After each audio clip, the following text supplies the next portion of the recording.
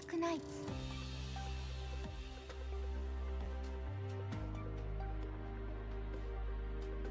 ドクター、ご機嫌いかがかな。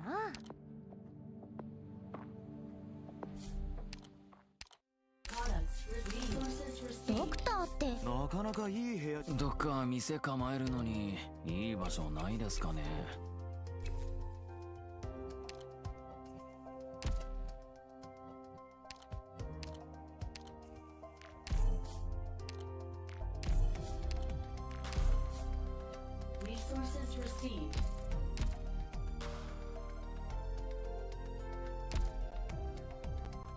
ドクター、ご機嫌いかがかな。行動予備隊 A6 の行動予備隊 A6 の隊長オーキッド。行動予備隊 A6 の石見習いのアンセルです。外科のアシスタント。 Alright, good morning. Good evening. More Babel today.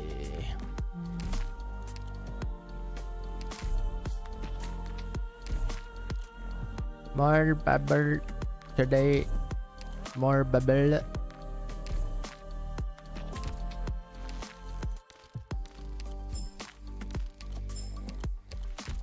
Friends? People adding me? Sure, why not? I have 89 of 100. I suppose I can start dealing with deleting people whenever I'm at 100, right? I mean, I'll just go down, like go from the bottom of the list, like who's recently active. I can delete them. Delete them. Kill them. Kill them all. Make them suffer. I must make them pay. I must make them suffer. Bro. Monday, Thursday, Friday, Sunday, so tomorrow. God damn. Trying to get Aurora to level up. I can't because I don't have any chips, bro. Although I have medic chips, I think. Or maybe I don't. Medic. Yeah, no, I don't. I used it all on Monster. That's right. All on Monster. Ba ba ba ba ba bum. Who's my other defender? Sario. Redeployment time minus 4 seconds. No thanks. Finance. DB minus 1. No thanks. Oh boy.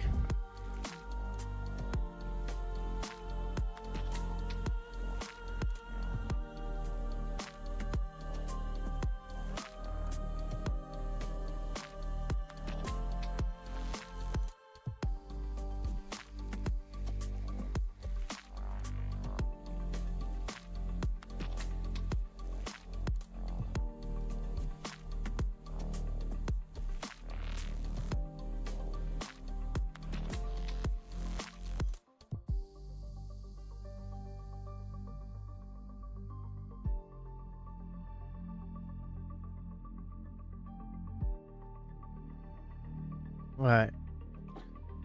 Oh, have some green tea, baby. Let's go. More more Babel today. More Babel reading. Babel reading. And stages, of course. Let me pause that. I don't need to have that on.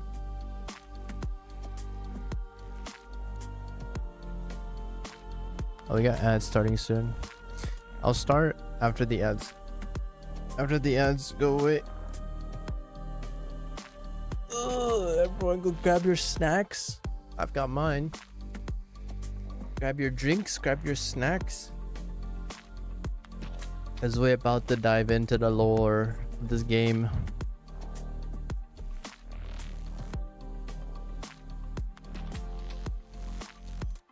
We're about to do it.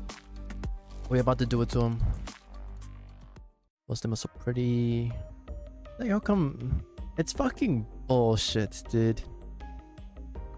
I just noticed.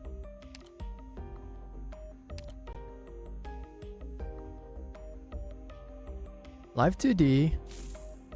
Live 2D.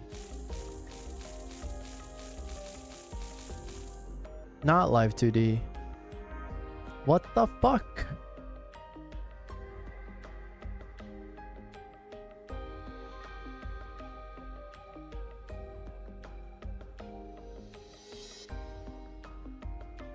Alright, we got ads going on Twitch.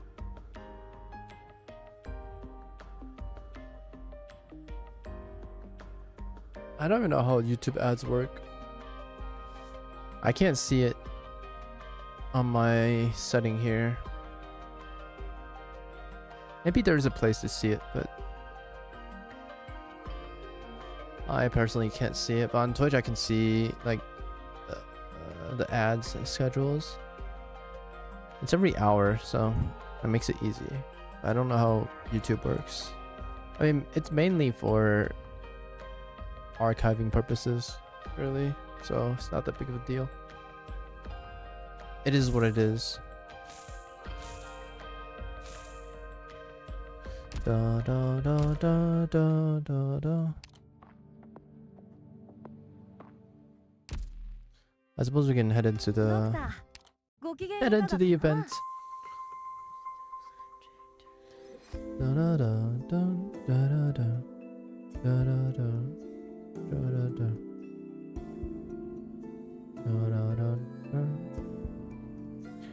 Hey bro, it's kind of fucking bullshit. Cause I only got up to BB4, dude. It's kind of insane.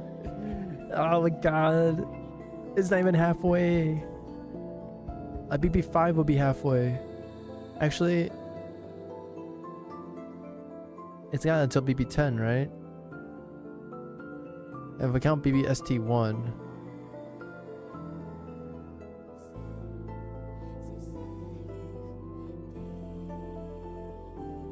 Yeah, I don't know if there's like BBST like 8 or something. I don't know.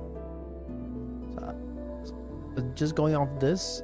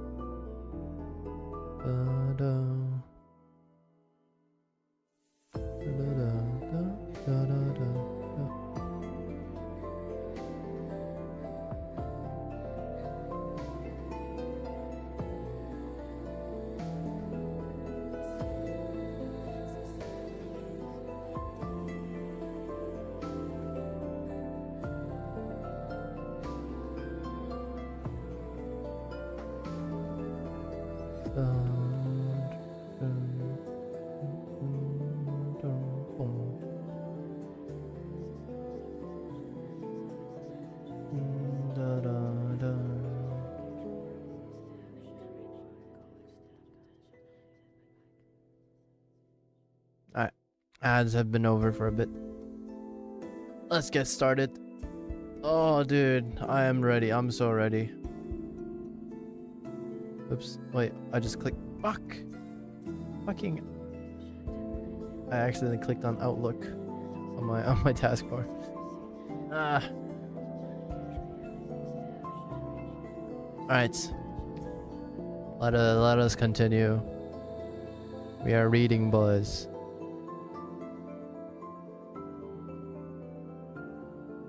We're reading, boys.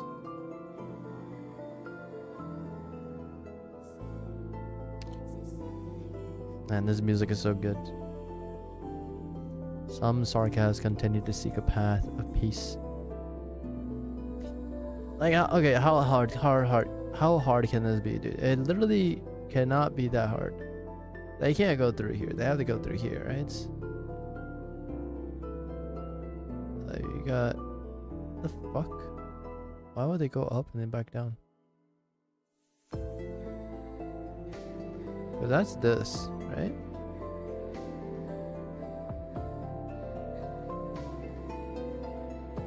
What is this space for? Doesn't feel like it's for anything. But maybe we'll see, right?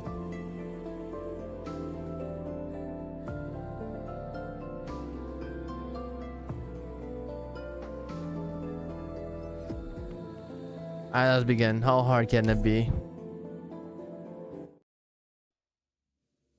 We're back in Victoria. Current year? No, a couple years back. Your Highness Terraces, Regent of Casdell, Commanding General of the Military Commission. Wandering scholars have brought back tales of new nomadic city on the rise in a distant desert. The fires of the ancient furnace continue to burn, and the once scattered mercenaries have flocked with one banner to the city walls that grow taller by the day.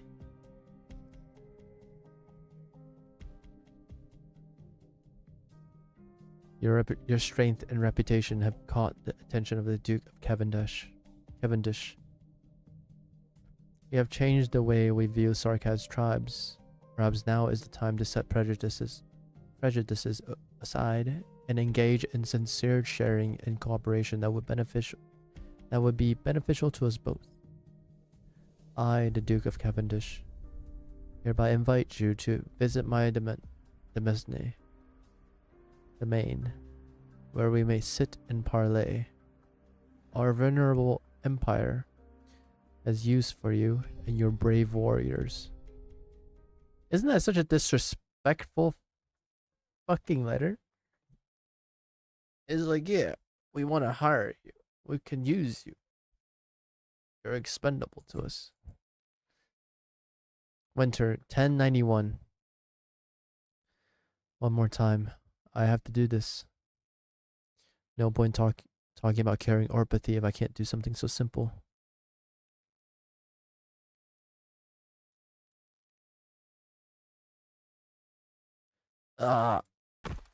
Fuck.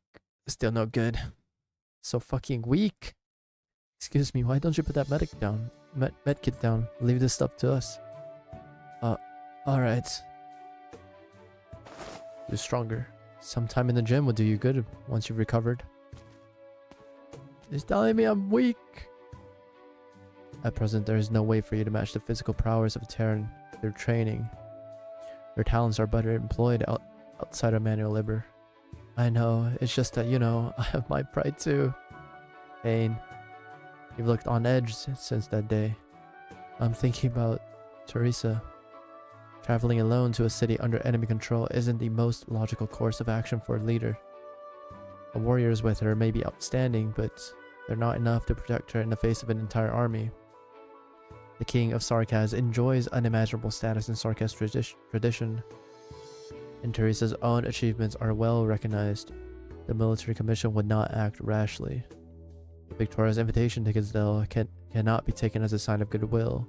It means that Terra's power have once again set their sights on Casdell. Teresa needs to go to Casdell and to make it clear that she will not permit Casdell to become embroiled in another war. Even if I know how the military commission and Babel came into being, in my understanding, the Sarkaz can hardly afford an internal conflict that could drain them of what little resources they have left. They have enough to deal with as is. They have a complicated history, and that brings different attitudes towards outsiders. The Sarkaz people have a right to choose a path they believe is correct. Teresa's or Teresa's. Look, so we got a lot to deal with besides orpathy. There's a big difference between knowing and understanding, I guess. Looks like there's much I still need to learn about the history of Terra. This time, you'll be the one to guide me, Elsie. Of course. All we can do right now is make sure that orpathy patients at Rhodes Island have access to proper treatments. Holy shit. There's a war going on out there. What's going on? An attack now? Da.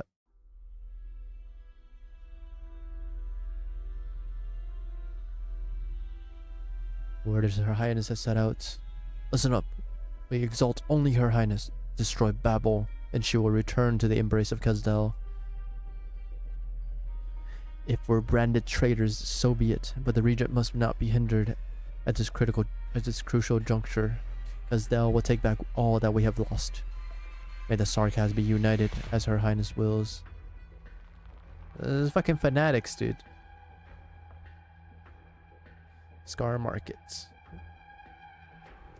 Her Highness is coming. Her Highness, the one who's still on the run? His or her is not your place to talk shit. Say, did you take that job? Wouldn't pass up an opportunity like that. Like this if it's the last thing I did. Londinium, that den of scum. They say the columns and the feline palaces are covered in gold, and the nobles' welcome floors paved with glowing stones. Ah, motherfucker. Capital of a great empire, a commission from Grand Duke. There's gonna be so much money. A little peek. Limbussy? Another... What's that game called?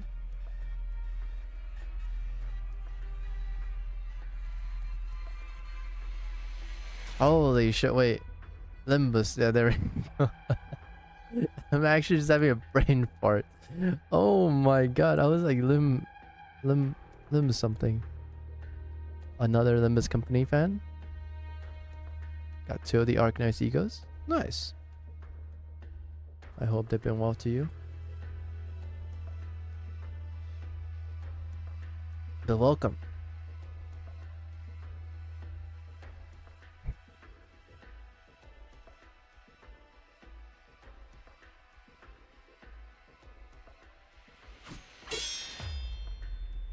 It's been a while, Ascalon. It's been so long since you last visited. Why not sit down and catch up for a bit? You're sending mercenaries to Londinium. Now, I must object to the accusation. People just follow the money, and it leads to what the regent has provided in Londinium. You're dragging Kazdel into another war. Have you been fooling around with those dreamers at Babel for so long that you've forgotten what it means to be a Sarkaz? Since when have the Sarkaz been apart from war? The giant's hand lunges forward. Ascalon is surprised to find that she cannot avoid his fist. Saying the future is hard. Seeing through what you will do next, less so. Based. Did you think you were the child of destiny? So special that you could bridge the rift between the siblings? Think back to the day when you saw them for the first time. When you skinned that young mangler and followed the trail of blood through the wilderness, until you walked into a storm and met the king of Sarkaz. How did I know? Are you surprised, Ascalon? I saw the prophecy, and led the tribe on the waste into the storm that day with game. You happened to be the one who lived. No one truly understands prophecy. No one can interfere with the future. But I wanted to catch that tail of fate. I wanted to make prophecy. Thyrsus didn't kill you. Instead, kept you and raised you. Maybe he wanted to tempt fate. But you never changed. In all those years, you're still that poor, lost child on the wastes.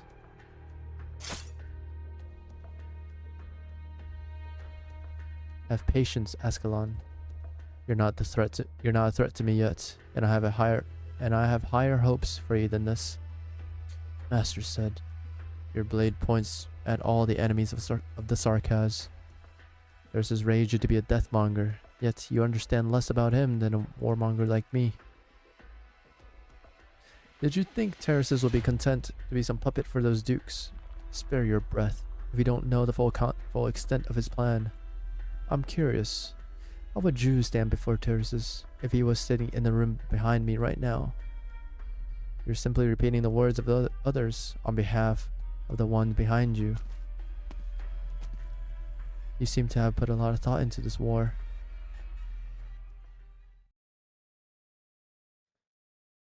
So I suppose this, I remember, this was, they were invited by Cavendish into Victoria. And that's how this whole shit started in the first place. How many hostiles? Exact numbers unclear. We've detected hostiles both in front of and behind us. A lot of them. Whether it was Terrace's intention or not, the other generals of the military commission seems intent to crush Babel while Teresa is absent. That way the Sarkaz won't have a choice. How many combat personnel do we have? The best soldiers went into negotiation with Her Highness. A good part of the remaining ones have been assigned to the supply convoys. We only have less than 1/3 of our normal force. At the very least, we need to break through the roadblock ahead. Kelsit, I'll take command. Doctor? If, as you said, this attack was launched by only a few members of the military commission, then they're undoubtedly planning to get this done in one go. We can't let them set the pace. Find out where their lines are thin, disrupt their rhythm, and we'll be safe. We fought a war before, Doctor. Not the flesh and blood kind, but I've been trained. I'm able to reconstruct the battlefield as a computable data model. Take the front line, Kelsit. I know you'll be able to protect us. Of course. I thought we were gonna go fight. Welcome to the Scar Market, Your Highness. Things must be busy here lately. No need going against the will of many, am I right, Your Highness? The voices of the few are worth respecting too. Many know nothing of what's happening in the lands beyond. Their lives will be turned upside down. They'll be without a home once again. I'm just a humble merchant. My business only stretches so far. Mercenaries seek to sell their lives. I seek to make money. That's why I always respect the positions of my big clients. And I'll talk to your biggest client, the one in the room behind you. Wait, was he actually behind him? Your Highness should go no further. Since when have you started meddling in the affairs of Kazdal, Scar Eye? All the more reason I can't let you go further. Well. Holy shit, it's Shining Dad. Please, don't make things difficult for Scar Eye, Your Highness. You understand that there's only one way this can go. If you and the Regent come to face here. Confessarius. I beg Your Highness's pardon. Looks like you've made a decision. Is this Theris's position? It is. He has decided to abandon our city. Not abandon, take a step forward. To go on a long expedition away from home, that's all. You have made us stagnant. We want to progress. Confessarius is right. I still remember when you and General Theris came here for the first time. Even fate itself stepped aside for the two of you when you stood together. But look at the people here now, when Kazdel is divided. You can still command any Sarkaz to your will as their king. You could kill all of us who stand here right now, but why not ask them if they're still willing to follow your dream? The bustling Scar Market has lost its usual commotion. Scattered mercenaries stow their weapons and stand with heads bowed in reverence. And their eyes is silence. But the King of Sarkaz hears the voices of their hearts clearly. Uncertainty, excitement, desire, anger. Most of you have made up your minds. Then there's no point for me to try to stop you. I forget I could use my hotkeys. One of the Sarkaz suddenly kneels. He has not changed his mind. He has not turned away from the temptation of Teresa's plan.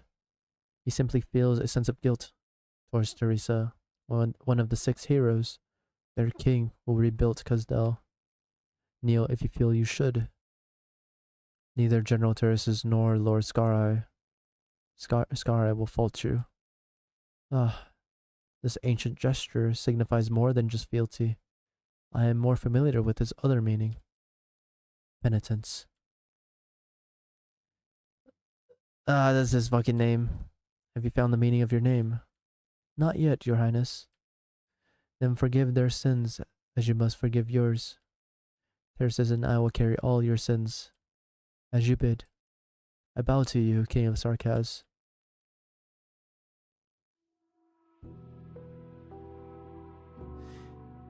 In millennia of Sarkaz history, it has always been an honor for warriors to go to war with their kings. They have long tasted struggle and glory, picked themselves up from the bloodied soil. But the king of Sarkaz always stood in front of them, never abandoning their people.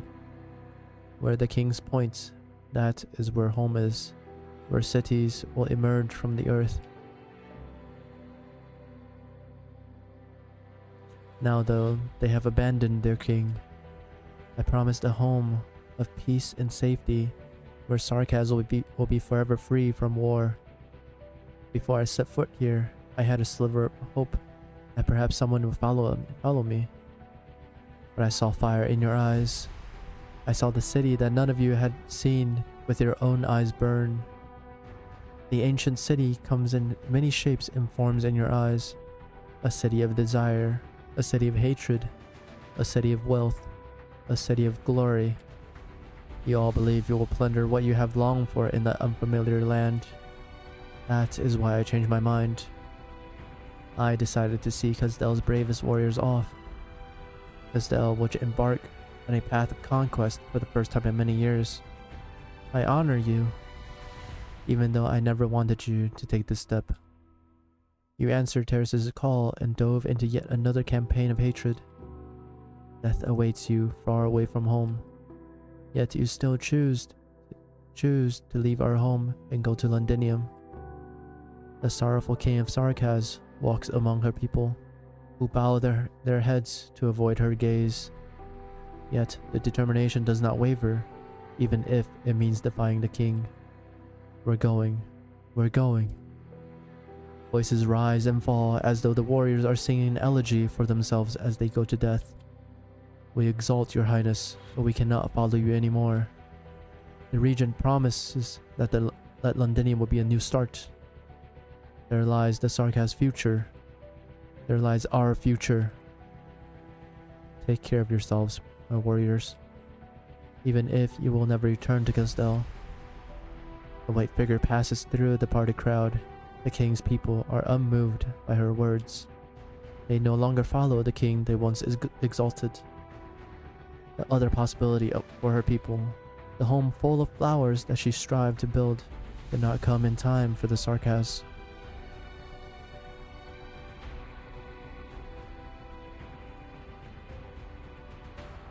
General, you knew this day would come. What do you think? Hesitate and all we work for will be for naught. Her Highness did not hesitate, neither shall we. Make your preparations then, Manfred. Do not forget the feelings that burn within you, here and now. No matter what they are.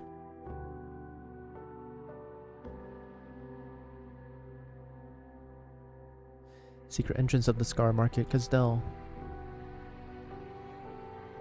No need to be down, Ascalon. Mora will join us when Babel grows strong enough to provide shelter for more people. We're being followed.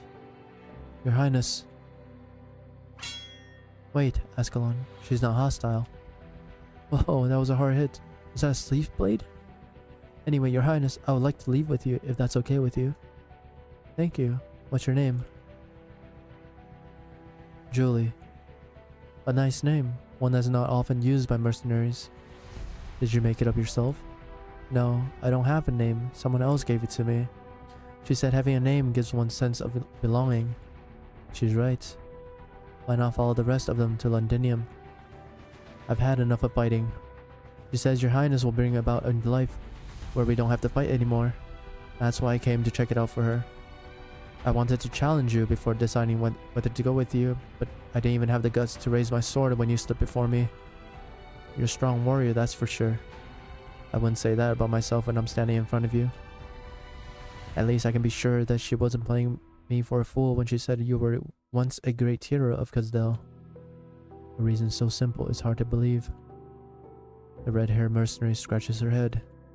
Well, I guess I like the way you talked just now. Not sure I understood most of it though.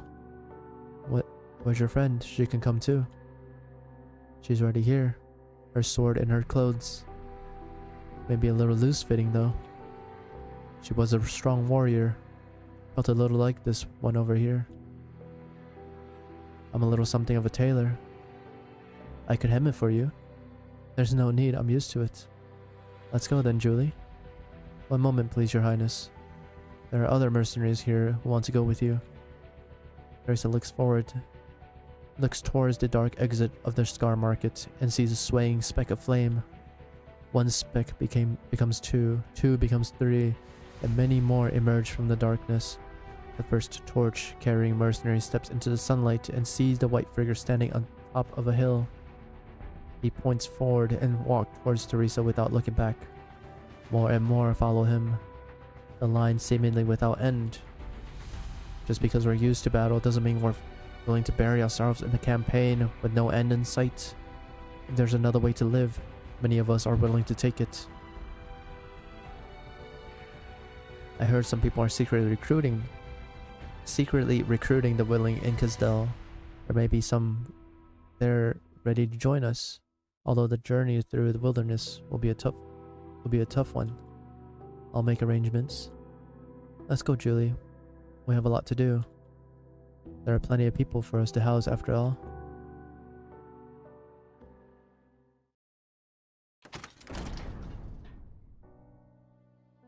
You're back.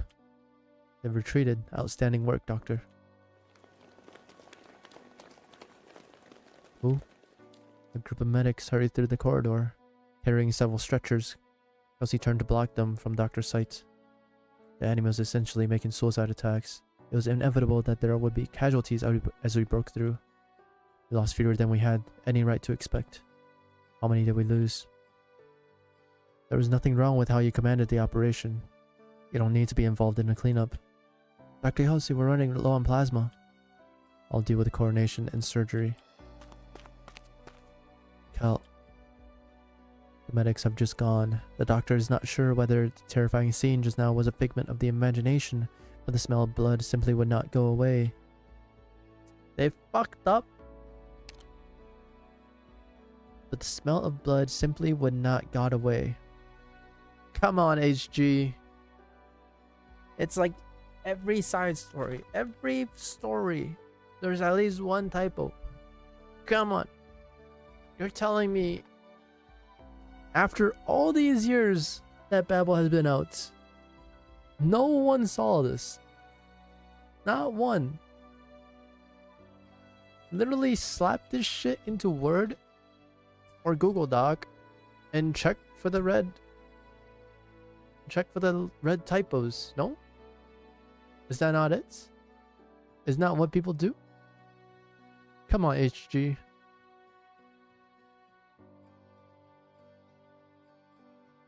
Unfucking lucky, dude. A sense of dizziness. I'm able to reconstruct the battlefield as computable data model. But it's not numbers that fight a war. Living, breathing people are fighting for their survival. How long has it been? How long has it been since there's two in like 3 sentences. Did no one proofread this last couple parts? Come on, guys.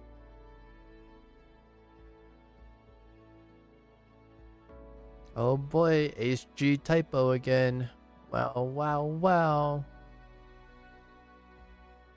It's like they were doing so good, you know? They were doing so good. But like these kind of moments is just so, I want to say like immersion breaking. Man. Doctor.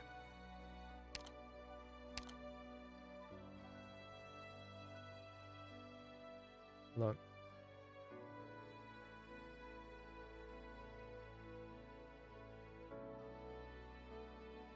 Let me take a sip.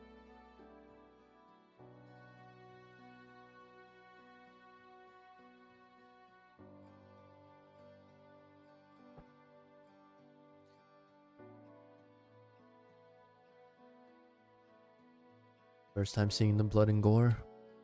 You could say that. We didn't have so many lives to waste in the wars I fought in the past. Treat yourself to a sweet drink. It'll make you feel better. I speak from experience. It's all thanks to your command that we were able to triumph against overwhelming odds. Are your battles always like this? No. This was one of the easy ones. I'll gladly entrust my life to you, if it means our future battles will be so easy. Is war really the only way? You're not the first to ask that question. But this attack is only a sign of things to come. No one knows what the future holds. Man, I love Scout. I have great expectations of you, our tactical genius. Scout! Scout! The history books would record that the two Sarkaz rulers declared war on each other in the winter of 1091, causing open hostilities to break out between the military commission and Babel. For the Sarkaz themselves, however, the civil war has begun in 1086, when isolated conflicts started to escalate rapidly. The 2 centuries of peace that the Khazdel had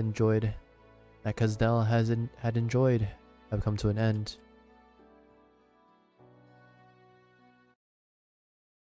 Ah, shit. Right, we had a stage to play. 即戦即決しよう。俺の貴重な時間を無駄にしないためにも。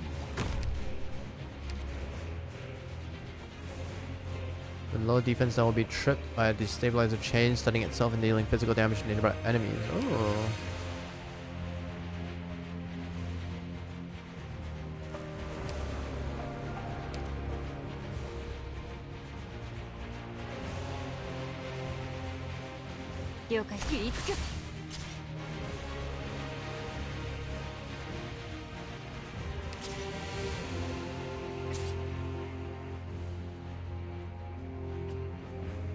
What do I want to do? What the fuck? You just walk right through?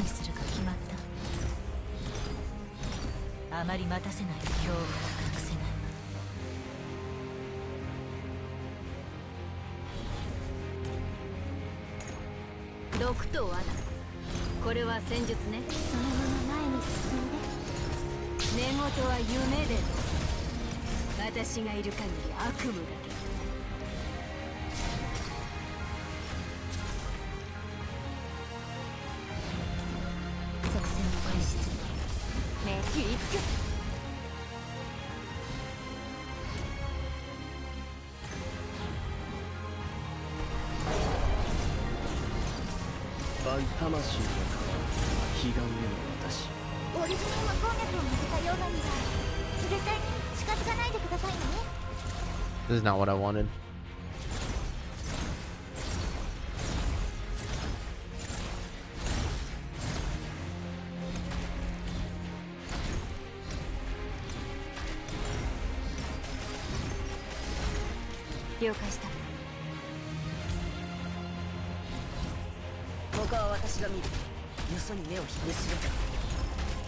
What the fuck?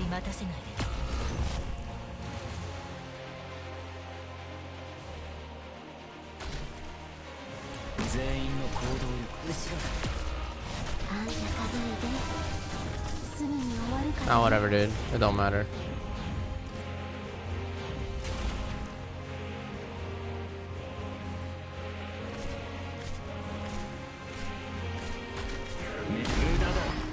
Man, I got fucked up. I was thinking that I'll make it like a square of chains, but nah, I fucked up. Winter 1092. Order battlefield Khazdel.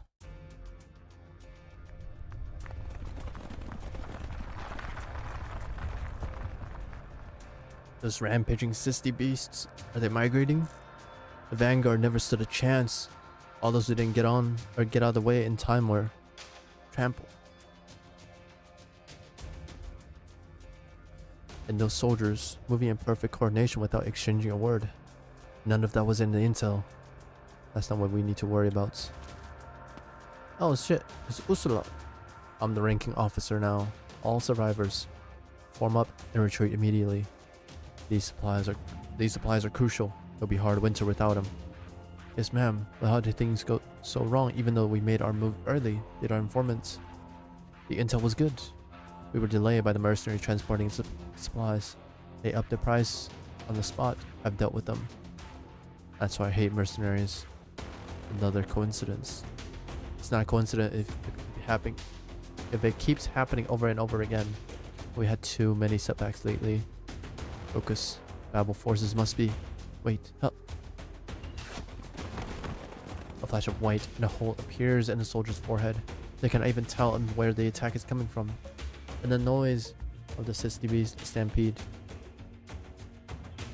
Leave the supplies behind and you may leave unharmed. You have been warned. Without warning, Ursula hears a cold, coarse voice in her head. He's dead. Fuck, we need to withdraw. Did you hear that voice? Just a bluff. Keep your head low and stay with me. Don't get separated, stick together if you want to live. We need to get these supplies back. As for the vanguard, we're in no position to think about them.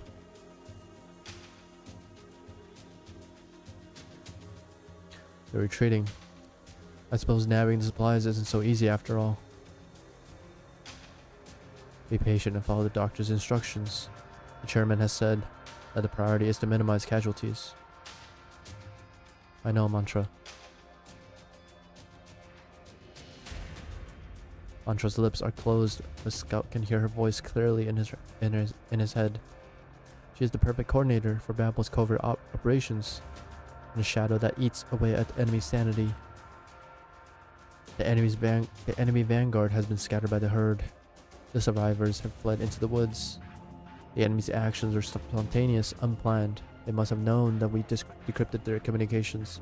But the envelopment succeeded nonetheless. We can leave the rest to Ascalon. Ascalon will not fail. Neither will we. Ah, you're absolutely right. You should get some rest, Mantra. Talking takes a toll on you. No need to worry about the follow-up. We have the doctor.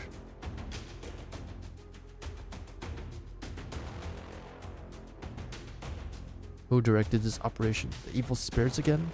So what is this, Commander? Which royal court does it come from? If it can do this to us, it can do it to you too. Why would you sell your soul to something like that? I'm getting out of here alive. The mercenary hears breathing in the darkness not far away and swings his sword without hesitation. Gotcha. Ugh. You're wounded too. You think you could kill me and walk away alive? Get out of my way or I will kill you. If it's the last thing I do. You're not taking Marcel's things. He's going home. Home? Our home is Kazdel. You traitors to Kazdel. The mercenary keeps swinging his sword at Ada, who only passively blocks with his hammer. The mercenary's movement slows down and his breathing grows weak. Babel. Morons. Was it the military commission who betrayed Kazdel? Relax, he's dead. Be more decisive next time, Ada, and there will be fewer injuries. The entire squad is dead. They should have died an honorable death, not tormented by fear. This is not the right time to show mercy. Bring Marcel. Our mission is finished. You remember his name?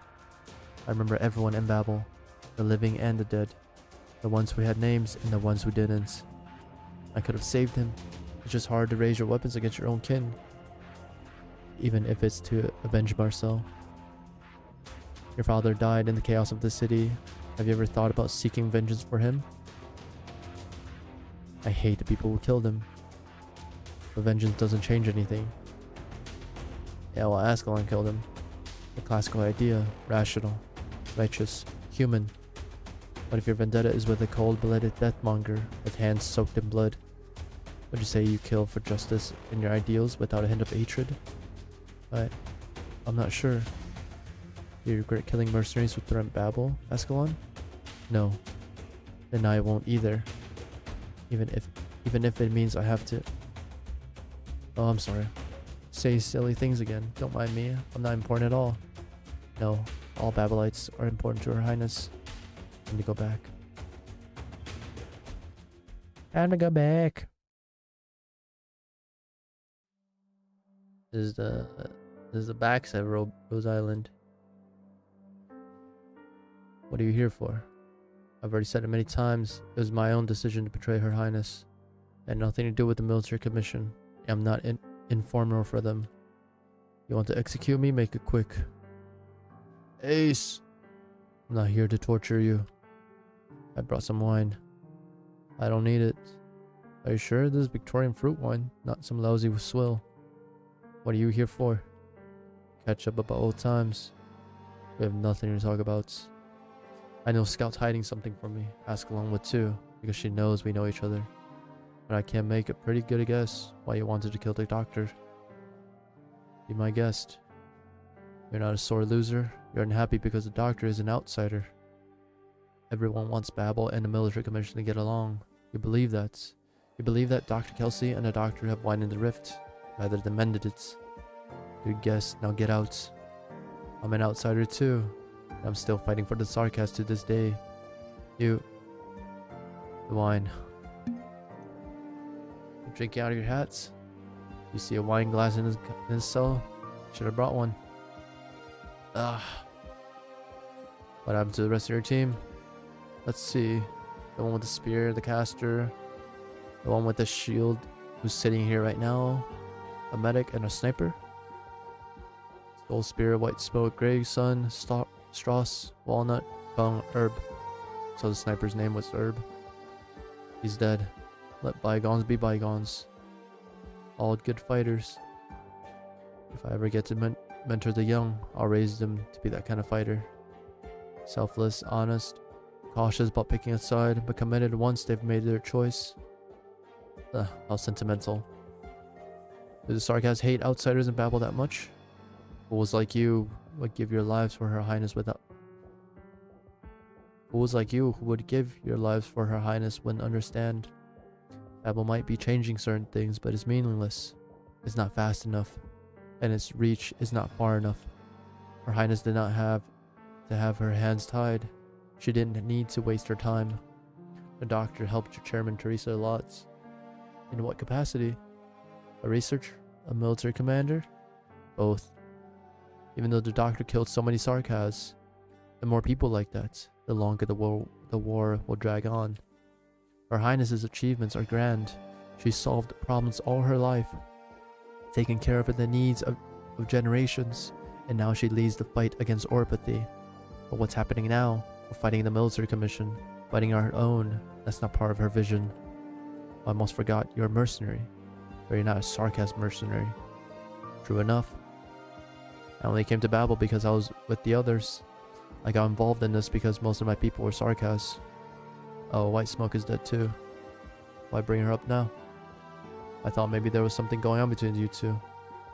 Doesn't matter, she's dead. She died in the presence of Chairman Teresa. Yeah, now I'm starting to envy her. What happened? Ambush. Only the two of us survived. But she lost her legs to an arch trap. I had to drag her through the mud. That's when we ran to Chairman Teresa. Well, we ran to the doctor first. The evil spirit showed up on the battlefield personally. Believe it or not, I thought I was looking at a Lutheran priest when I first saw the doctor in the distance. Huh? The doctor was praying with that black hood bowed low next to the glowing chairman. Wasn't even kneeling or doing any sort of ritual, just gazing silently into the distance with Chairman Teresa. That evil spirit you're talking about, Doctor, is not some heartless monster. The doctor is torn, wandering in solitude, and still, in the end, chose to bring victory to Babel. So you came to preach. You're trying to guilt trip me. Get out and take your bloody wine. Do you think I would? No, you're not that naive. Has a decision been made? Yes. That sentence? The doctor and Chairman Teresa have reservations, but Dr. Kelsey and most of the fighter who participate in the operation won't have it any other way. What about you? Your betrayal cost us dozens of lives, brother. This time I'm with Dr. Kelsey. More wine. Just spilled the last of it. Are you gonna be doing it? Yes. No need to burden Scouts. He's tough on the outside but tender inside, and I don't want to hand you over to anyone else. I came to tell you, brother, that even though you did something stupid, I will remember your name. We'll keep fighting, keeping your warning and reproach in our hearts. Train some promising young ones while you still can. Decent ones like you don't live long. Yes, so. See you again when the sarcasm can finally live in peace.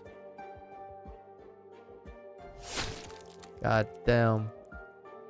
Just like that.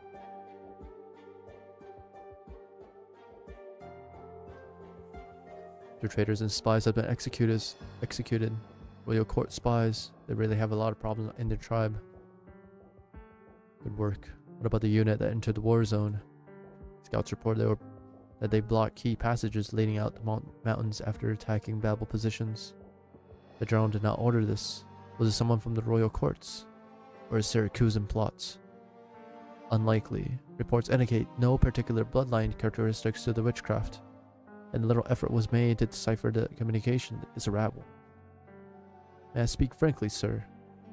The unit may be rogue, but they just happen to cram Babel in with the catastrophe. Isn't that a good thing for us? What about the other commanders and mercenary captains? Watching the show, of course, waiting to see if the enemy chooses to surrender or die at the hands of the catastrophe and the ruffians. I wouldn't overthink it if I were you, sir. You've shown as much mercy as you possibly could by ordering that we pull out of the valley and leave an opening for them. Who knows? Maybe some of my family are in that catastrophe. I've gotten over it. You don't care. I try not to.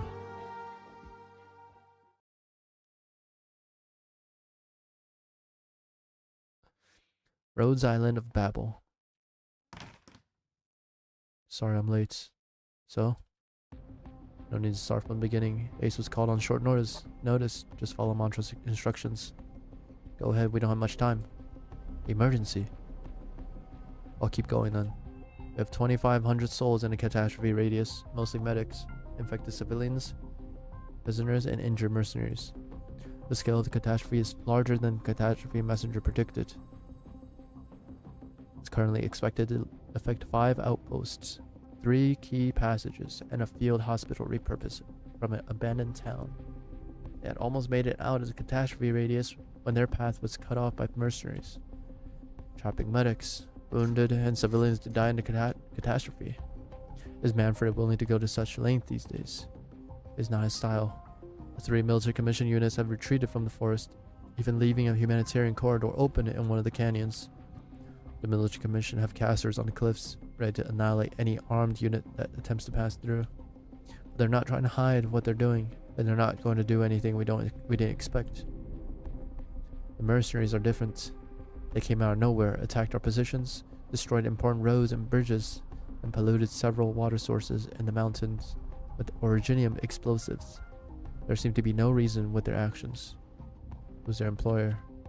Still looking into it, but based on what little intelligence we have, it's very likely that they're rogue. Revenge, a last gasp struggle after being abandoned by terrorists. Instigation by another country. Anything's possible.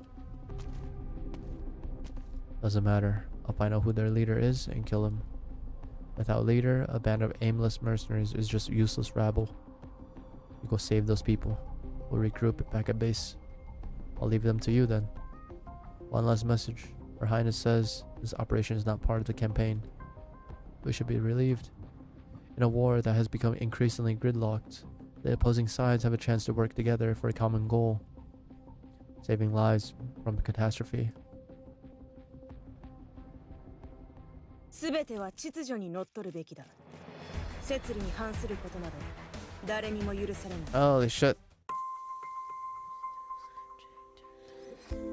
Oh, dude. It's so story heavy.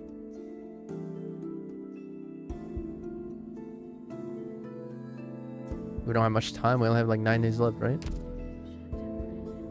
8 days left.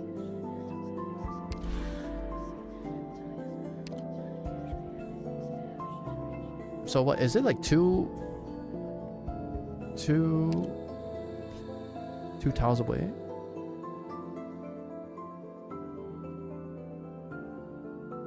I feel like it's right next, right? Hold on, I want to research.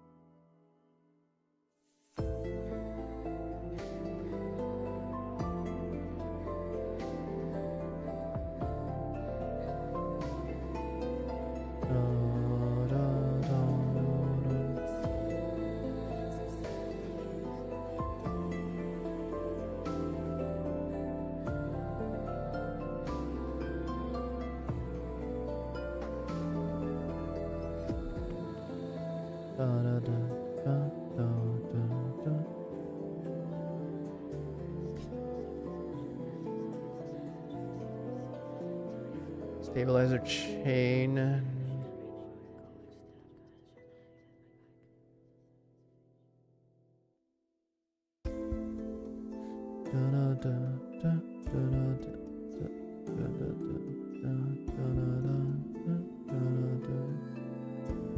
If there are no others on a regular tile within a 3x3 with 1x3 extension to the 4 cardinal directions.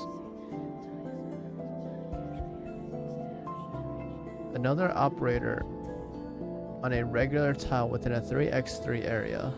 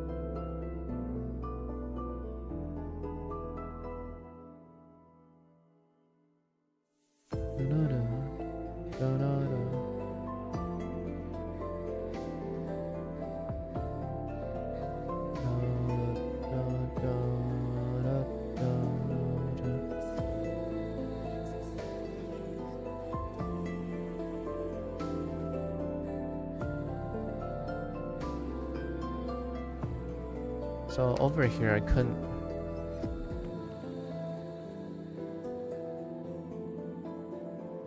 So it just have to be like ranks none of this, right? I mean, it has to be like 3x3, right? And obviously you're in the middle. So this one is this one.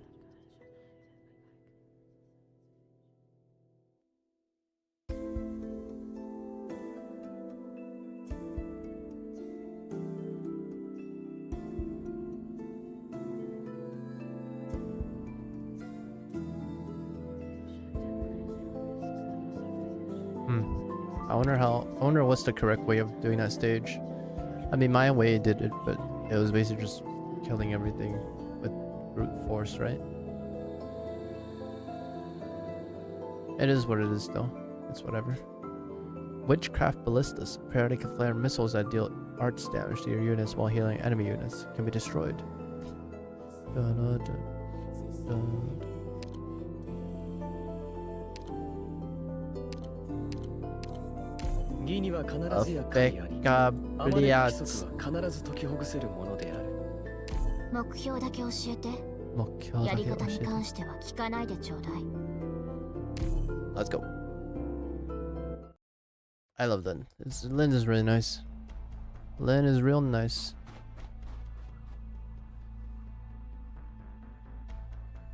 Look, up ahead. The bridge has been blown. How are we supposed to get across? Is there another path? The catastrophe cloud is still over our heads.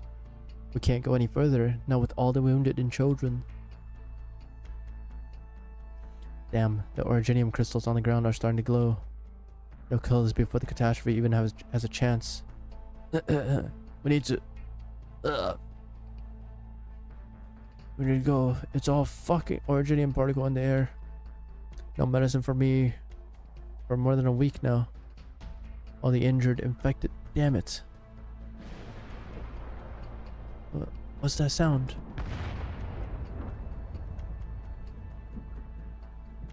No reinforcement from Babel yet? Then keep looking for a path. Don't come back until you do. The catastrophe cloud's fully formed. Which fucking unit attacked the hospital? Not even Scar is that crazy.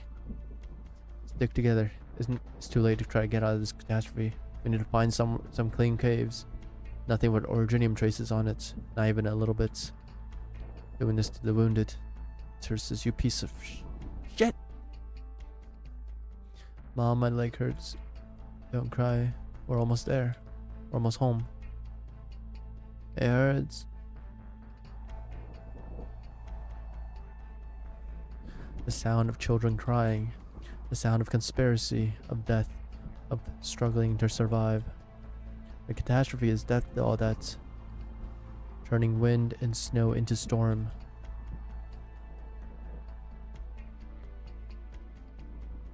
A few figures stand on a distant cliff.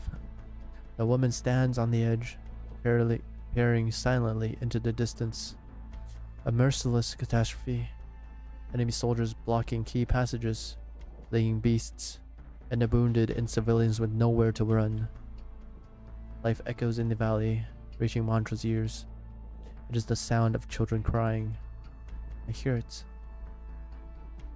Children are crying. It's starting to snow. This isn't good. 2,313. All confirmed. Location, physical data logged. Your loss is unexpected, but time is of the essence. Watching your arts up close is always a remarkable experience, Mantra. Was the Jaw and HR able to get you a few assistance? A shame. Message sent to all squads. Cave, 7 kilometers to the northeast. The children are there. But the military commission's drones have found us. I'll stay, you go. They don't want to face my squad head on in this terrain. Just go. Just going to say hi. We'll try to take Manfred alive if he's leading them. Don't take unnecessary risks. Doctor here. Sorry I'm late. Operations CA area have concluded. Continue to carry out Mantra's plan. I'll provide support elsewhere. The priority is to help the civilians and wounded. Good timing, Doctor. Thanks. Misery is distracting the military commission, but he needs help. Is this the part where I volunteer? Yes, Ace. Awaiting your orders. And Teresa will go directly to the affected field hospital at the center to prevent further casualties. If all goes well, I'll meet you there.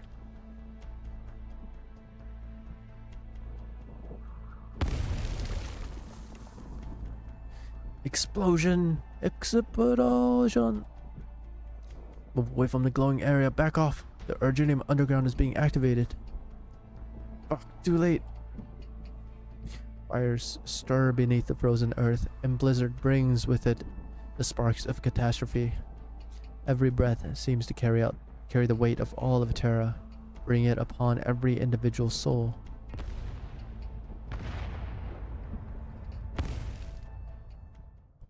The weight vanishes in an instant. They look up to see an astonishing sight. Gah! The explosion stopped. Snow floating in the air. It's Pith. The snow crystals have almost are almost indistinguishable from Originian crystals. Control over them can be achieved with sufficient focus. Your precise control over individual snowflake is difficult, but it's not so difficult to hold a snowstorm off in an Origin-rich environment. Have you been paying attention in class, Aiden? Pith, you're here. I can give you 10 minutes. Go back to the meadows at the bottom of the valley and head south. Scout will guide your path. Don't you remember what I taught you? There are a lot of emergency precautions that you can take in an Originium dense environment, but you did nothing. Wait. You have a acute orthopathy patient in your group. What were you thinking? Take this syringe. I'll do what I can. You have 10 minutes to get everybody in order. But you move it before the catastrophe fully forms. This area will be safe while I can dampen it for a bit. One more thing. I'm using several kinds of arts at the same time right now. I want to see an essay from all of you on my table by this weekend, explaining which schools these arts belong to. So you better damn well make it out alive. God damn, Pith is OP.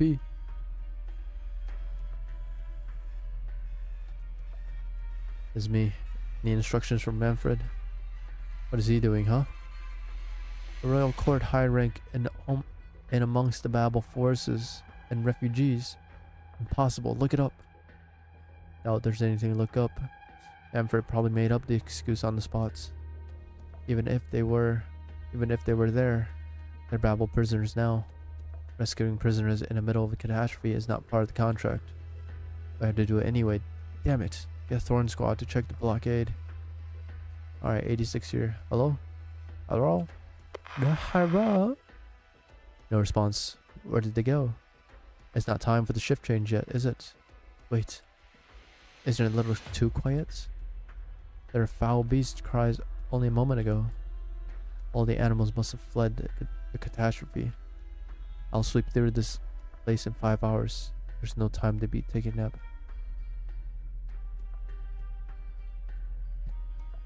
Hand me the schedule. I said hand me the... He's fucking dead. And where'd you go? Hello, this is squad 86. Anybody hear me? Anybody? What's going on? Somebody's... You called. Phew. 3 squads silenced. No alerts. The path is clear. Combat personnel follow these coordinates. Medics take the injured and follow the markings I've left. There's something I need to confirm. Ah, fuck. It's the military commission's frequency, alright? But these were scouts, not the rogue mercenaries that attacked our position. Mission briefing Strawberry. Just monitoring the retreat of the civilians. Ah. Never even lied to them that there was a royal court high rank here. Well, I guess I'll leave the rest to Ascalon.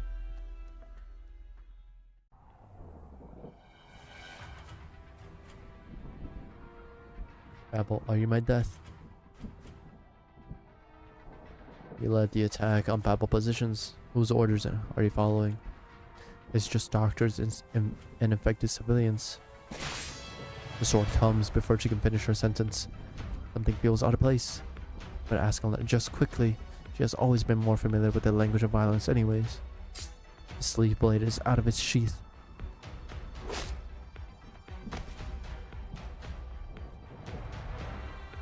What are you? Gay? Just kidding.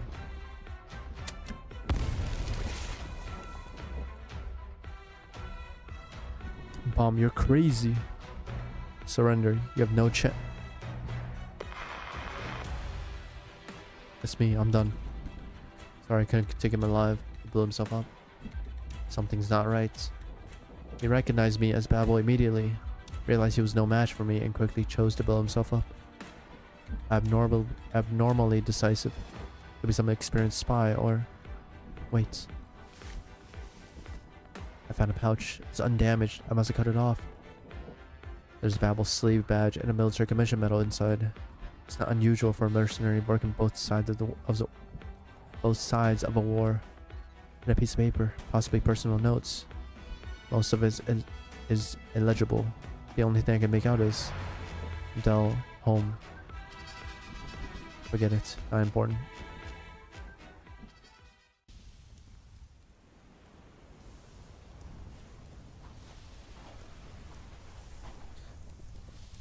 Communications are out. Well, I guess the old stuff won't do it when the catastrophe is so close. Let's hope the other teams found a way out. Don't just stand there. Bring all the infected who can't move over here. What's the point? It's not like they'll be able to get away from the catastrophe. Just do it. It's not like you have anything to lose, is there? And some of them are comatose. The condition isn't that far off from theirs. I'll end their suffering. Originium particles will spread when they die. I'll take the brunt of it. Take your bow, keep your distance, and finish the job. Hell no. Hey, stay away from the infected. Julie will deal with them. Infected. You're just leaving them here like firewood. Or like firewood. I'm not doing it because I want to. Is there any hope for them? No, just death. They'll turn to dust in 10 minutes or so. They could have been saved. This living a little longer counts as being saved. Their conditions are too severe. If they don't die here, they'll die in some forgotten alleyway in Kazdel. I should have stayed in Sargon. Here. Give them these suppressants. It would at least relieve their pain. Where did you get these suppressants? No, who are you anyway? When did you get here? Don't move. Your ID code now, or I'll let the doctor pass. It's fine. Everything will be fine. You look familiar. Your Highness, how could you... right in the middle of the catastrophe. We're very grateful, but you shouldn't have come. It's too dangerous. The white Sarkaz appears on the battlefield without a sound, as though she has come out of nowhere. The crowd whispers among themselves, is she truly the king of Babel? One of the living 6 heroes, the mother of Kazdel? Teresa simply nods at the confused and bewildered crowd. She kneels by the side of the infected. Your Highness, I'm sorry I came late. Too late to save your lives. I'm sorry I couldn't do enough. Please don't. Teresa gently holds his hand in hers. The other infected, all the ones still conscious, those who have not fully given up on living, feel a little bit of gentle warmth. I'm listening, my children. I will remember you. I will remember how all of you lived and died. Forgive me that I could not promise you more. For your family, children, friends, and comrades, there will come a day when they will no longer live in fear. Your lives should have been so much more. Now, though, dream a warm dream. A dream that will come true. Sleep, children of Kazdel. Sleep in the warm embrace of home. Sleep. Thank you. Yes. The infected begins to glow with the colors of Originium. Tiny fuck. Ah shit. Choking on my spit as I was speaking, dude. Tiny stones eat away at flesh and blood, transforming their lives and desires into fleeting sparks. Teresa holds their hand to the end, until shining dust rises towards the sky and is scattered by the wind, never to become stars upon the heavens.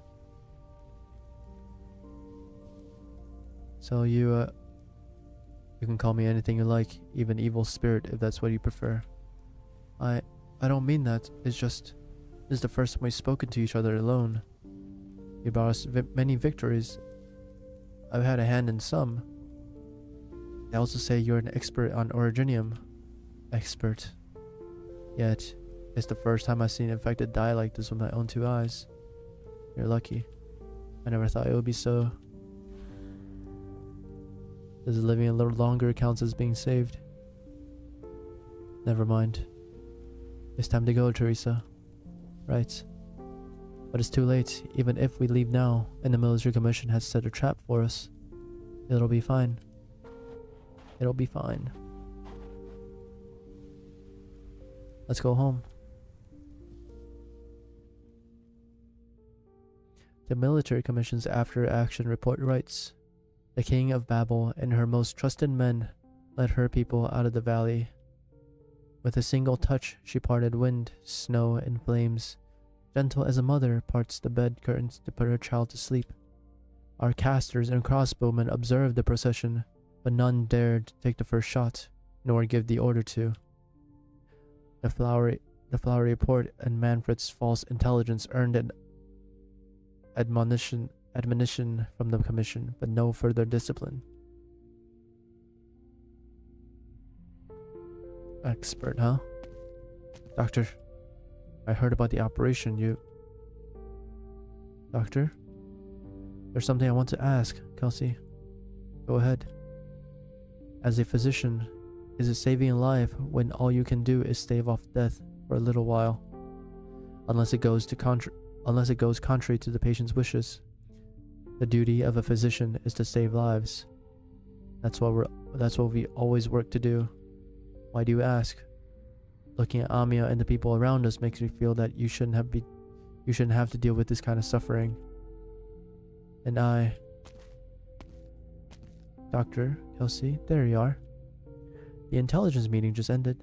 The unexpected catastrophe has led to a stalemate and some breathing room for us. The 2 of you need to get some rest, especially you, Doctor. You've hardly slept since you've been back, right? I'm fine. Teresa glances at Kelsey, who seems to sigh wordlessly with her eyes. The king of Sarkaz senses guilt and restlessness. It is not an easy thing to accept, watching so many infected turn to dust before one's eyes. Doctor, do you think all of this is your fault? It is. I won't run from my responsibility. and I won't wallow in self-pity. I just need time to accept the present. I don't know if Originium is supposed to hurt a newborn civilization like this, but Originium is the only way to protect all life in existence. You're tired, Doctor. I'm grateful that you have chosen to bear the burden of these emotions for the sake of this great land. Your pain and struggle shows your kindness and ideals. I won't try to wipe them away, but we could share this burden if you are willing. Teresa wants to hold the doctor's hand, perceive the doctor's guilt and anxiety-filled soul. She wants to help the doctor. But a tiny speck of noise echoes ominously in the king's mind. The doctor is rejecting me? Or is it... Sorry, Teresa, but this is not something you need to take on. No need to use Civilite Eterna on me. It takes a toll on you too. There are more important uses for it. More important than helping someone who's given everything for us. Thank you, I mean it. You and Scout said we have some breathing room, right? I'll make dinner for us then. I learned it off misery. For our future challenges. Alright, we have a fight. Fuck, dude, the story's so long and so dense. And I often forget that we have a fight. Wandering Mercs whose attacks does splash damage to units on 4 adjacent tiles can cut stabilizer change. Oh shit.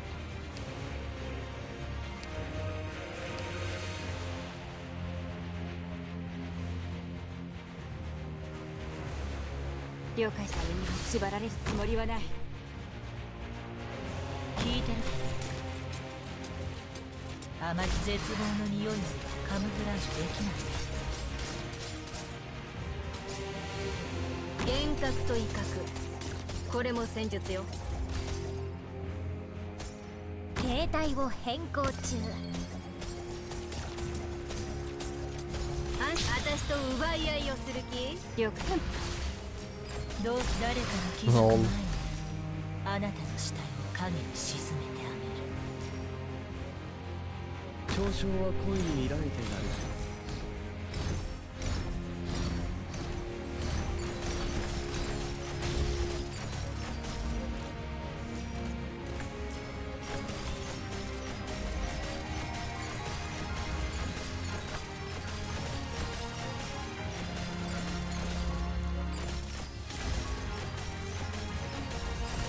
Why use stabilizer chains, but you can just, you know, just finesse, you know?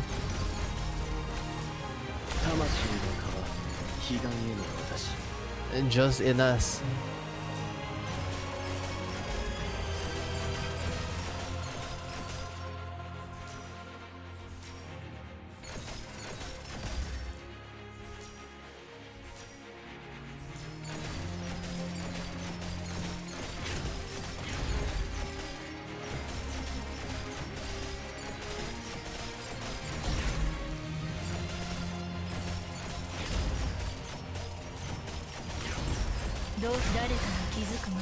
Dude, it's too strong, dude.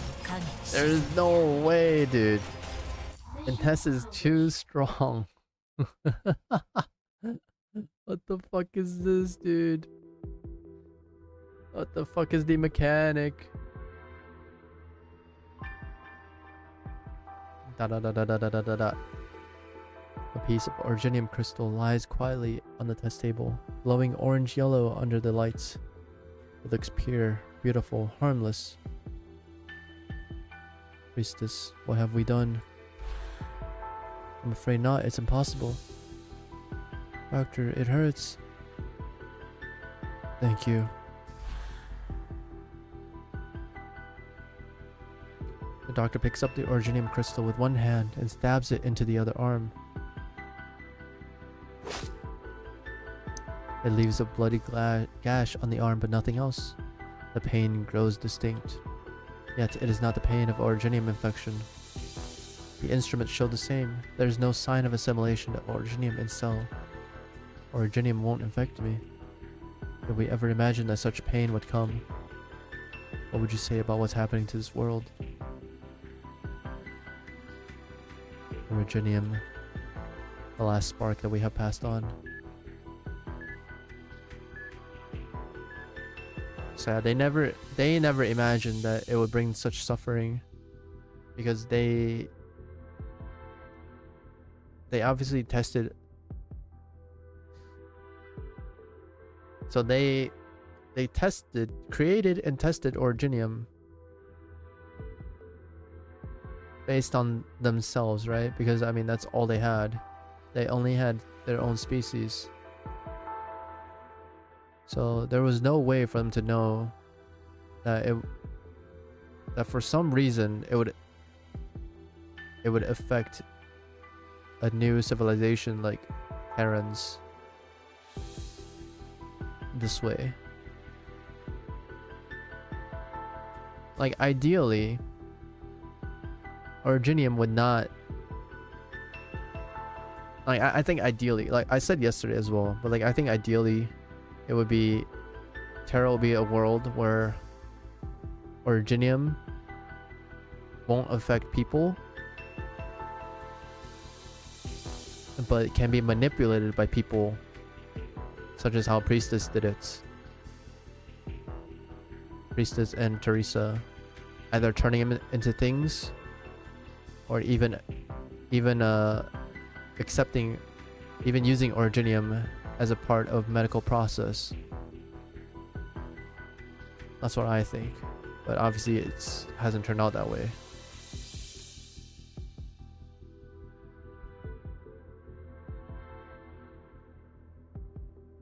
Okay. It's working.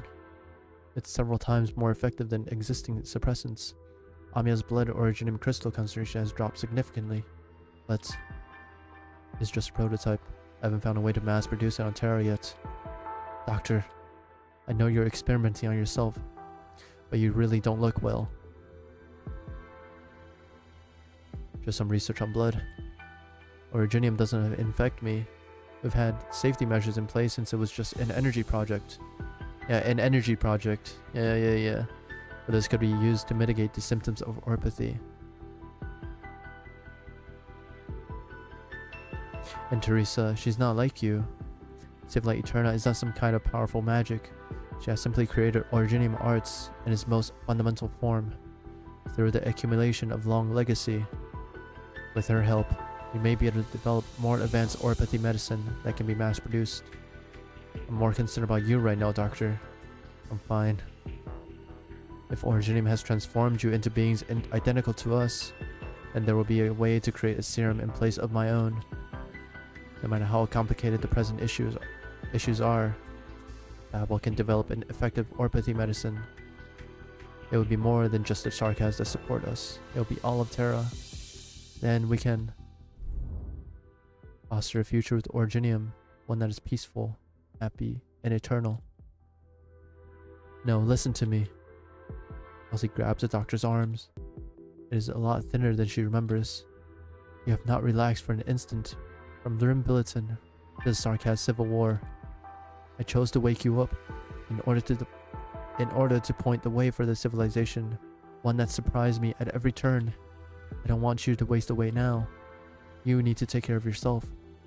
Sorry. Right now, though, what I want to do most is alleviate Amia's pain. Oh, that's why. Remember in the anime, or even in the story, I don't remember if it's in the story or not, but like Kelsey took out emergency use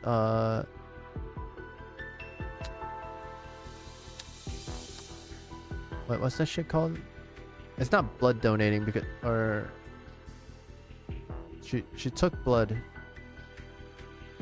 out of herself and injected it into Amia when she was showing orpathy symptoms.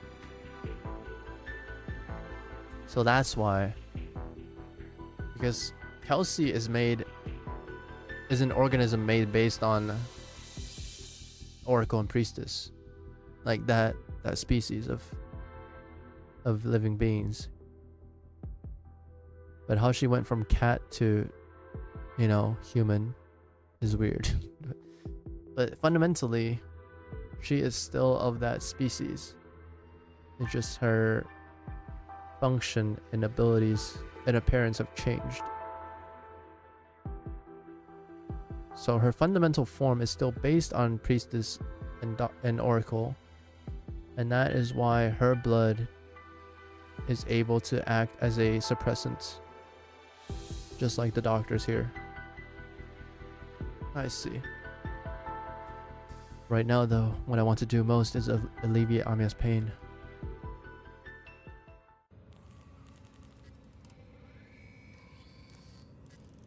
Three months later, Rhodes Island.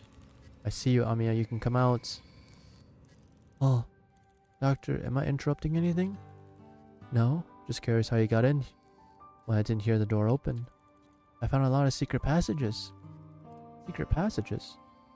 Yeah, Closure said not to tell anyone, so I haven't. No wonder Dr. Kelsey can't find you for checkups. You've been hiding there all along. I promise I won't run away if you go with me. Alright, I'll try to make the time. You've been really busy. Dr. Kelsey said even she has hardly seen you lately. Whenever I see you, you're all by yourself, carrying a stack of papers. Head down, walking from one end of the corridor to the other. If someone says hi to you, all you do is nod, then keep on walking without a word. Sounds like you're describing a really rude person. Sorry, Amiya. That's not what I meant. You just seem really unhappy. Why would you say that? Before we came to Rhode Island, you were curious about everything. Cuddled up with the burden beast at night. Crouched down to look at tiny rocks in the mines. And went to pick fruit from Beckbeast dens. You enjoyed everything, even the things that didn't interest me as a kid. And now, whenever I talk to you about something fun, all you say is, I'm glad you enjoyed it, Amiya. But I came to talk to you about it and make you feel happy. Are you unhappy because I'm not getting better? It's not because of you, Amiya. This is about me. And you can hear the noises outside the ship, can't you? Yes. Like a huge drills in Billiton. They're so noisy. I don't like them. Me, Teresa, Dr. Kelsey. We all have a lot of things to do. It's not your fault. Alright. You have time today, Amiya? Yes. I'm going to go up to the deck and see the clouds. It's gonna rain. They have very interesting shapes. And I could talk for a long time if there was someone there to listen to me. Of course, but don't you have work to do? It's okay. I'll be done soon. Small Amiya, the way small Amiya talks is so cute. It is so cute, dude. Amiya, if there comes a day when we cure orpathy, not just for you, but for all of Terra as well. When the day comes that Terrans no longer live in fear of Originium and catastrophe, let's go on a journey again to see the rest of this great land. This time we'll bring Kelsey, and Originium will become the light that guides the next civilization. God, fucking flashbang. All consciousness shall foster new hope in Originium until the end of time.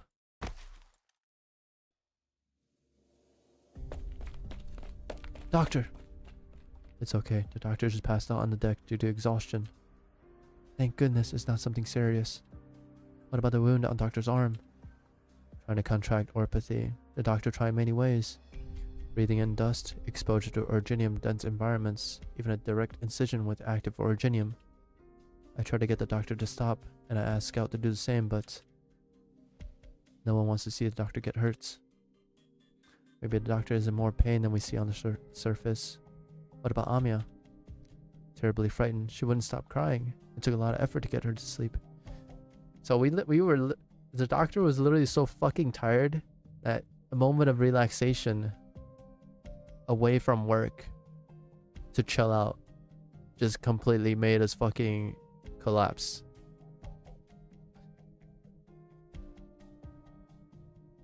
You know, like after like a long day at work, you know, and then you just come home and then you like turn on the TV, sit on the couch, and then you're just out for like the next like half an hour to an hour, or maybe two, maybe even longer than that. but like times 10, you know? Just fucking crashed out.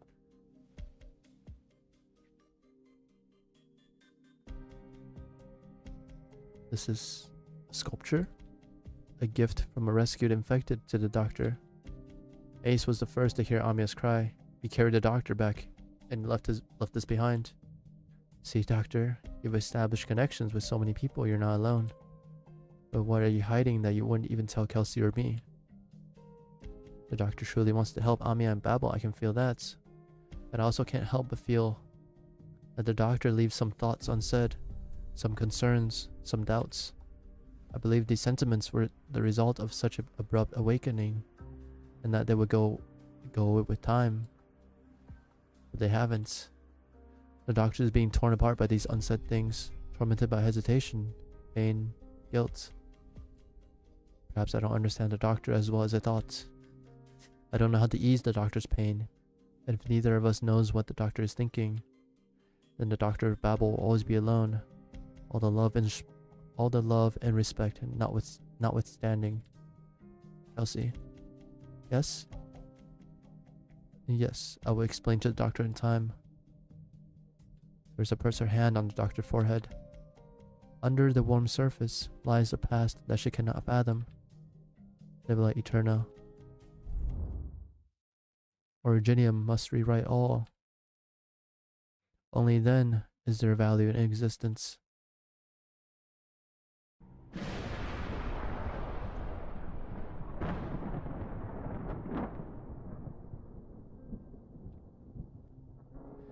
From the emergence of intelligent life to the lights in the cosmos in the maelstrom of the stars, Originium will continue to replicate and transform until even time ceases to exist. This is Originium?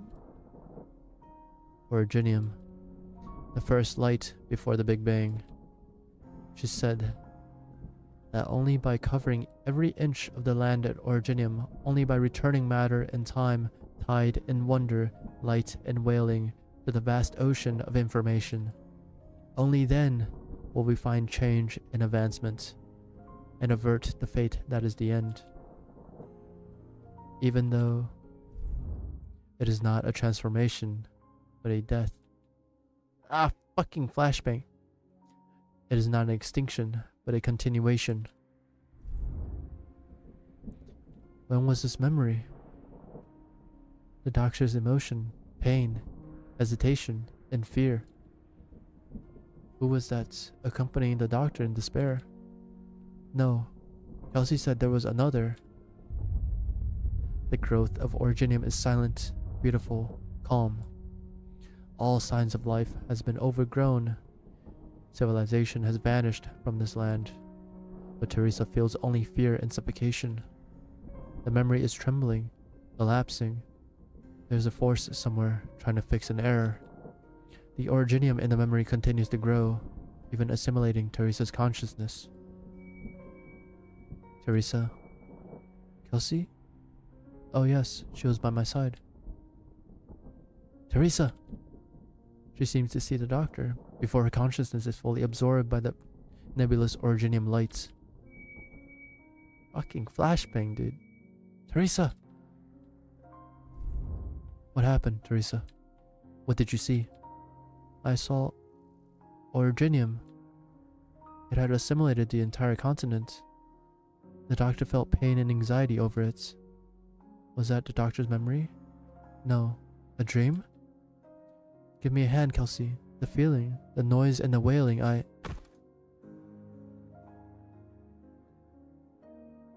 She literally saw the beginning. Or maybe a future? Teresa, I told you that Originium once decided the distant future of this land. There were two choices. We were too focused on tangible suffering, catastrophe, or apathy, casting our eyes towards that future brought too much difficulty and too little meaning. The doctor chose one of them, the future that the doctor spoke of to me personally. I could not forget the future doctor described, never in all these years. But the other cold and empty thought has often shot up my spine in the middle of the nights over the past 10,000 years. I cannot speak of it. But you can sense my anger with your power. That means that Civila Eterna exists outside of the boundary of the language. So, Teresa, if you saw a future that you are not willing to accept, I hope you, Civila Eterna, can change the course. Only you can. If you saw the side of myself or the doctor that is strange to you... Kelsey? No, Kelsey, that's not what I meant. The doctor's feeling towards Amia, towards us, towards you are sincere. That is the truth. Trust the doctor and trust me. I will find the answer to what's tormenting the doctor. And when... Doctor. Doctor, you're awake.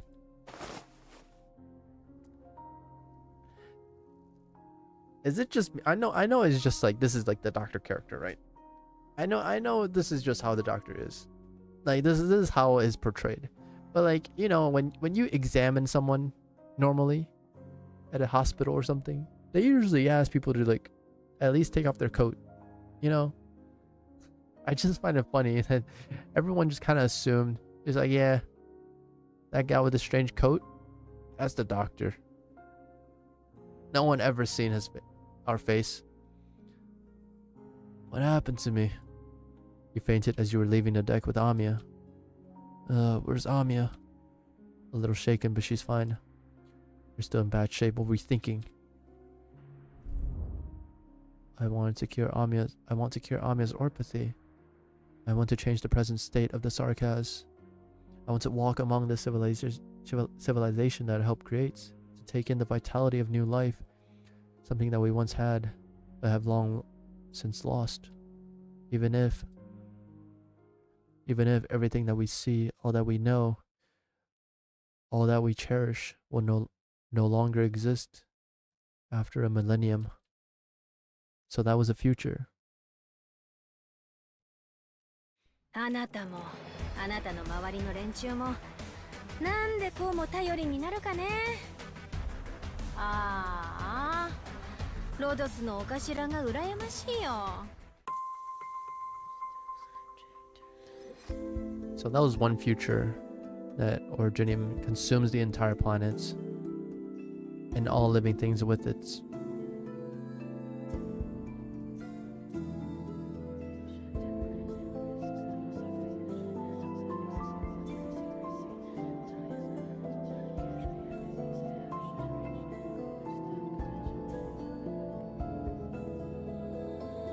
Holy shit, BB7? What am I looking at, dude? Can't be that hard, dude, with these OP characters. Can't be that hard. Oh shit, we're back at the abyss. Enable administrator level encryption. Image number 0018 admin. Activating recorder. Beginning video record.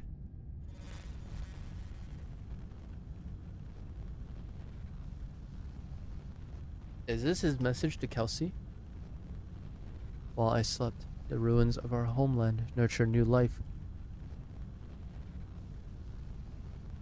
The ruins of our homeland.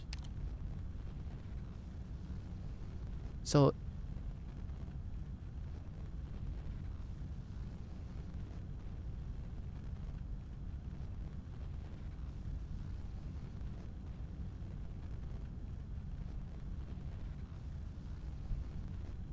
Wait, what was the Enfield planet?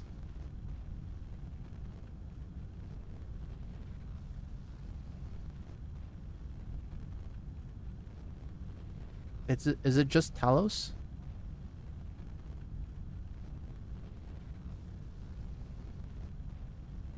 Talos is noted to have multiple natural satellite moons said to be able to manipulate geographic properties of another planet, one of which is Talos 2, that acts as setting of Enfield.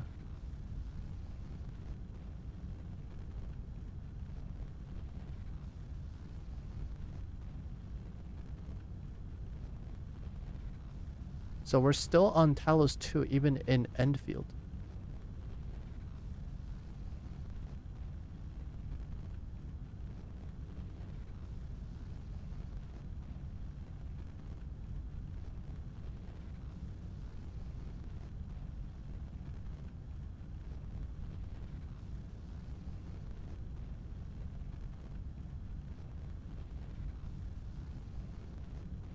Wait, what?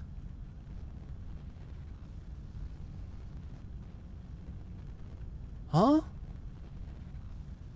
But if I remember correctly, they... Hold on, where is it? Let's see... Because I remember seeing in a video, like, it was the pioneers from Terra... Yeah, here. The pioneers from Terra reopened the Aether Gate and first stepped foot upon this moon 152 years ago. Talos 2 has a nitrogen-rich atmosphere, enough oxygen for life, and sufficient greenhouse gases to keep it warm. However, the alien sun and the massive gas giant that looms in the skies are constant reminders for the pioneers and the countless light years that exist between their current location and their distant homes. Fortunately, the Great Mountain Ranges, blah blah blah blah blah blah blah. After the Aether Gate collapsed, the Terrans survived on Talos 2 well over a century.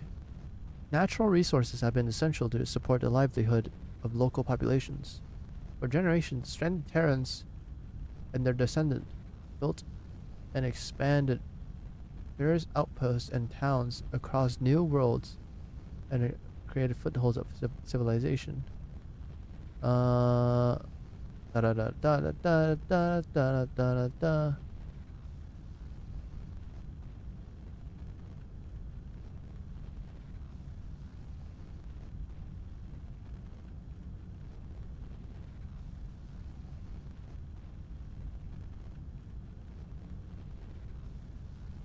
Wait a second.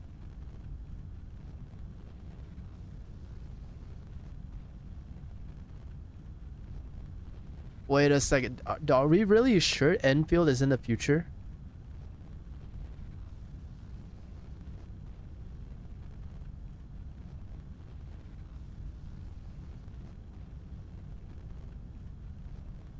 Like, are we sure?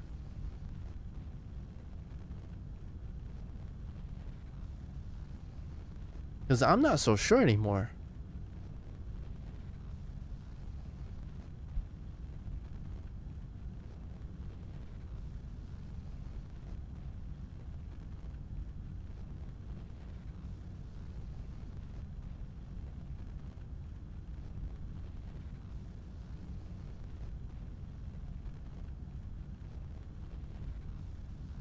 Like,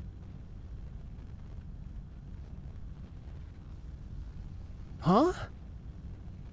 While I slept, the ruins of our homeland nurtured new life. Originium is what guides their developments, reshaping the life forms from Talos 2 to have a similar appearance to us.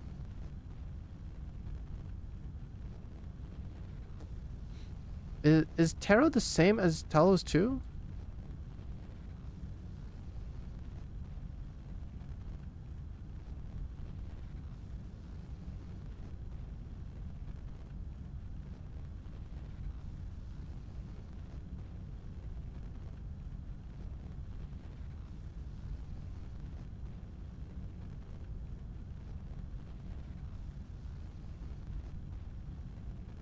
Huh?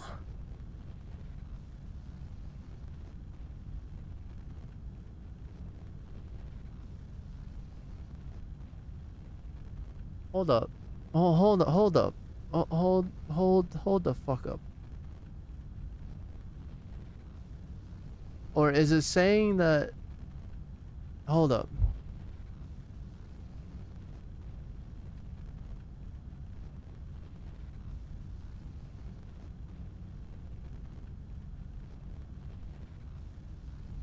Hold up. Okay, let's just keep reading for now.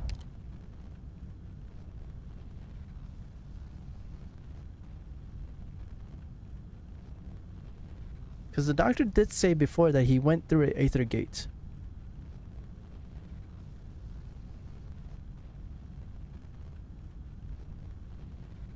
In the previous Babel chapters.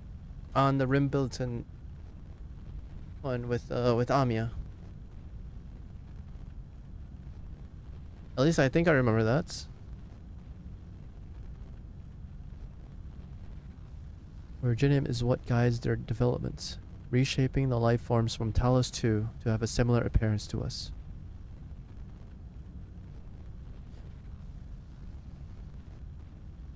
Bro, I am so confused. Hold up.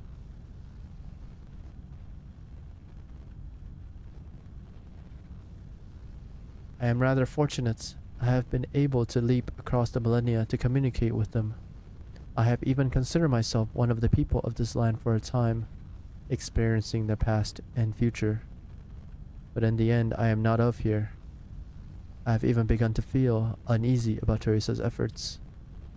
If the Originium project ends in a failure, no, even if it is merely postponed for some time, Teresa, Kelsey, even the future that I promised to Amia, the inhabitants of this planet, some of the few life forms known to us, are but illusions that will break at the slightest touch. I have been lying to them and to myself for a very long time now. But how will I explain it to Kelsey, or to Teresa, or Amia? Am I supposed to tell them that all the pain they have been through is the key to their salvation, that they must stop fighting? That all of Terran civilization is a fleeting dream, and only by being assimilated into Originium will we have the opportunity to avert our fate. Seeing the lives of those who call the infected dissipate like smoke brings pain to my heart. It has long been a common sight on Terra, but it always marks the end of a life, sorrowful and cruel. It has been too long since I've heard a voice full of life. I can't just see them as unexpected sparks. But what I see cannot be called a warrior's death. Rather, they have given in to the Originium's assimilation, passing through death to join the assimilated universe, a chance where life can break through the deepest darkness. Should I bow in silence at their deaths, or should I quietly rejoice at the smooth progression of the project? It is for this reason that Teresa dedicates herself through her research. Kelsey, or Alma 10, has also chosen to believe in the potential of Terra, chosen to resist Originium and put an end to war. But what about me? The Originium project was built upon the efforts of countless generations, and in that time, billions of our compatriots have died, all in exchange for a mere 10,000 years that I have spent waiting and waiting. And now, the flint and tinder are in my hands. After all the long years, how could I abandon it? Because Terra has left me pleasantly surprised in a few short years? Because of the choices that Teresa and Kelsit made? Even if Amia has moved me to compassion, would I not have been the selfish one all along? They awakened me to be their salvation, but in truth, I am destined to bring them to annihilation. They awakened me, their destroyer, as if I were their savior. Amia, Kelsit, what should I do? Priestess, what should I do? Perhaps I should reveal everything to Kelsey and Teresa. Originium has led them down roughly the correct path. Arrogant though it may be, this has been sufficient for these souls to perform a new kind of miracle. Flashbang! Perhaps I must re-examine Teresa and Kelsit's plan. Babel's research has proceeded faster than expected, but Terra's political structure is rather primitive, and Babel does not yet have the ability to transcend the barriers of race and nation so that it may represent Terra as a whole. Believe in Terra. Believe in the people who built to build their own future. Carry on with the project. At least the vestiges of those who came before can live on within Originium. Believe in her. Stop her. Talking about Priestess. Or is it Teresa? Well, it's Priestess. Well, how could I ever blame you? I understand your dilemma.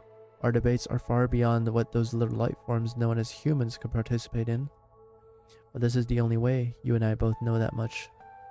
If, perhaps, we still have time before its return, we can envision things together. Achieve them together. Describe anything and everything within the boundaries of the universe together. So these are the Stargates, I'm assuming. the Aether Gates. I hope that in those fragile moments, you will always stand by my side. You will, won't you? Nope. XDD. And that concludes my report, Your Highness. The military commission seems to be certain that we will retake region C810, its village and supplies. But by building an outpost there, they have already fallen into a trap. There are, however, some officers who have begun to use tactics completely different from Manfred's. This is highly irregular. Our spies have reported seeing Noxurs entering the troops' camp. Nasalem. What does the doctor make of it? The doctor believes that no matter how the Sarkaz god of war intends to participate in this conflict, our arrangements will be thrown into complete disarray. What about you? Everyone is well aware that many members at the royal courts have always favored the military commission, which advocates for reprisals and violence, but on account of certain restrictions, ones that you might even call rules of convention, none of them are willing to participate in the civil war. If the sovereigns were to decide to wage war upon us in Kazdel, those Sarkaz who have not yet returned would once more be unable to find Babel on the map. Practically speaking, if the court sides against us, the military gap will be concerning. Thus, those that support us are, for the most part, not warriors or soldiers. For many of our troops, this is the first time they have ever held a weapon.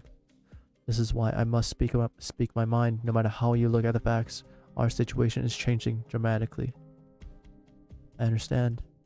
Keep monitoring the Noxur courts. If Nasalem is no longer holding back, then Dakaril is likely to act as well. For 3 weeks in a row, the Rose Riverside has no canoes. The Rose Riverside is Moke's excellent spy network. They are able to deceive anyone they so wish, except for their sovereign lord. Tell them to pull out immediately. Leave Kazdel if they must. Lie low in other lands. It will be done. I'll take my leave then, Highness. Dude, I'm still confused about the Talos part.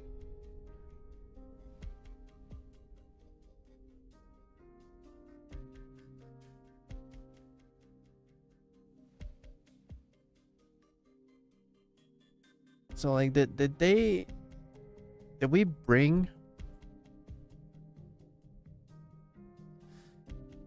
Because the doctor said, fuck. I was hoping it would reveal more, but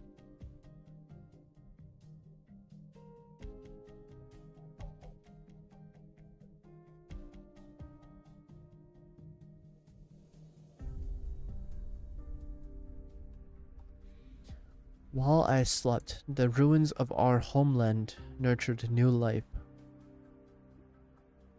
So if we're assuming Terra in Talos 2 is different, so Terra is different because it says the pioneers from Terra reopened the Aether Gates and first stepped foot upon this moon 152 years ago. This moon being Talos 2.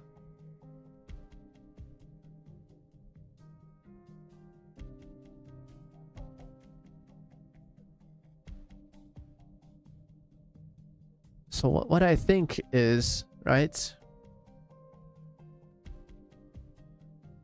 What I think is happening or happened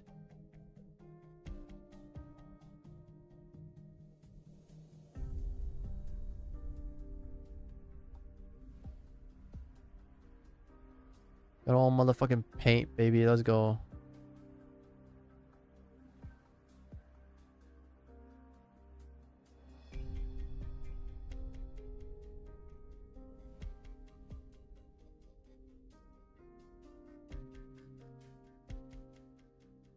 All right.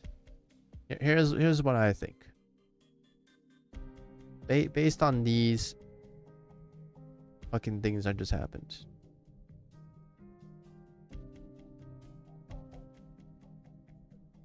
Oh god, I can't fucking see. Okay.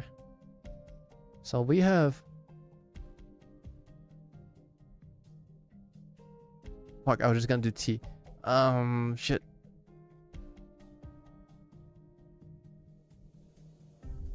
Terra.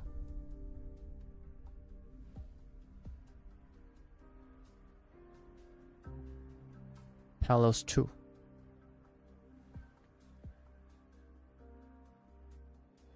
So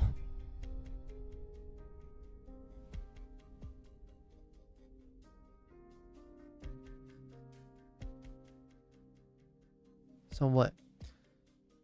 So let me do like blue.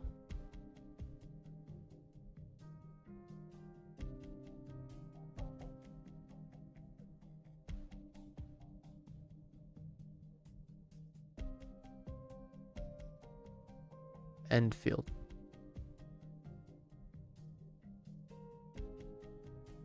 End field is here, right? And let's do like red.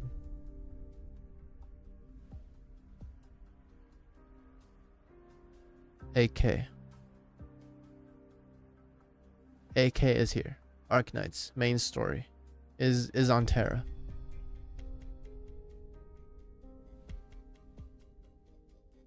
But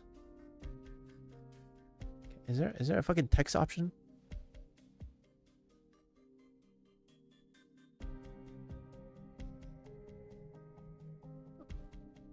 Doctor's homeland.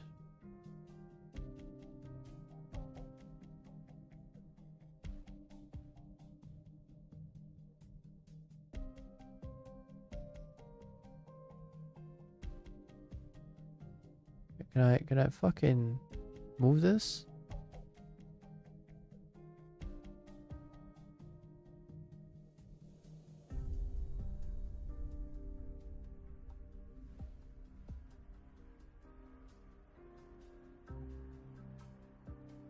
Doctor's homeland.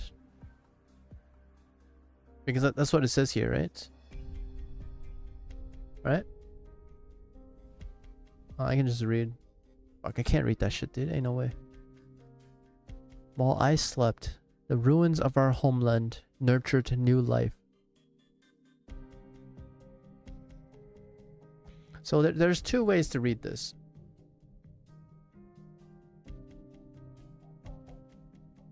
It could mean that Terra was Doctor's homeland. It makes sense that it is Doctor's homeland, because across generations of technology advancements and development, then they decided to use their homeland as... They decided to save their homeland, right? So using Originium to assimilate everything that is their homeland.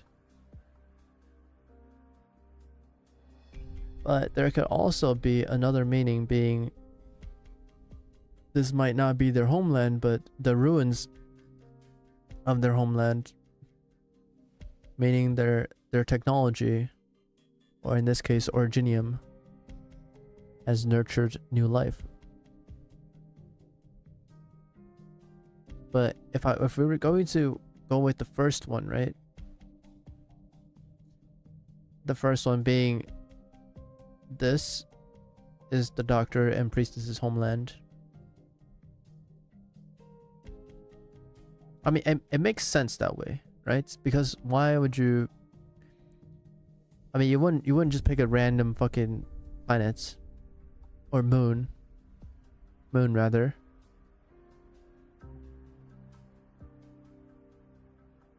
Shit, do we even know if Terra is a planet? Wait, we know Terra has moons. I think we know that. Holy shit, that is just like so universal. I just don't even think about it. And now that I do, it's actually... Do we know that? Do we know that Terra has moons? Because Talos 2 is a moon.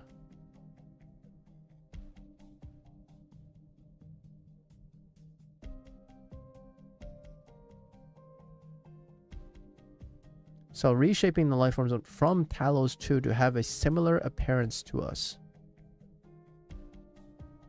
Ah, God, dude, fuck. Okay, we're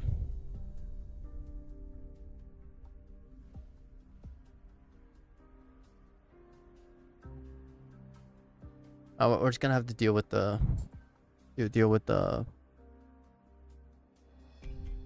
shit, you know. the flashbang background. So I think Doctor was originally here, and then at first,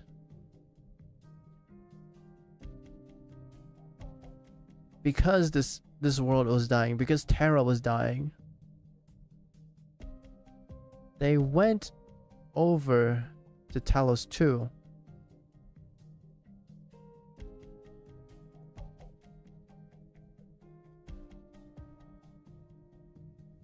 And then imported people and livestock and whatever living organisms from Talos 2 onto Terra.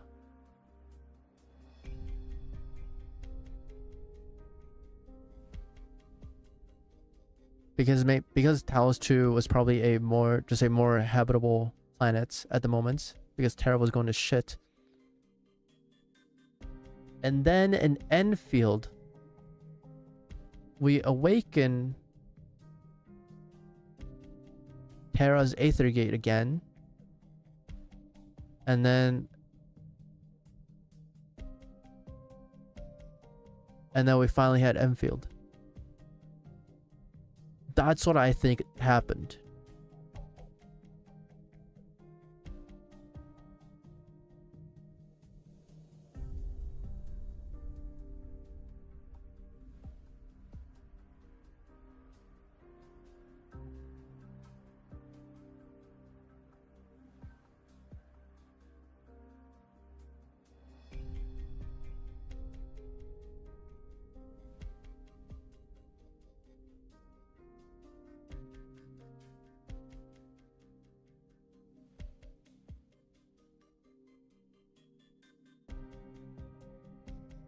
That's what I think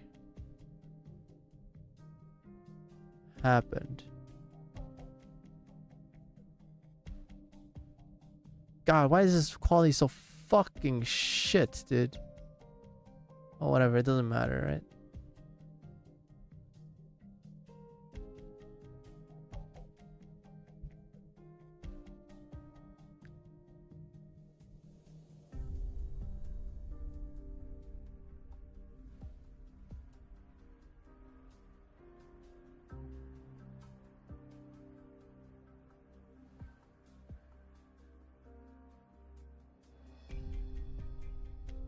Yeah.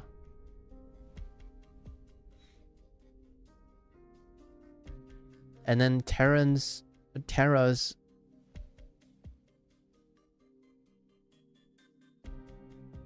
reshaping the life forms from Talos 2 to have a similar appearance to us.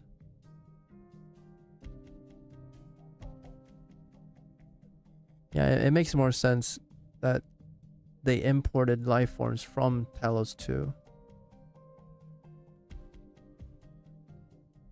Because otherwise, because it had different appearances, right? The human beings, or the humanoids. It makes sense for a humanoid from a different celestial body to have a different appearance. But then they evolved into them after fucking 10-20,000 years into this form that resembles the original people on Terra.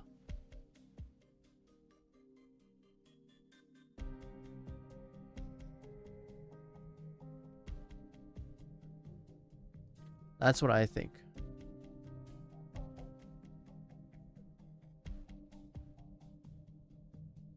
How do we do it? There we go.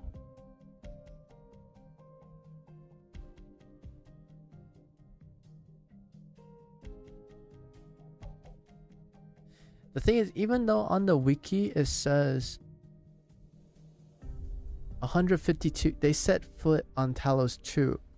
The pioneers from Terra set foot on Talos 2 152 years ago. We don't know when exactly that happened. We don't know when or which generation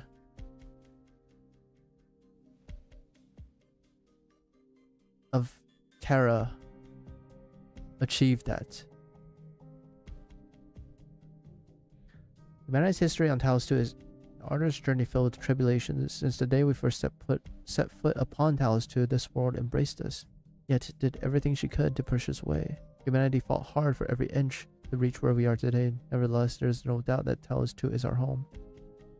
That is for regarding Talos 2 on the Enfield wiki.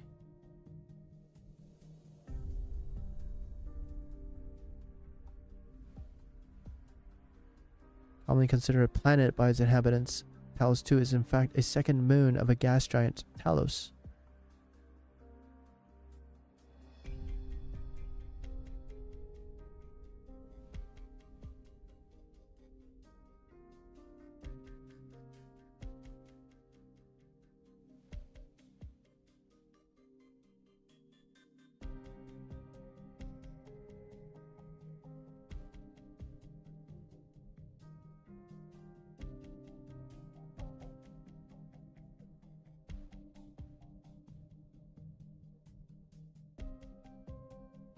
Hold on, I'm just reading.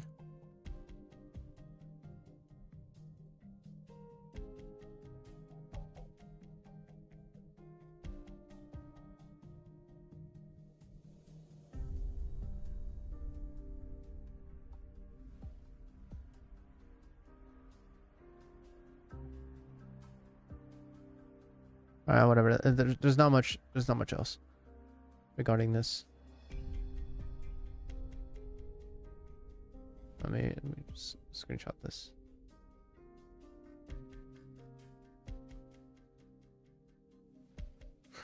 Oh, we had ads in progress. It's okay. You're not missing much. But this is what I think happened. Because we can go back and read the... Because I'm pretty sure when Amiya asked the doctor... When Amiya asked the doctor said, or Amiya asked the doctor if he's ever driven like a truck before or whatever. He said, yeah, I have, through an Aether Gate. But anyways, we can go back and read that afterwards. What the fuck, dude? How come Talos 2 is not in the Arknights wiki?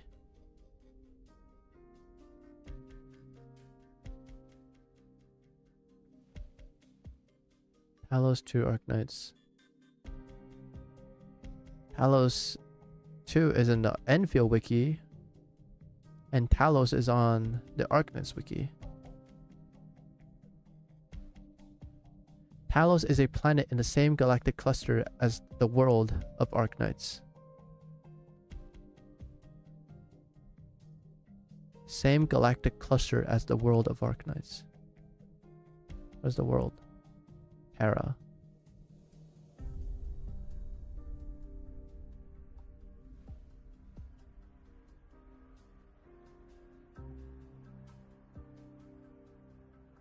Yeah, okay.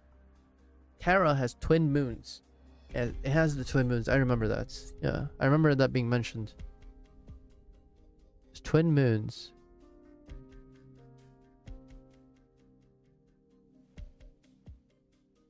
I remember that. Da da da da da da.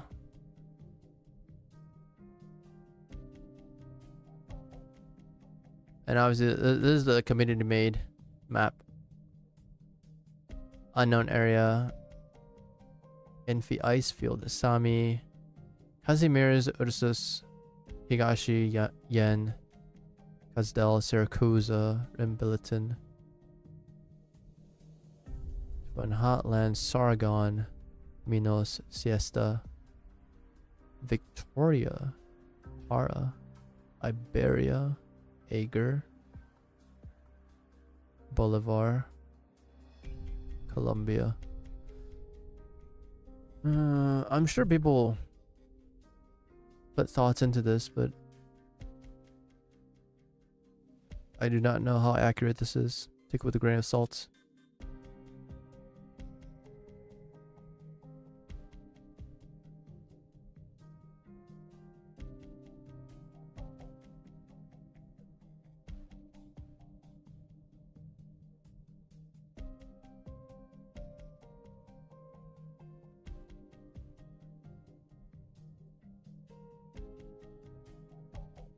Like, I mean, there's really not much here.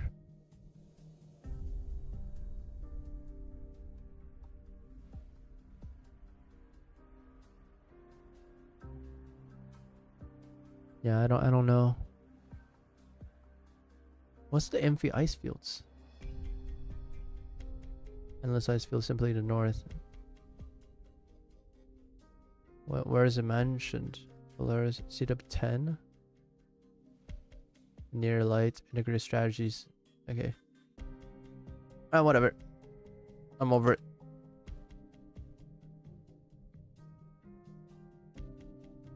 Sure. Sorry, that just caught me off guard because why is there no mention of Talos 2 in the Arknights wiki besides regarding Enfield? Besides regarding Enfield, if it's mentioned right here, right? I'm not fucking seeing things, right? It's Talos 2.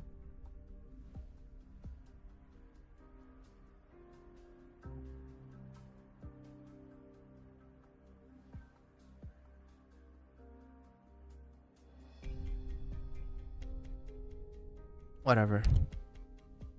Oh, dude, that's gonna bug me so much. Dude, I hate this. Is it in any of the art books? I don't have any, so oh fuck, dude. Whatever. The royal court, they possess the most direct capacity to use force. Nessalem only agreed to hand over command because he was promised a war that would reshape the land. Although rather troublesome, it is a challenge that we would have to face sooner or later if we were to achieve all that we hope for. Babel does not blindly reject violence. It is clear to us all that, if necessary, we must use force to defend our beliefs. But this also means that the Sarkaz will further devour themselves, venting the hate they hold for the land by setting themselves ablaze. It would mean the end of us. Defeating the military commission will not solve all our problems. We must give closure to those Sarkaz who have grown up knowing only hatred and suffering in other regards as well. As for Oripathy and Originium, we... Please, enter.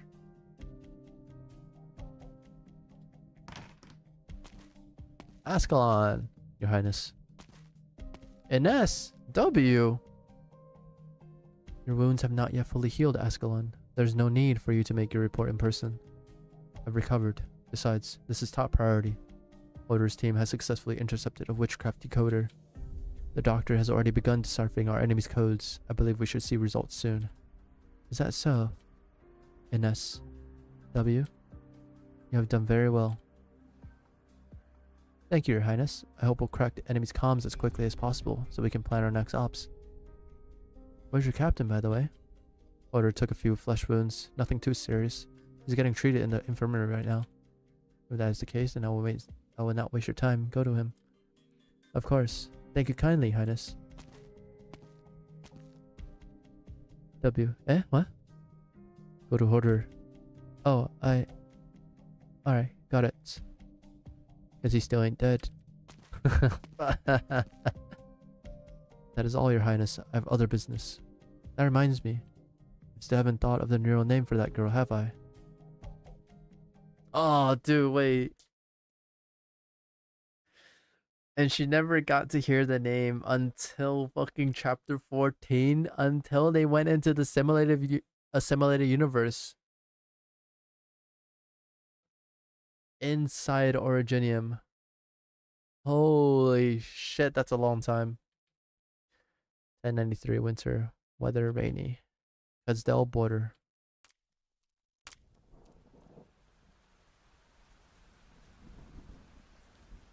The doctor listens to the pitter-patter of the rain on the leaves, eyes closed. Drip, drop. The doctor's heart rages, filled with torments. The foul beast cries out in the distance. Answer my questions or die here. Ask away. Are you betraying Babel? I've never been a Babel member, but I've also never abandoned them to face their struggles alone. Why have you come to me? I have a request. I will not speak to a myth with no name, evil spirit. Who are you? Thunderwalker. Doctor Thunderwalker. Who? Doctor. Who? Oh shit, it's Terraces. Doctor. Terraces lowers his weapon, the rain falling from the corners of his eyes onto the earth. He does not look at the one who invited him to his clandestine meeting. Instead, gazing upwards at the colossal statue of so-called heroes. Statues raised to commemorate the founding of the nomadic city of Casdell by a pair of twins. Even after 100 years, his stone self still stands, sword drawn by her side, despite the best efforts of catastrophe and storm. Not long after she had crushed the rebellion that sought to destroy the new city, the joyful people of Casdell invited us to witness the unveiling of the two statues. Heroes. They were to watch over the border we have marked with our own two hands for generations to come, warning our foes, welcoming our friends. I once swore an oath to her below her statue. My sword would behead all who stand against her. The doctor stares at the statue of Terraces, gaze unbreaking. Does the military commission not stand against her? No. There is no part of Casdell that has truly risen up against her. Her foe is me, and me alone. And what of you? Terraces looks at the figure before him, rainwater gathering at the hem of a long hooded coat, rhythmically dripping onto the ground.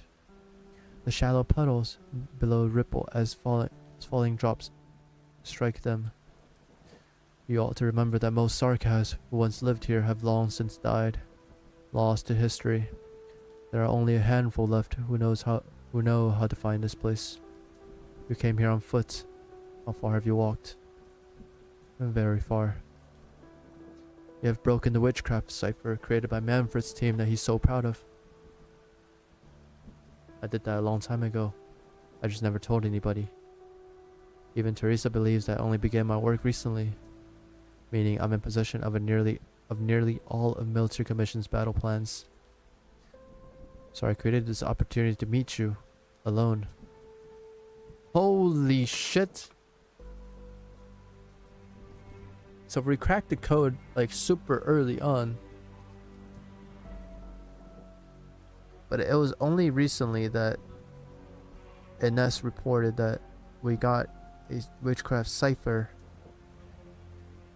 so that we begin our work.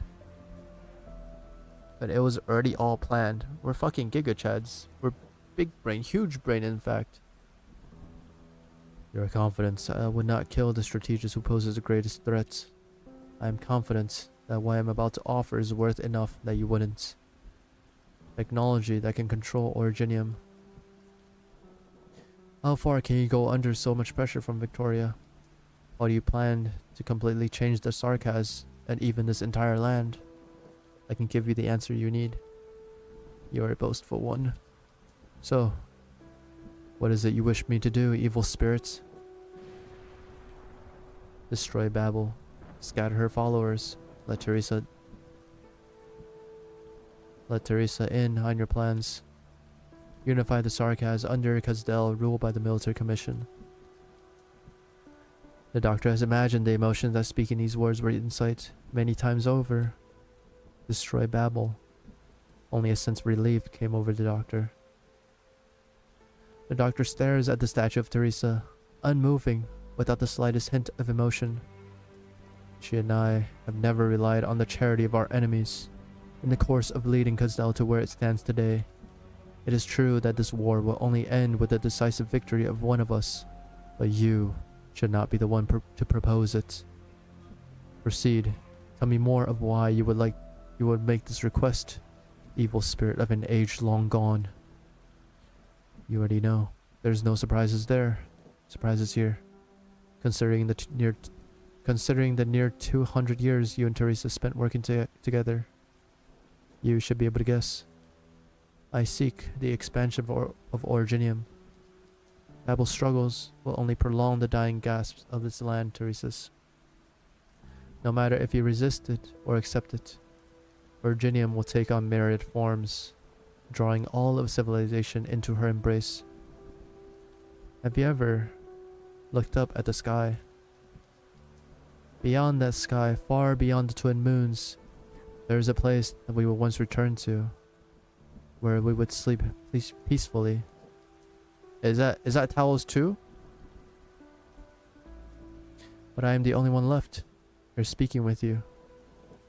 In the course of the Sarkaz's eternal search for the realms of dead gods, to fend off your enemies, have you ever wondered, why did those gods die? The rain intensifies. The doctor draws tight the trademark hood and stands below the towering statues. The shadows of the statue envelop the doctor, making this figure seem ever more insignificant. Teresa suddenly feels that the one standing before him in the rain is even harder to read than before. The burden I bear is greater than the future of the Sarkaz. I must destroy some things to create the ladder I hope for. I will do it. It's all I can do. I've already hesitated for far too long. Destroy some things to create a ladder. You speak lightly of sacrifice. Nothing light here, Teresa's. Believe me when I say, you couldn't even conceive of what I've been through. And where do I see your sincerity for our cooperation? Is the shard not enough for you? Otherwise, even with the help of Confessory, it is not. It is far from enough, evil spirit. It is only enough to spare your life. Only enough to stop me, leader of the military commission, from killing a fated foe here and now. I require an even more direct means to advance this war to the next stage. Ah shit, I almost fucked up. If you wish for the Babel members to be spared, then so be it. The military commission promises you that as long as Babel concedes defeat and departs Castell, we will not exterminate those who desert or surrender. But you know what you must do in return. No, you can't. Who would have thought that the evil spirit who so aroused the interest of Noxur King would be such a coward? You can't both let Teresa live and allow Babel members to leave safely. It is a total contradiction.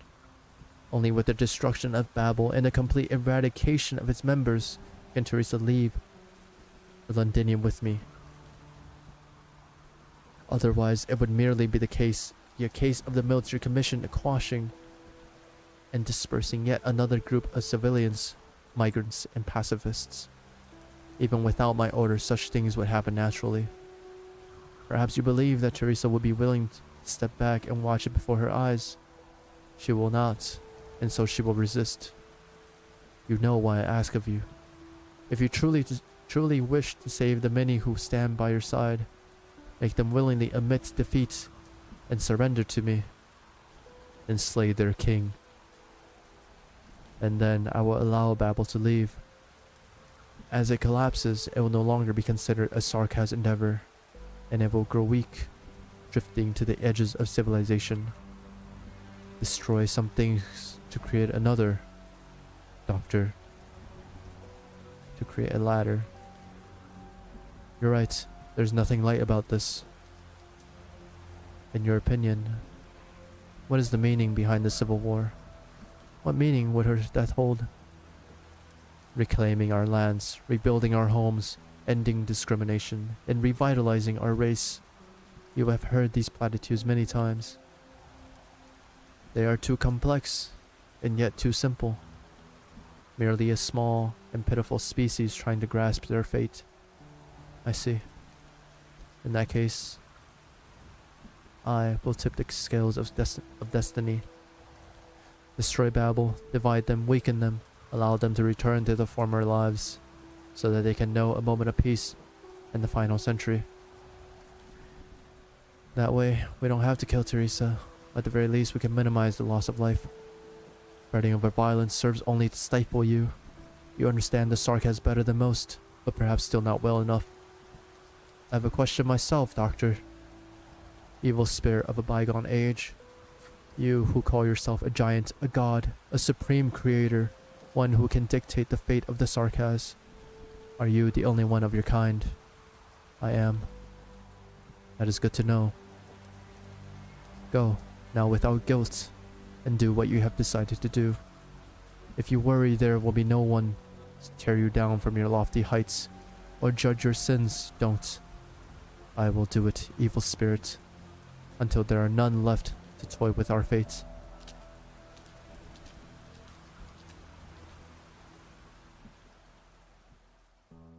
The doctor listens to the splashing of the puddles behind, the sounds of footsteps fading into the distance. Teresa is gone, wishing to stay not a moment longer.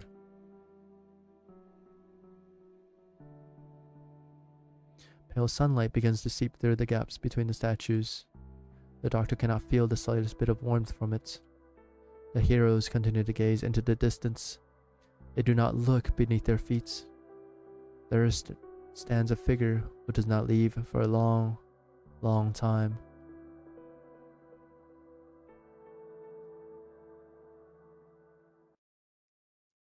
Oh shit, we have fucking... Wait, fuck, I keep forgetting.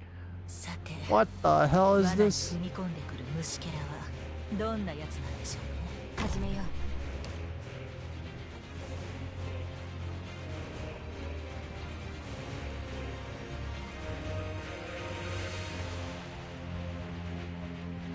誰を餌にするか決まっ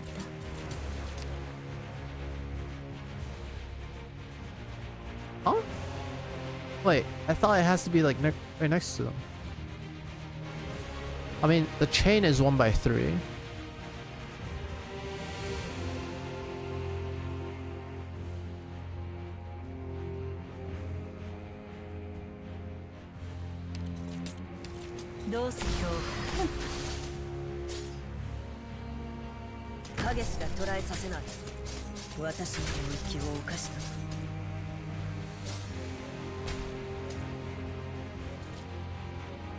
That's too far, right?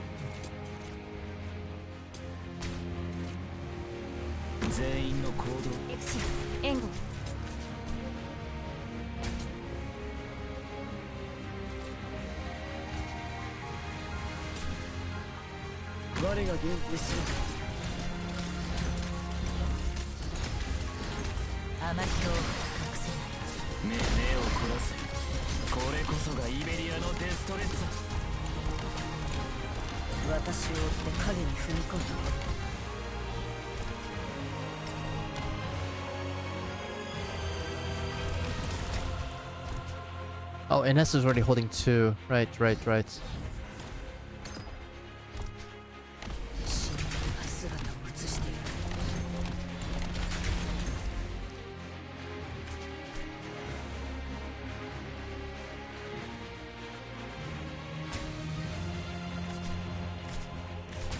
Targets one of them units continually dealing arts and burn damage to the target, and all operators connected to that unit by stabilizer change. What the fuck?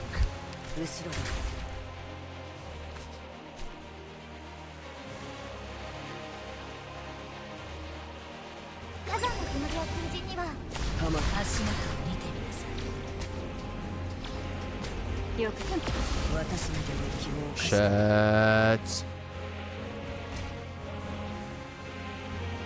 前に進むぞ。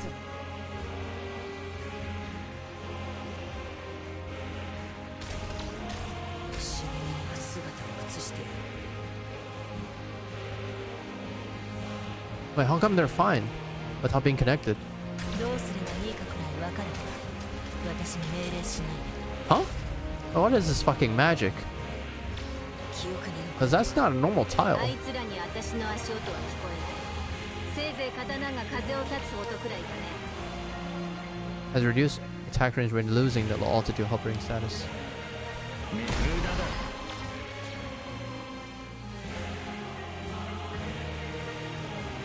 背後の影には気をつけることね。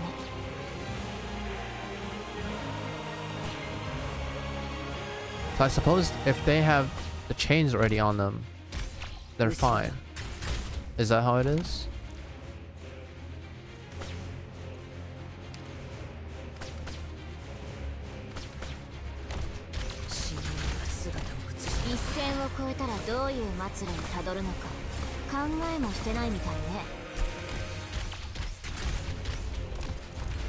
It seems that way, at least, you know?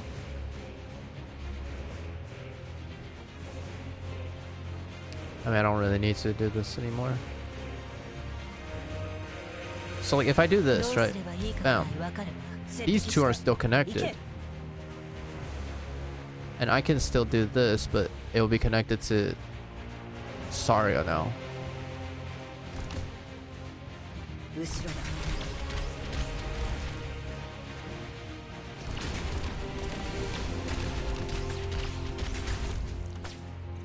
So even if these two are on unstable ground, they're completely fine because they have a chain on them.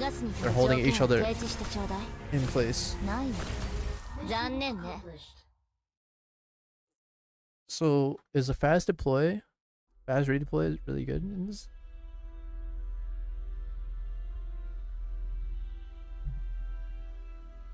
It must be, right? It just seems good. You fast redeploy someone to hold a normal tile, and then you deploy two link from each other from that normal tile, and then you just get rid of the fast redeploy. No? Seems like that's a strat. Early 1094, the nomadic city of Kizdel.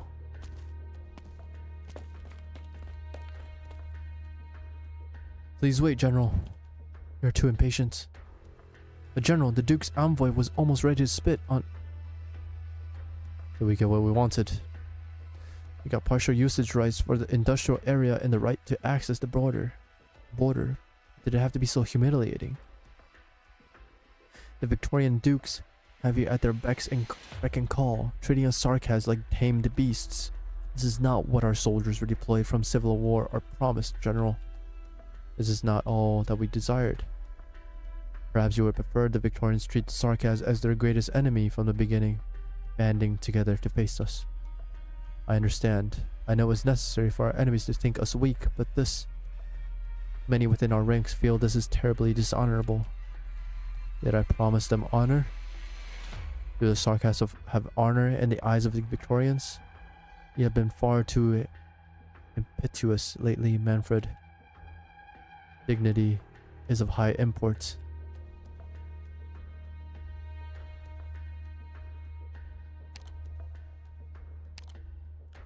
You fight for the rights of your men, and thus do people respect you. Were these ordinary times, perhaps I too will commend you. But do you remember what we are here to do? We are preparing to steal a heart of a nation, to bring the greatest empire on this great land to its knees. Their prejudices have left them weak, and the Sarkaz are in hunger. What we truly need is neither honor nor respect. I understand. Are our men prepared? Ready to depart at a moment's notice? Our people sent in advance? The Londinium will support us. The final deadline for our arrival, as dictated by the Duke of Cavendish's request, is fast approaching. We can set out any time. Good. Then we march to destroy Victoria.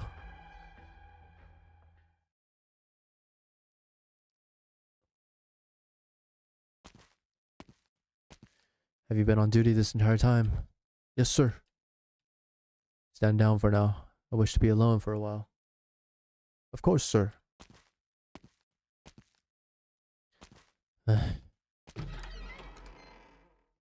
Once the guards leave, Manfred takes out a wine glass he had placed to the side. Give her a drink. It's Ascalon. We never drank before. I still don't. But the general has ordered me to learn Victorian etiquette, all preparation for our upcoming duty. I have learned rather recently that those nobles pair every meal with multiple kinds of wine, each requiring its own unique glass. God damn. Remember when we were young and the general led us to an ancient battlefield for swordplay? That night was cold, and only after the general made some soup did we realize we had nothing to hold it in. Thankfully, the battlefield was nothing short of spent shells, and you used those to fashion 4 cups. You, me, the general, and her highness, carrying cups made of shell casings, while sitting in the front of the fire. I remember. It was a peaceful night, just like this one. The frigid moonlight of late winter falls through the window. Manfred rests his hand upon his sword hilt that was equally as cold. The air is still, and the two of them can hear the other's heartbeats. You're going to Londinium tomorrow. I know you wish to see the general, and you couldn't, otherwise you wouldn't have come to see me. I gave up. I found that when I caught a glimpse of him from a distance, the first thought that came to my mind was that I should kill him there and then. And you should applaud yourself for maintaining some reason. And so you decided to come to me. I heard you've improved your swordplay. Why don't we see for ourselves? I've never been able to best you. Don't beg for mercy before you even fallen. There was the one time we fought in Her Highness's study. We knocked down the entire bookshelf, and the general took our weapons away and made us tidy up the room within 30 minutes. I knew that you did it on purpose, wanting attention from their highnesses. Is that so? Yum yum yum. Ascalon hides herself away into the shadows in a blink of an eye. Another blink, and Manfred feels a chill running across the side of his neck. He didn't have the time to draw his sword and fight back. He didn't have the time to even think about fighting back. Perhaps he was too tired. If I cut your neck here, at least there will be no need for you to die in Londinium. I can just throw your corpse into the furnace. It would spare many from dying on the distant battlefield in a foreign land. If you made your decision, then kill me here. It will be your final chance. You've made yours, I see. The general says you lack conviction, but I don't think he's entirely correct. You shouldn't speak so much when someone has your life in her hands. It is only recently that I've realized I'm not as resolute as you. We have been brought to where we are by the invisible tides of fate. But ever since the day this war started, there's no going back for us. And do your best to survive. I won't hold back next time. The silent assassin stows her blades up her sleeve, then slowly slips back into the shadows. Neither will I. Only this was our last meeting.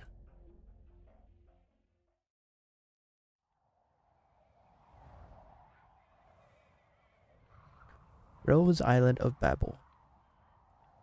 The cold wind scatters the thick clouds of late winter, allowing sunlight to peek through the gaps and spread out across the bridge of the ship. Down the stairs, Ascalon stands unmoving by the guardrail. She shuts her eyes tight, enjoying the fleeting warmth of the sunshine. Above the stairs, there is a clear rustling of cloth dragging against the ground. A shadow flit across the assassin's face, blocking out the rays of sunlight. Sorry, Ascalon, did I disturb your rest? I thought I wouldn't make any sound if I took off my shoes. No, you're welcome at any time. The ground's cold. You should put your shoes back on, Your Highness. Nothing you wish to tell me, Ascalon? You mean the reason you returned to Casdell? It was my own decision. I thought you wouldn't agree, and I didn't know how to bring it up with Your Highness. Why would I not agree, Ascalon? Since it was your decision, I would trust your judgment. Did you manage to see them? Manfred and Theresis are both well. I can believe that. They're strong men. We should finish our preparations soon as well. The operation to retake Casdell isn't too far off now. Why does your brow seem even more furrowed than before? Our recent combat plans have been radical, and they've won us some battles too. Still, I've been feeling uneasy. Babel has changed a lot, especially. Yes? The doctor. The doctor has changed a lot too. Become more efficient, more clinical. It's like the doctor is now a machine that never makes mistakes. That's just what a commander should be, no? Why would that make you worry? We've got an incredible commander now, sure. But I think I trust a weirdo who kept falling off a burden beast more.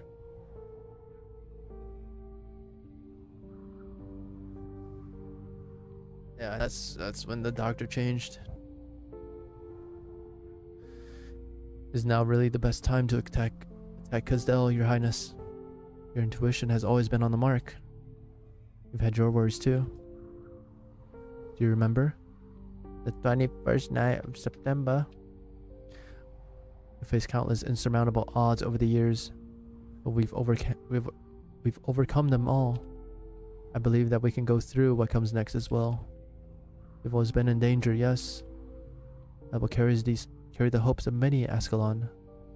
Faith has gotten us this far, and we cannot stop now. We have always been at a disadvantage against the military commission. Now, most of their forces have redeployed in Londinium. It is a one-of-a-kind opportunity. We have no choice. I will be at your side, keeping you safe. No, Ascalon. In the future, you must go further afield to protect others. Relax for now, and bask in the sunlight for a moment. Your Highness. All right, remember to not always rest on your feet. If you're tired, you should go in and enjoy a nice nap in your room. I'll remember.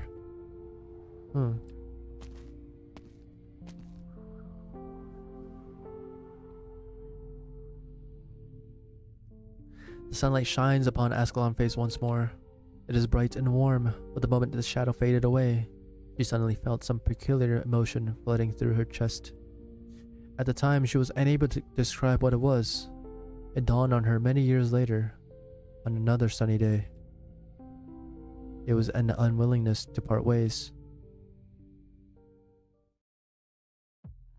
Aw shit, we're at the fucking Londinium walls, boys. I know those fucking cannons. Those motherfucking cannons. Mercs! Message from His Highness the Duke, or His Grace the Duke. Storming Londinium like this was well done. Assemble in Central in an hour. You'll be reviewed there, and you'll receive your bounty. Hey, did you get all that? Yes, your orders have been received. Do let the Duke know on my behalf that we will be there on time. The Sarkas thank him and for his generosity. Huh. Bloody devils. It could well be a rare fine day in Londinium if it were not for the guns smoking filling the air. From atop the towering city walls, one can see the entire lay of this ancient city. The general in his blood-stained uniform says not a word, his gaze fixed on the great edifice in the center of the city. In the skies above Londinium, a dark cloud floats by.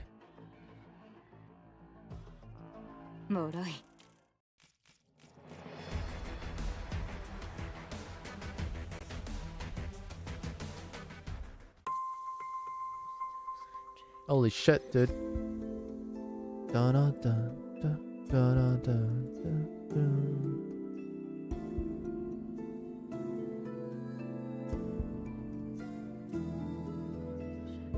Holy shit.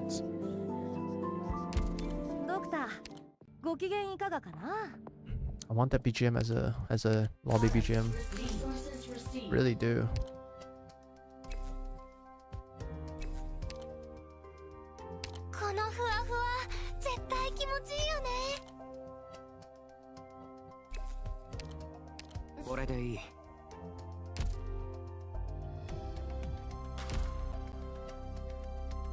ター、ご機嫌いかがかな。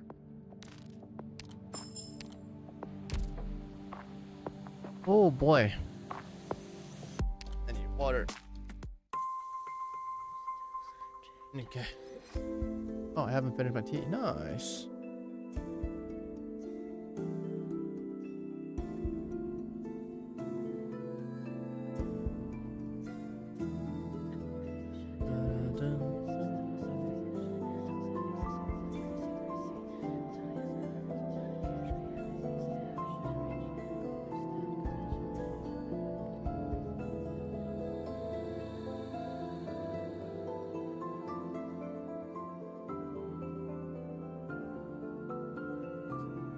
Okay.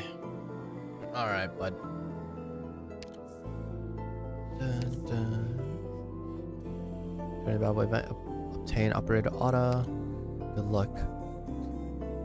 Consume 2400 sugar slums. Buy stuff. Complete all stages with 3-star ratings. All content and EX. I'm guessing. BB it with 3-star rating using stabilizer changes silence Death Devil Assassin at least twice. Does it trim? Does that trim? BB MO1 with 3-star rating triggering the effects of stabilizer chained at least 10 times. All stages. Is the S stages? In challenge mode. Or is this S stages?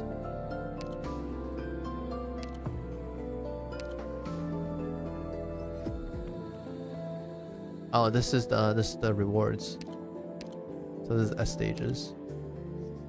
BBEX7 with 3-star rating and ally units are inflicted with unsteady no more than 3 times. And no ally units are inflicted with unsteady.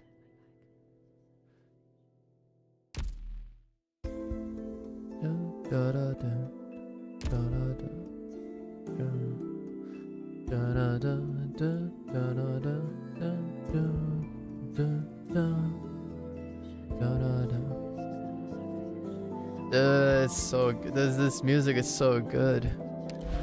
Fucking Arknights music company. Wait, did it say BB7 or anything? I thought I saw it. BB8 with 3-star using stabilizer chains to silence Death Devil Assassin at least twice. BBEX7. So I need to silence at least twice.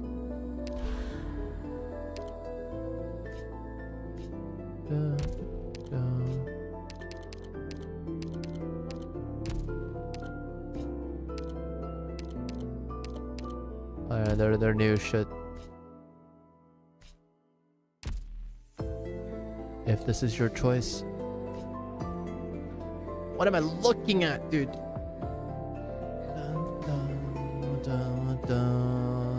My favorite lobby BGM? Lokai. Wait, can you get this as like a main screen BGM? I don't think so, right?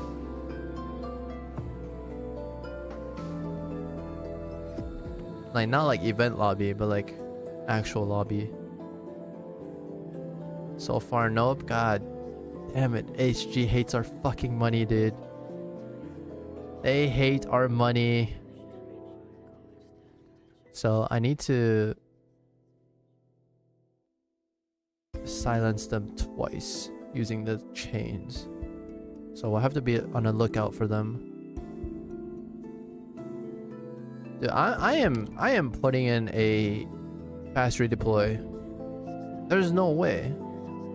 It's too good on this stage, or on these for this mechanic. Who do I get rid of? That's the question now.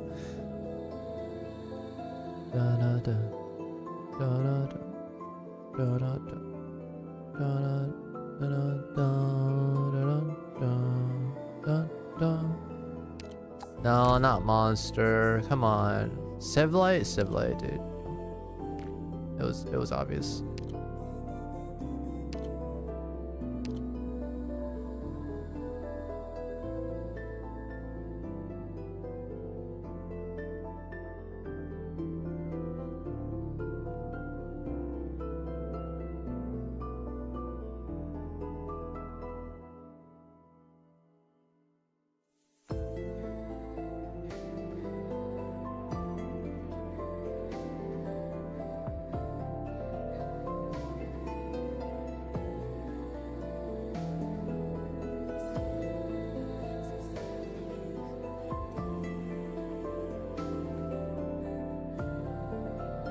Let's do gravel. What the fuck? Wait, that's the first time I hear her say that. What the fuck? 選ばれちゃった.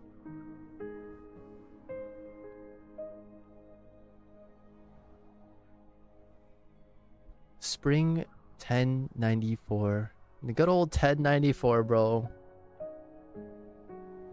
Rhode Island.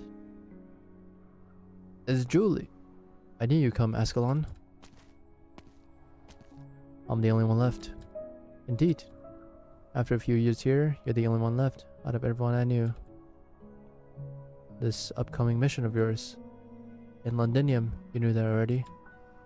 To tell you the truth, I'm a little bothered by it. This isn't my first time going undercover, but it's the first time for me to step outside of Cazel. I heard you used to travel around for months. It's not the same as going to Victoria, though.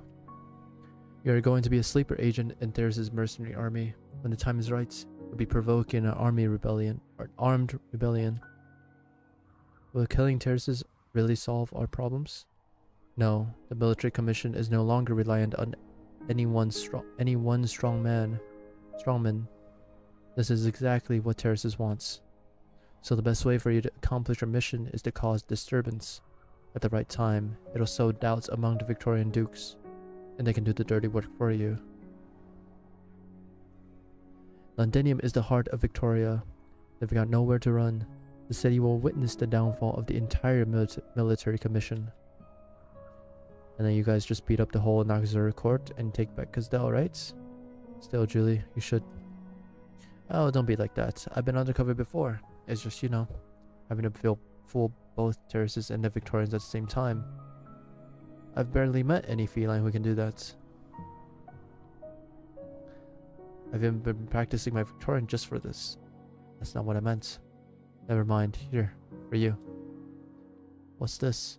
My old clothes? My name's been sewn into the lining. Did Her Highness do this? Her Highness wanted to give you this in person, but I don't want you two to meet at this moment. I would rather she not have to suffer so much. You know what I mean? You know that everyone involved in this plan is considered sacrifice already. Her Highness knows this. She wanted to say goodbye to you all in person, but that would only make it hard for her to sleep at night.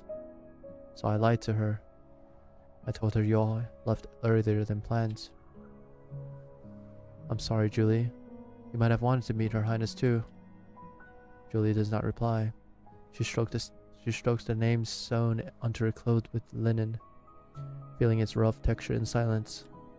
Julie. She remembers how Her Highness would teach him lessons. She is more used to killing people than learning things in a classroom, although she would doze off as she didn't understand a thing. She knew in her heart that everything Her Highness said was right. That's why she had never raised a question in class. Who wouldn't want to see Her Highness one last time? But I don't mind, it's you who gave me this. I've learned a lot from you these past few years too. You're not thinking about you might be more qualified for this mission than I am, are you? No, I'm not. There are some people who actually mentioned you at the meeting earlier, but we all agreed that it's best if you stayed in Cazdell with Her Highness. As for me, I've always been on my own, so I was the first to suggest. You could go and join Scout's team. I remember you have already applied for it. That was just because I wanted to learn everything I could from a hero. Also that I could beat you one more time. We fight more or less in the same way. It's kind of a bummer leaving without having sparred enough with you. I really wouldn't be telling you all this if it wasn't for the fact that I'm about to head off already. Do you have anything else you'd like to say? Nope. I never expected my first time leaving home would also be my last. I also never expected the person sending me off would be the unsmiling silent head assassin who's always standing by the king's side. Answer me honestly, Ascalon. What's it like out there in the lands beyond Cazdell? Ascalon does not answer. It seems that Julie did not expect to receive one in the first place. Julie simply gets up and leaves at a languid pace, as though she was just heading off to get a bottle of top-notch wine. Ascalon watches her as she walks off into the distance. She suddenly feels like there is something unfamiliar about Julie. The same feeling as if she was unable to recognize her own reflection in the mirror.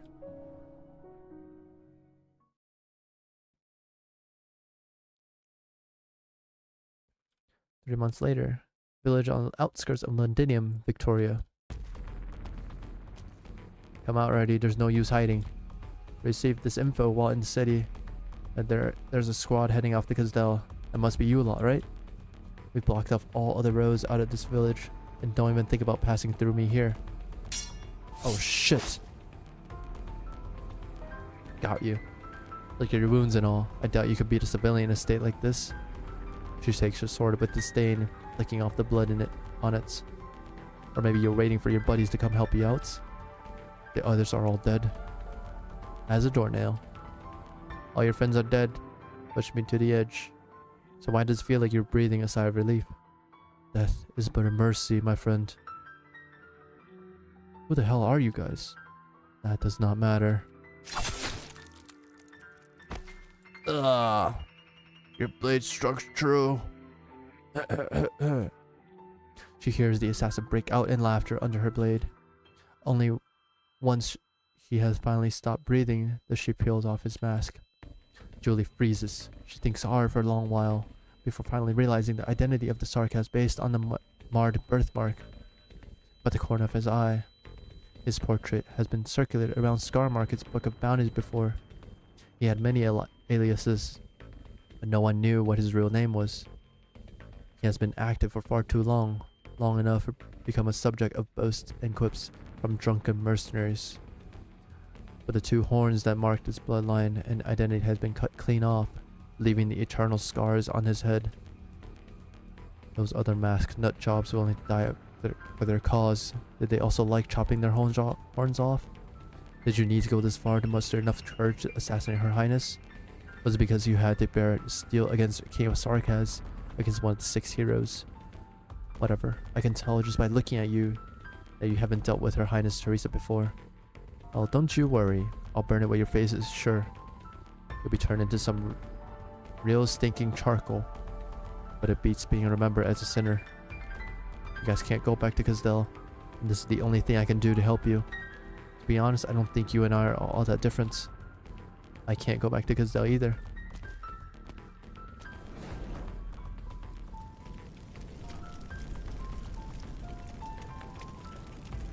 Julie and her companions pile up the assassin's corpses, set the grisly pyramid alight, and set off in the direction of Londinium. The blaze behind them crackles. A thought suddenly pops up in Julie's mind. A furnace in Casdell doesn't sound like this. What was it like? She heard it all the time when she was little. Can't remember any of it.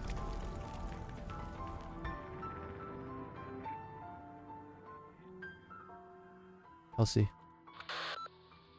Our elites have been deployed to all the key strategic points. Good, listen up. There's a clear power gap between us and the military commission. Laying siege to Casdell would have been an impossible operation. But thanks to the Duke of Cavendish's ultimatum, there's this march to Londinium earlier than planned. Casdell now only has some of the royal court's faction aligned with the military commission to oversee it. He has almost abandoned the city.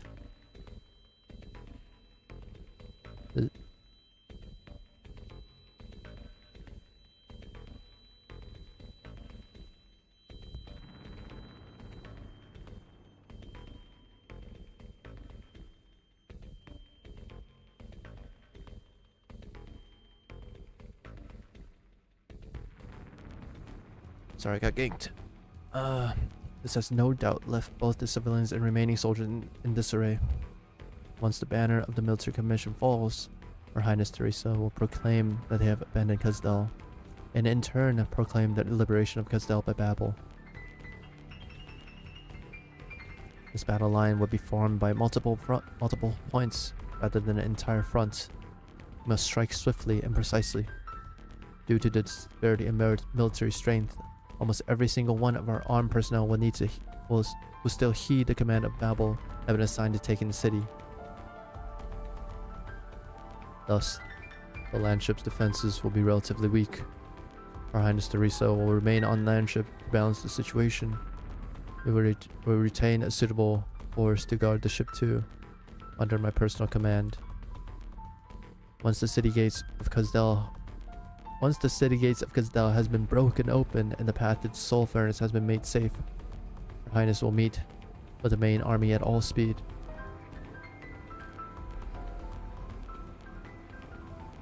Meet with the main army at all speed. Is that a saying? Is all speed a saying?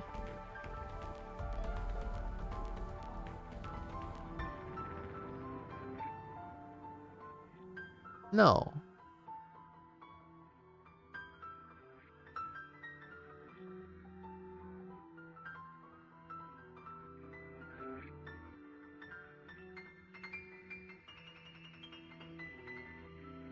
At least I don't think so.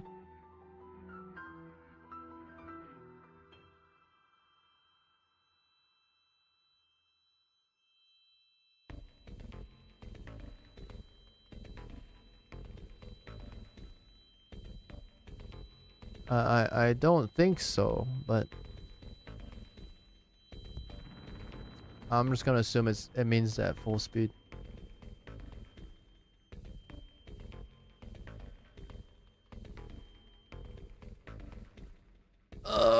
Fuck. Okay.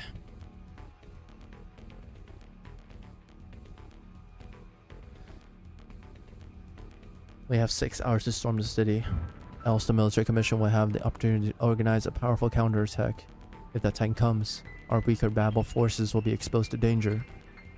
By the light of the setting sun, Babel will capture the furnace and the royal court's chamber, and the banner of Babel will rise with the moons.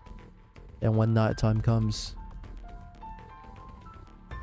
a ceasefire will resound across all Kazdel. I have faith that we will all succeed. He's lying. Yeah. Wonderful organization, Doctor. Just some big talk meant to boost morale. I'm sure Kelsey and our experienced fighter can see right through it. Babel is going to take heavy losses. It's not quite Teresa's style, allowing so many flaws to go exposed. But I trust you, Doctor. I believe that with this price we must pay, we can take back Kazdel. Teresa is going to fight for the power he most craved in Londinium. If our assumptions are correct, once he tears apart the Empire, he will set his sights back on the city. Is there no room for 2 Kazdels on this great land? Perhaps there is, but if we were to split our combined strength in 2, then we would not be able to resist the next invasion of our enemies. Moreover, while the city can always be rebuilt, what the Sarkaz have been truly failed to do for millennia is to unify. Even the military commission failed to gather together all the surviving factions of the royal court. Are you wondering if things would be different if it was Theresis who wore the crown? No, they wouldn't. The Sarkaz who come rushing into the city, escaping from wars and trying to feed themselves, would still band together and fight their king. To band together, such a simple and yet unimaginable way to put it. Indeed, according to Kelsey's rough calculations, the population of Sarkaz currently living in Kazdel only constitutes 30 to 40% of all Sarkaz across Terra. A unification under the banner of hate will be effective yet short-lived. A unification under peace allows us to discuss development in our future. It is not that Terraces or the Sarkaz does not understand all this. It's just that the war broke out anyway. Even if we take Kazdel back, Doctor, perhaps this war will still go on. Maybe it will do for now. After our victory, I'd like you to take a look around the city. It is my home, and the home of many Babel members. It is also Kelsey's home. You have fought for Babel for so long, yet you never set foot in the homeland of our memories. I haven't been a very good host in this deal of ours, have I, Doctor? See how the Soul Furnace brings light and heat to Kazdel, the city built on our pain, and you might see why we are so greedy in our desire for a peaceful tomorrow. I will. The fucking toilet man lies. Outskirts of an abandoned town, Castel. Are things in town, Otto? We're still pursuing the remaining mercenaries. They're pretty much all holed up inside some abandoned buildings. I'm afraid it'll take a while to root them all out. So actually, Ada is quite old, honestly. Considering that he's already a teenager by the time this shit fucking went up. You know? It's like by the time we came around, like as the amnesia doctor, like this dude is like experienced. Like experienced fighter. He's OP. Being able to survive that many fights. What the fuck? Why am I bleeding? Why do I have a random cut? What the hell? Hold on, give me a second. I need to go wash my hand. BRB. Hands running anyways. BRB.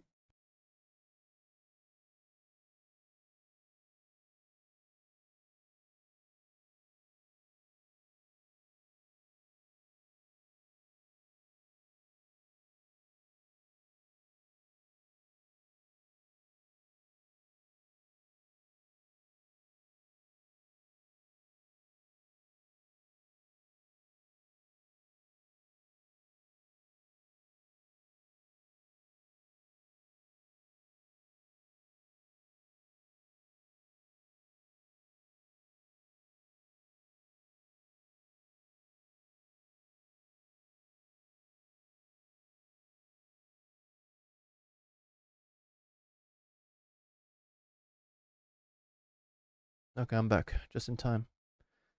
Just in time for the ads to end. Wait, where's the music? Did it like run out? Man. I'm afraid it'll take a while to root them all out. Don't be reckless. Pay attention to the time and don't forget what the doctor said. Our objective is to clear the flanks. Then regroup on the battlefront ASAP. I know, if not for the doctor's contingency plan, we most likely would have been gotten by the ambush of theirs. There's something strange about this. It's clear that this town is right in the path of catastrophe, so why would this gang of mercs risk ambushing us here? I'm still investigating that myself.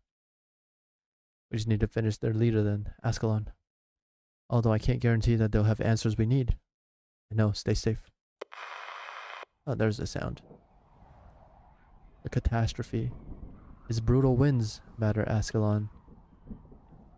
Faint blasts from the horizon distract her, as though they are reminding her. We are destined to walk along this path. It's you. Holy shit, Scar Eye. Long time no see. You've grown, Ascalon. You really have toughened yourself up on the battlefield over the last few years. I assumed you would have joined that man in huddling behind Landamon's walls like a coward. Me? Follow the regent?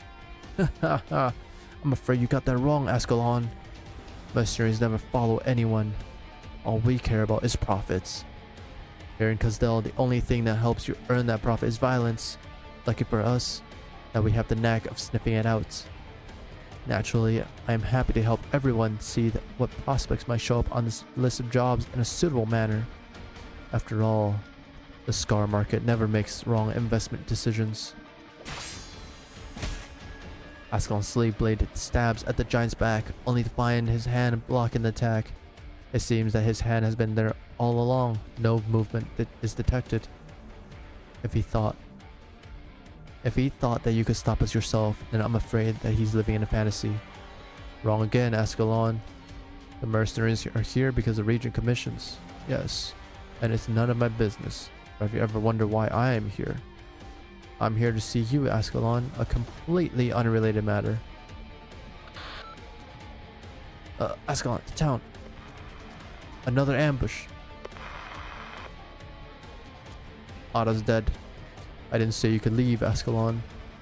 The moment those people stepped into the town, their fates were sealed. You can't save them. Used to remember the first time we met. We're already at the confluence of fates. Here, I see a rather abrupt ending. I've always wondered, could I change the ending? Perhaps I could dredge up a stone from a rough rapids of destiny and place it wherever I want to see what ripples would arise that should not exist in the first place. But the Cyclopses control prophecy. Get lost or die.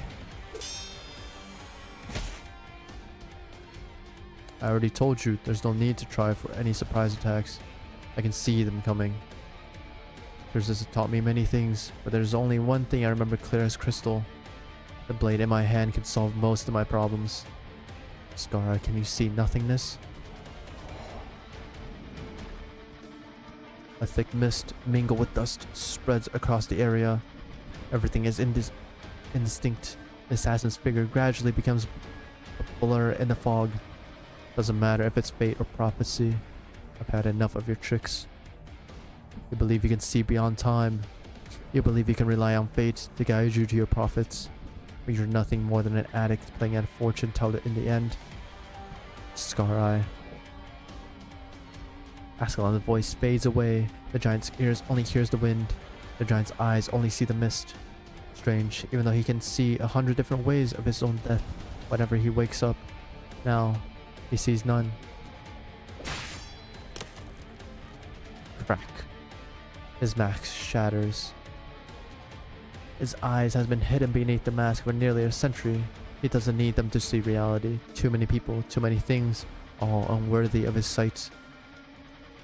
And as the evening light rushes into the cracks of his mask, seeping into his excited, dilated pupils, you see your death now? No, he sees a precipice. The rapid waters of confluence of fate are flowing over it. Before we continue to fight, Ascalon, allow me to give you a prophecy free of charge. A story. Hok no Jutsu. Oh shit, we're fighting. Im. 太陽の位置がちょうどいいね。潜伏地点に向かうよ。バット。Deathveil Assassin. Invisibility, high physical, and art style, but bad against stabilizer change. Can pass through blocking units at low HP. These guys. I remember.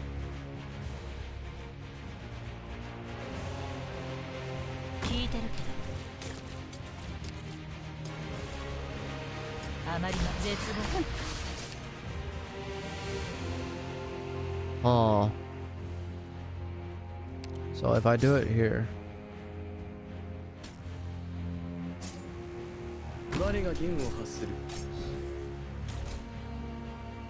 Amai, you know you want to pass through that shit, that.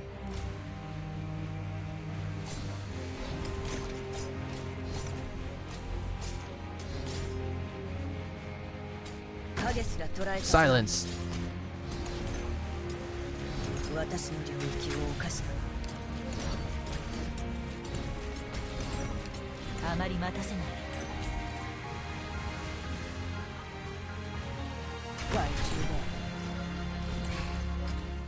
No, don't die, Logos. No, don't die. Don't fucking die. Don't you dare fucking die.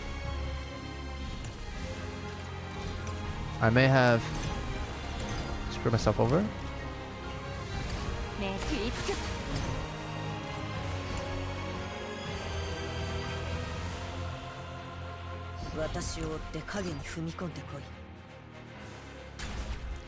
Monster, 座標についた。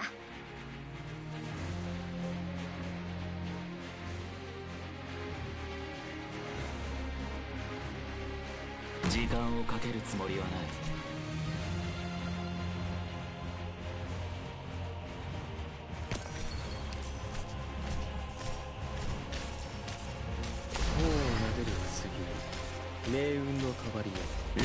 Let's go. What the fuck? They just fucking charge? Hello? No. How about that?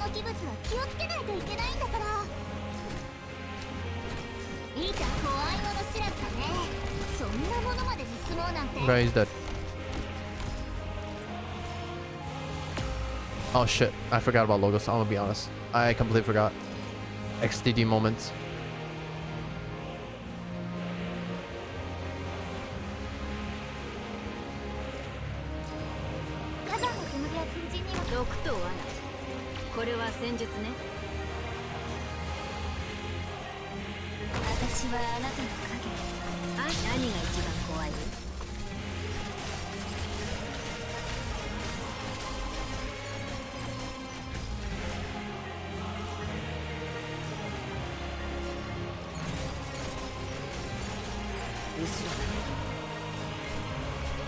Where is this guy gonna go?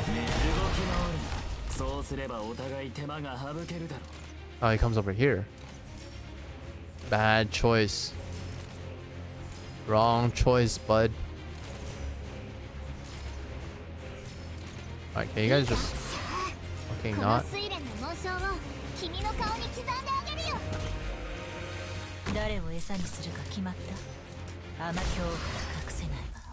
Okay, now, dude. Fucking what? Just charge straight in? You kidding me? Someplace in the wilderness, cause they'll...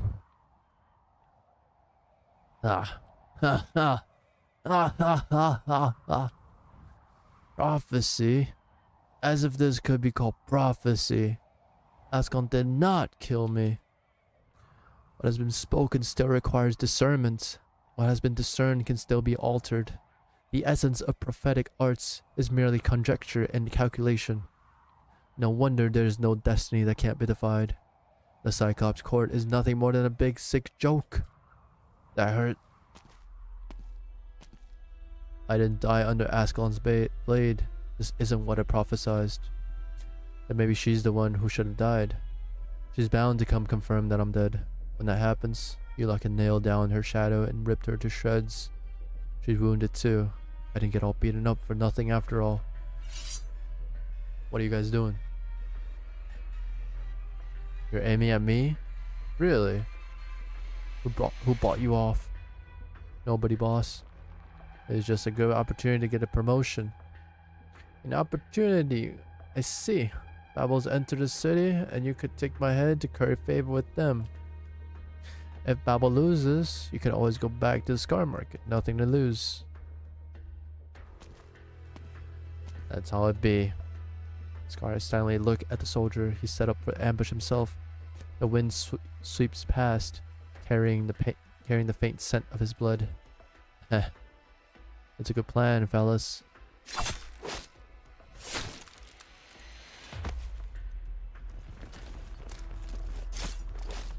And he's dead. Fate did not kill him. He made it. He had reversed a prophecy. And then he died atop a stage of his own making.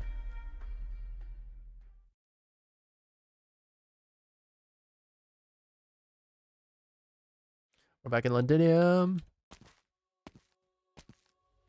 The huge palace complex situated in the center of Londinium is always too quiet. There's disdains the apathetic nobles who live within. He only respects those who put their lives on the line to fight a way out and come up to him, even if the swords that they raise are pointed at Terraces himself. Showing mercy to your enemy will only result in your own death, Manfred. Do not repeat that mistake again. Forgive me, General, I thought. Focus on the enemy. It seems these traitors have been sharpening their blades for this ambush for a while now. They have stirred the hearts of the Victorians. We are the only one who can extinguish this rebellion now. By the time he murmurs his covert orders, a group of silent figures are already appearing on the chaotic battlefield, like a passing gale, rattling the raindrops in a storm. It's these guys. Stand back. We'll handle these guys. Julie, you and the rest keep going. Got it. Don't even think about getting close to the general. No need to rush, it'll be your turn soon. I am the general's guard, Captain Assassin. And you're gonna want to hold your sword tight. An inconspicuous arc sweeps past Julie's eyes. A chill runs through her spine, her body stiffens. She thinks of the day she saw Her Highness enter Scar Market. At the time, she did not even dare to raise her sword. Enough, Manfred. General, they have come to me in search of an honorable death, not mercy. They are using their lives to show me the future as they see it. You are in a race. She is facing countless threats in Kazdel, just as we are here. Such a race only ends with my life or hers. I will give you a chance. Come, Deathmongers. Kill me.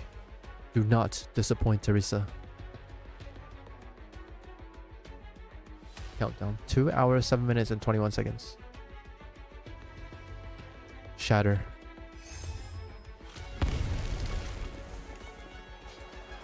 The gates have fallen. They're about to come through.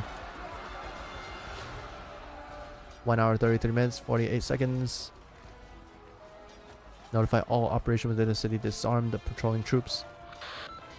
The defenses in the city are weak. It's pretty much just the military commission's defensive forces. We'll strike at them before they can regroup. Move fast. Even if both sides are trying to prevent a battle from spreading into the city, this is still rather irregular. Send all our intelligence back to the doctor. All operating teams, quicken your pace and stay vigilant at all times. Take down the military commission's flag in the plaza and tune our radio into all frequencies in the city.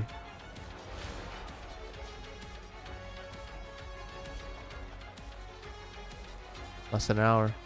Prepare for the landship's connection. Want to let Her Highness and the others enter the region that we control ASAP. Also contact Ascalon's team and tell them to rendezvous quickly. 3 teams have already completed their deployments ahead of schedule. Where to next, Dr. Kelsey? The former site of Babel. Babel's flag has not been raised there for many years. Kelsey walks along the street. She's still familiar with the route to Babel's offices. The Sarkas on the street quietly move about, climbing as high as they can on the surrounding buildings, gazing at the same ruins within the city.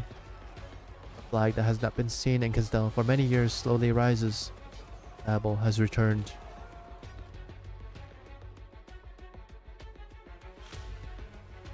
Lantra's latest report says we managed to completely clear 5 main roads. If everything goes according to plan, Kelsey should have seen the fires of the Soul Furnace by now. Kazdel defenses are all but crippled, Doctor. We can board the city now. Good. But the military commission will not give up on Kazdel. If we want complete control of the city, we still need a bit more time. By then, we might not be able to completely avert the destruction of Kazdel's center city. Wait.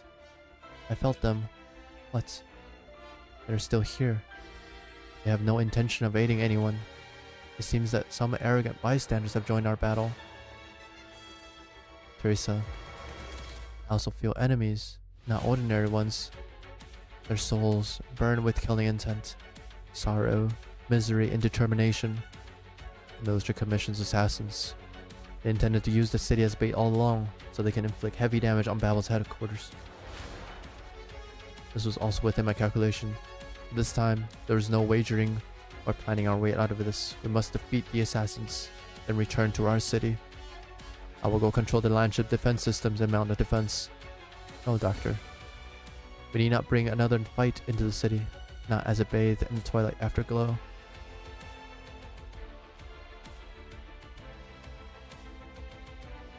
"22 minutes. Closure, have you made contact with the landship?" Still no response. I'm still overriding the city's broadcast power settings and trying to expand its range. Maybe the landship's comms have a temporary malfunction. I'm doing my best to bring it back online.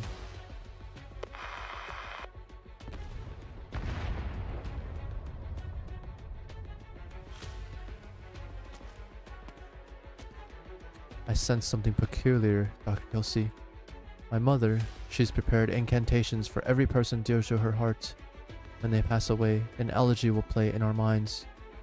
I'm still in good health at present, but Kelsey suddenly feels her blood run cold.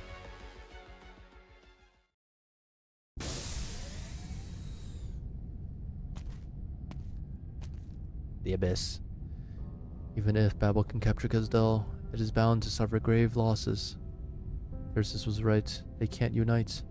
The division of the Sarkaz will be a new norm. Even given a long time, the Sarkas are unable to go from a weak community to a world leader. More importantly, I pointed out another path to Terraces. His plans in Londinium will have greater chance of success if the Sarkas corrupt the land with Originium and destroy their enemies. Isn't this a good thing? Such a determined race is now our followers. They will become the first brilliant bloodstain on the curtain of Originium as it spreads. That's right, we have no need to destroy them. No need to kill her. I should use the Civilite Eterna. I should try to guide its hidden functions, and then I won't need to. Searching internal array, administrator permissions found. Dun-dun-dun-dun-dun. Verified, valid permissions. Welcome, Doctor. Entering ship-wide defense systems. Please confirm subsequent operation. Should I really let Babel continue their action at this point? Am I really going to renounce the sacrifices of billions of our people in the distant past? Renounce their flesh and blood, ballads and songs? Renounce the sparks that they have waited for 10,000 years? Renounce the Originium project, all for a race who doesn't even know what the barrier is? If, for the sake of Terra, Originium is stopped, if Teresa truly succeeds, then what have we been waiting for during the 10,000 years? Teresa and the race of Terra, do they really not have even the slightest chance of success? They do not. How could I be so naive as to believe that? They are disunited, narrow-minded, undeveloped, an accident of life, a fortunate survival, that's all. All lives have the right to believe in their own hopes. But we have no time left. It is right in front of us.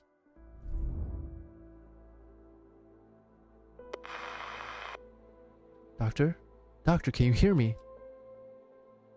There's some peculiarities in the doctor's emotions. Intense and shadowed. Doctor, what exactly? Look. There is the fiery light from the torn apart portal, like a smoldering gash across the sky. Only after centuries will it dissipate into nothingness. The stars are leaving from where we stand, like leaves trembling in the night. Yet that ship from Talos 2 still arrived at these rubble-strewn ruins.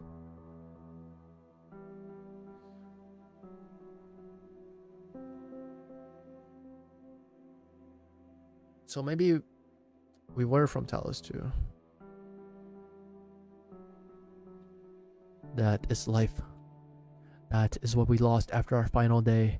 That is the ancient ode to dispel any darkness. To this day, we still do not understand how life appeared in this vast sea of stars. But I think we should sing the praises of all that lives, and sing our own praises as well. Originium is our song, the melody we offer to those who come after. Meddling with the evolution of civilization is arrogance, but I had no other choice. I have reneged on my promise. I have betrayed it. She who waited within time itself. This is Oracle speaking. It is because of love I felt. Love for life. Love for existence. Love is eternally pure. It leaves me unthinking. Kelsey, learn to love. Learn to believe. You have to think. Go and lead. Go and face the rolling stones that fall down the hills, screaming as they go. But in the end, I believe that you can learn to love. It is eternally pure. It is the child of every breathing creature. It is our nature. So he did give Kelsey, the name of Kelsey before, right? Go, Kelsey. Go see your surroundings, then see what lies by the most distant of mountains. Go seek what forms existence takes. I must go back. She had once taught me everything, once explored everything with fervor, but she has changed. She will not give me much time to act of my own accord. May we meet again. Next time, we will meet again, Kelsey. Kelsey, I do not have much time left. Search for traces of life. Search for hope and a future. Kelsey, go find your own answer. Find yourself. So that is a name that Kelsey got before she was a human. Are you sure you want to disable the ship-wide defense system?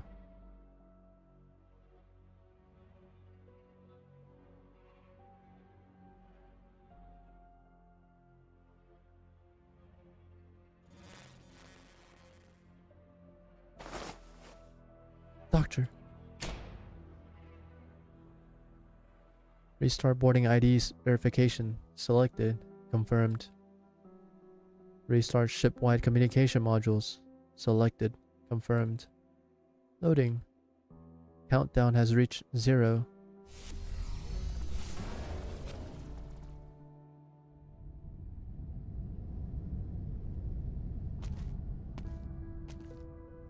The fluorescence of the control panel reflects off the doctor's mask. As the screen shuts down, the face beneath the mask is shrouded in darkness again. How would you describe those who would pay any price to defend their people? Some would call them heroes. Some would call them legends. But such titles best take roots in times of widespread war. As a short era of peace begins, in the space of a night, those living legends will all be relegated to the land of stories and tales.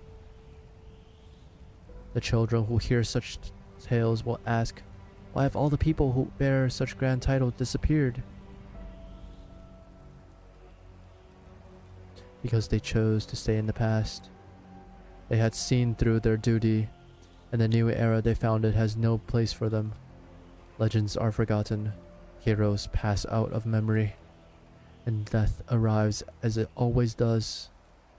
None can escape it. Duty spurs a hero to write an answer with death, to tread a muddy road. That is our fate.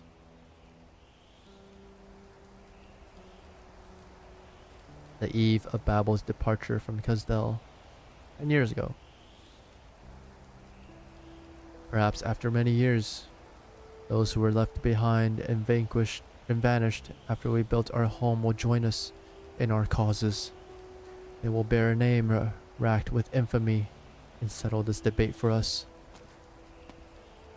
Perhaps the twins stand shoulder to shoulder.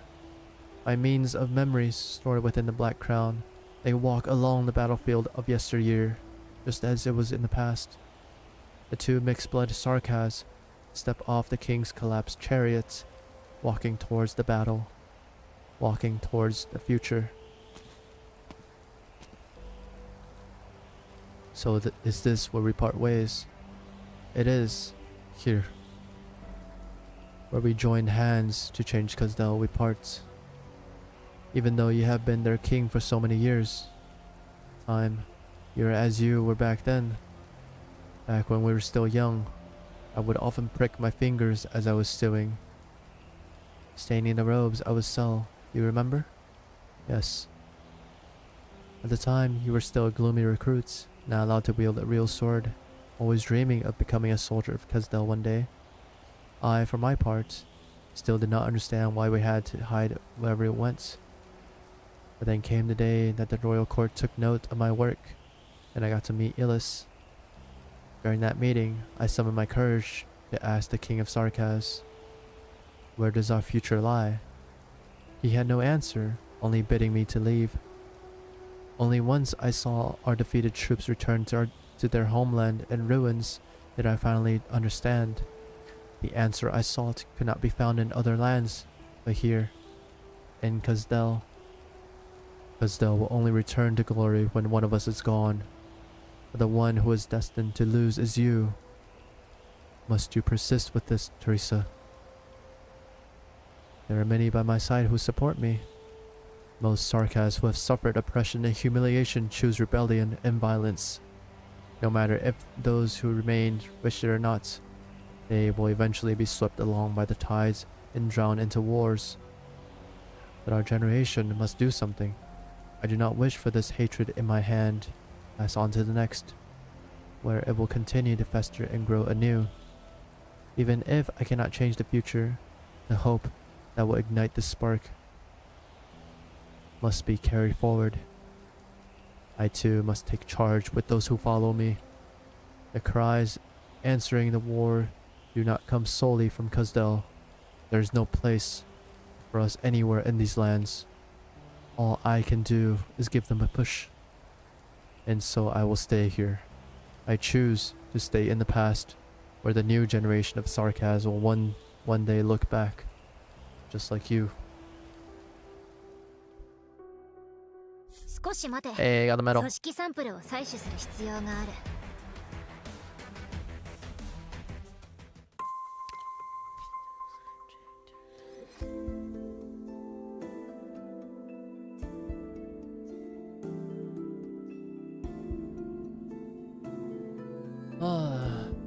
Token, so I'm just going off memory now. You can correct me. The predecessors, Doctor's race of people are alien to the world of Terra and arrived there's some 10k years before the events of 8k. They displaced the original people of Terra, who were the T-Kaz, having built some colonies and research installation on Terra, some of which are ruins we see in some of the events. Doc did go to Talos 2 to bring other life forms to Terra, I think, in the act of preservation from the threat that wipe his people. If you're implying the separation between Oracle and Doctor, Oracle whose people cause the much of the suffering that Terra faces now, seeing the people of Terra as farm way above, and Doctor who sees Terra as home and wants to help that many people as they can, you can see the Doctor as native to Terra that way. I see where she's coming from, but where was I? Was it 6?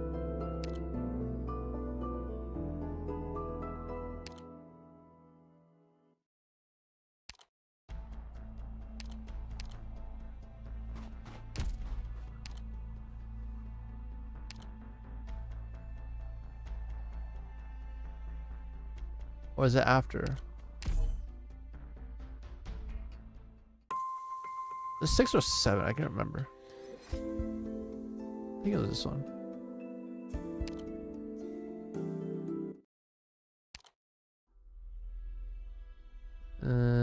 No, not 7. Maybe it's before.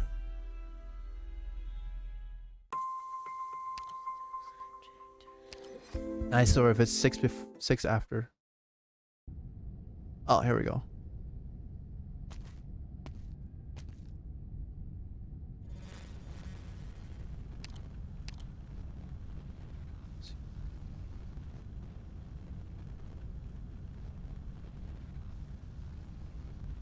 Okay.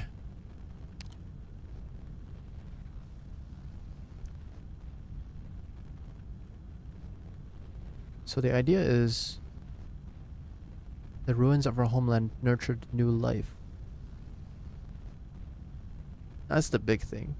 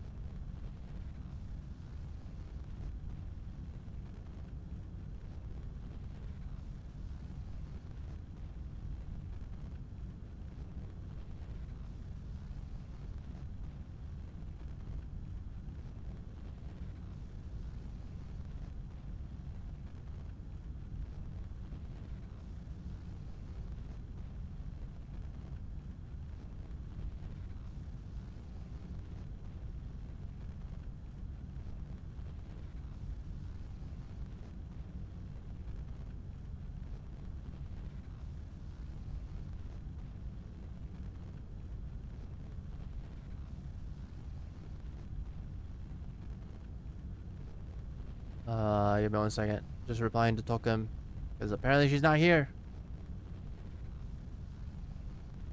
Just kidding, just kidding. Bruce is...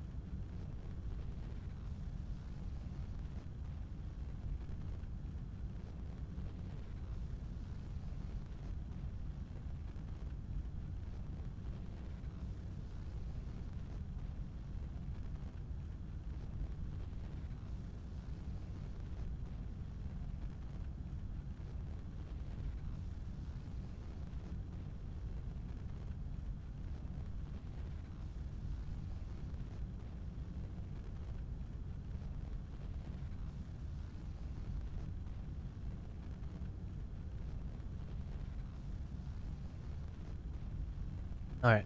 That's all I wanted to do.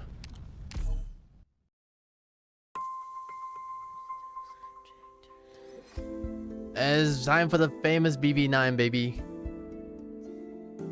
It's time. I'm not fucking ready, dude. I'm not ready.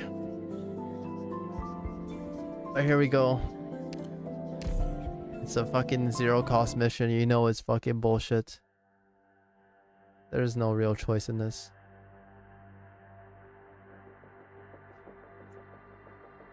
You see, like, knowing what happened, like, on one hand, right,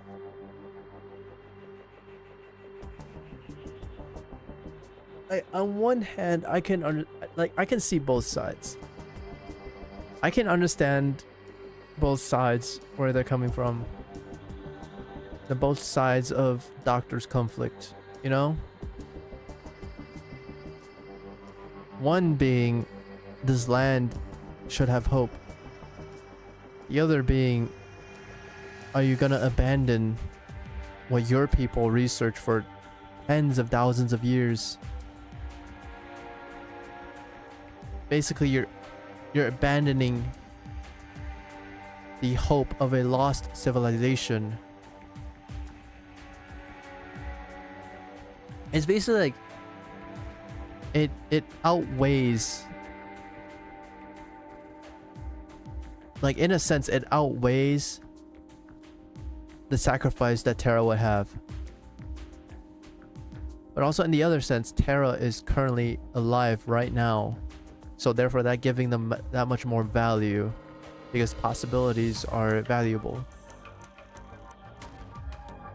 Like, I can understand why people don't like the decision that Doctor made, but I also think that it was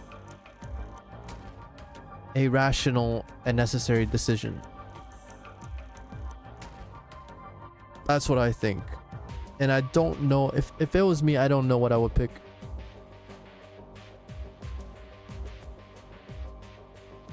Like, yeah, you like, it's a civilization that hasn't even fucking seen the barrier yet at this era, which later on Kristen goes on to shatter. But they couldn't even see beyond the twin moons. Like, they don't even know. Like, there's so much they don't know. Like, it's literally, like, compared to what Doctor's civilization had, this civilization is not even in their infancy. So, like, are you really gonna risk all that? Risk all that you've worked for? You, not just you, you and your people have worked for. Your entire civilization has worked for. For these, in a bad way to say it, it's just these barbarians, right? That you barely met, that you don't even know, right? So I can see why he made the decision, and I can see why that it was necessary.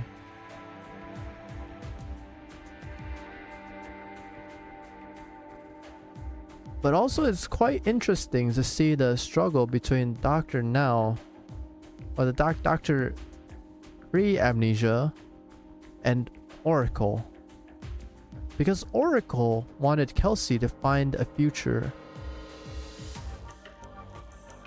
Wanted Kelsey to find an answer for herself. So at the core, the Doctor, the Oracle, is a kind and compassionate,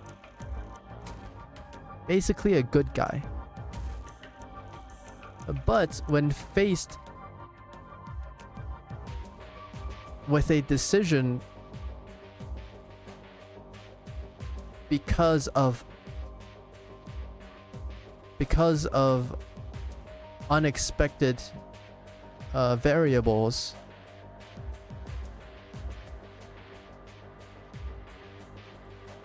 he chose to pick the rational decision. I think that's how I would say it. That is how I would say it. And I can understand picking either choice because I don't think there is a wrong answer or a right one. I don't think there is one.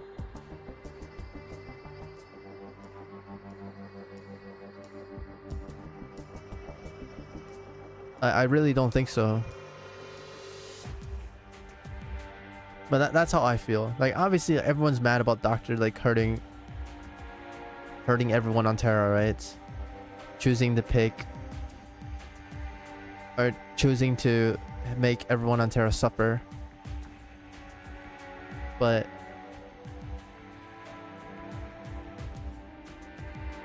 or no, what he made, which is Originium, made everyone on Terra suffer, but that wasn't really his. I mean, it is his fault, but he didn't envision that to begin with. That wasn't the expected outcome. So, and then everyone's mad about Doctor hurting their favorite wife, which I also agree. But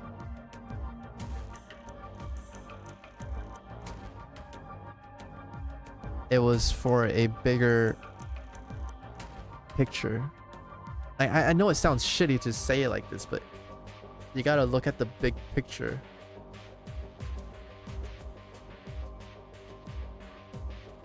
I don't know. I mean, obviously the story of Arknights continue after this, so one could say that it is necessary, right? But we don't know if there was other options. Like if it was worth taking other options. Like how we don't know the alternate universes. We don't know the parallel universes that what if Teresa hasn't died? What if Teresa didn't die? You know? So I don't know. I don't know. I am happy that they chose this path. For me personally. But that is me personally. Because I enjoy a tragic heroine, you know? It's like Alicia from Honkai. I mean, obviously here you have Teresa from AK. There's some others, I can't remember. But that's how I feel. Anyways, outside Rhode Island of Babel, these guys show up. Babel is defenseless, as the regent said. Keep quiet, stay alert. Stick to the original route and find the king. A route and B route, stand by. Their main force is not on the ship. They will need time to call for support. Babel's guards still haven't noticed us. His Highness was right. There is someone higher up in the enemy chain of command helping us. All units enter the ship. Enter the ship. We settle this quickly. Avoid anything unexpected. Man, W's about to fucking turn this place upside down. Holy shit. 10 minutes ago, Amiya was roused by a strange sound. Babel is continually being maintained and renovated. It has already seen massive changes compared to when she first arrived at her new home. Maybe Closure is busy fixing things again. The doctor left Amiya many picture books in her room, which with illustrated stories she had never heard of it before. Her favorite is one that tells of someone who falls from the sky riding a fantastical vehicle and the many adventure that comes of it. That sounds oddly familiar. Anyways, but she is not fond of the ending. The hero repairs the vehicle and has to return to the sky, saying goodbye to the children on the ground. I really don't like all this noise. The doctor still isn't here. Teresa. I need to go find Teresa.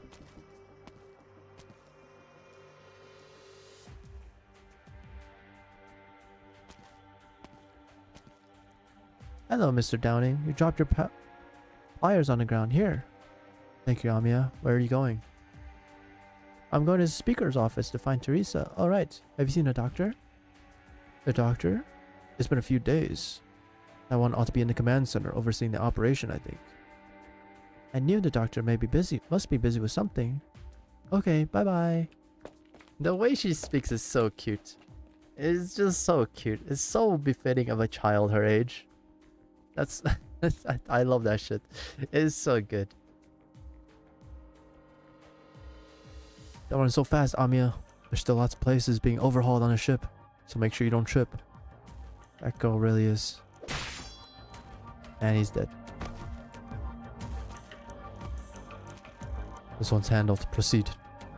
Our men on the inside are already on standby at every ambush spot. We can begin a coordinated assault at any time. If you see anyone, don't hesitate. Those left on the ship are no threat.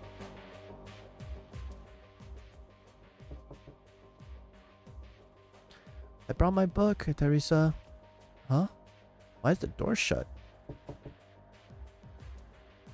Teresa, it's me. Are you in there? It's me. Closure once taught me another way to open a door. Hehe. It's open. Hello? Teresa? What are you doing here, Amiya? I heard some loud noises that sounded really close. I got a little scared. We can go home soon. You look tired. Would you like to stay with me while I work? Is this a storybook? Well, I see. Or, I see. Well, as long as it's for you, I think I can take a short break. The doctor and Dr. Kelsey won't mind. Thank you, Teresa. Alright, come sit over here. Once we finish this story, I'll take you to my homeland to play. So, where did we leave off last time? Oh no, Teresa's just accepting her fate. She's either accepting it, or she's still putting faith in the doctor. Probably the second part. Nesalim, stand back, Duckareel. You're covered in the blood of the mediocre. Merely some errors making ridiculous comments on the situation. Nobody should be making light of that pairs of siblings' lives or death at this moment. It is a grave disrespect. Should you not be retreating and defending the inner city right now, Nesalim? That has nothing to do with the war I am waiting for. Persis has asked you to come and ensure her death. This is not you being contemptuous of those siblings yourself. The Regent would not stoop to such methods. I am only here to witness the end of this war and the beginning of another. If the King of Sarkaz is struck down, I will bear the deathly pall of this moment. On behalf of the King, I will witness the victory I grasp from the abyss. So, you still feel sorrow, as do you.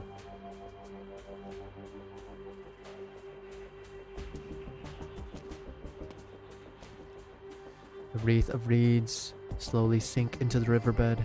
The gloomy mists have not dispersed for days. Aphino, are you still by her side? For whom does the elegy ring out?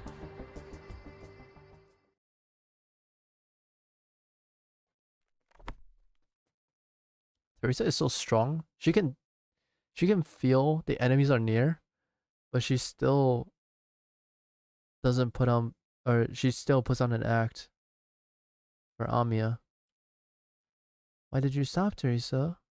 We just got to the important part of the story. I thought I'd leave a little suspense for you, Amiya. Would you mind if I used another, more comfortable way to tell you the story? But, okay. Watch out, Amiya. A bubble? Huh? This is...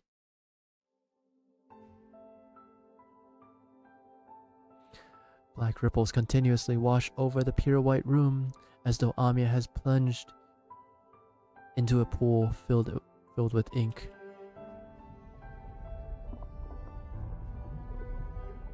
The black bubbles are cut off all sound, just as they obscure Amiya's sight. Beyond the bubbles, Teresa's figure became more and more indistinct, retreating further into the distance. Teresa... Stay inside for now, Amia. Sleep well. You will be safe by my side.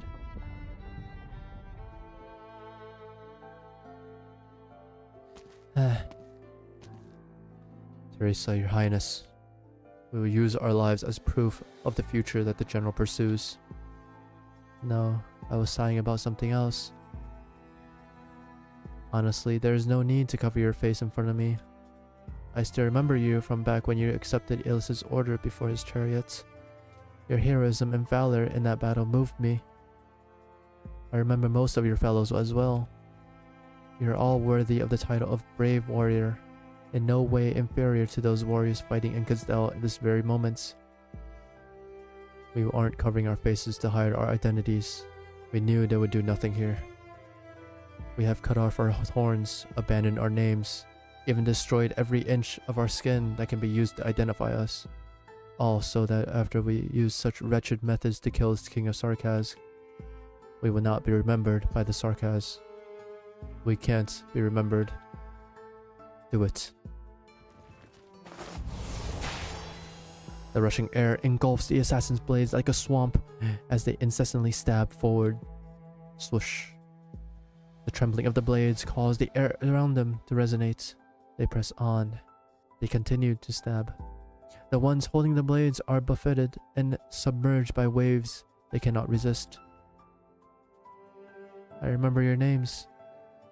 I remember you, Luca. You held back a steam knight on your own. Holy shit, Giga Chat, what the fuck?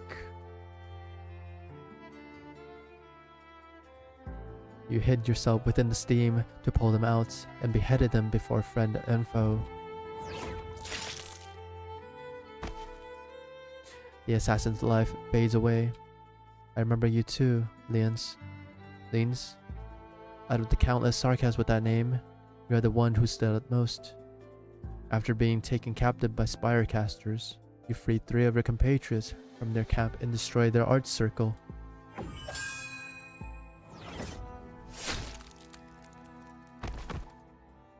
Another death, and yet it cannot stop them from approaching Teresa.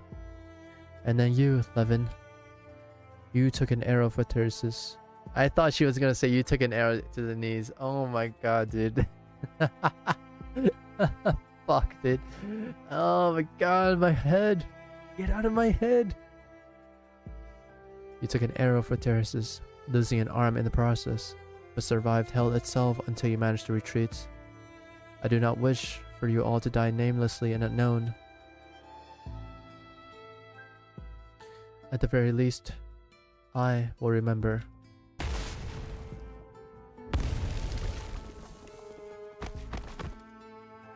More and more corpses pile up by her side, while the room she has left to stand is whittled away, little by little.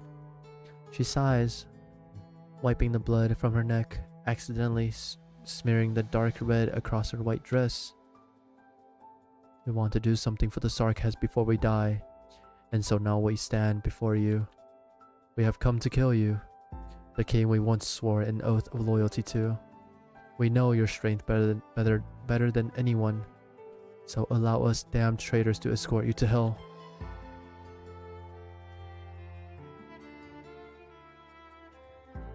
Am I the only one that feels like the whole Sarkaz thing is so sick? Like, so cool.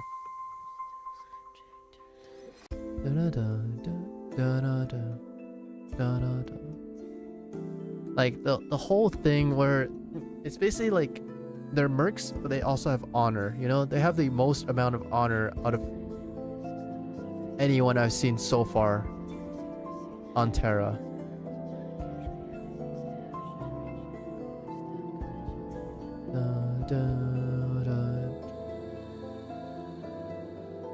Like, they can be enemies.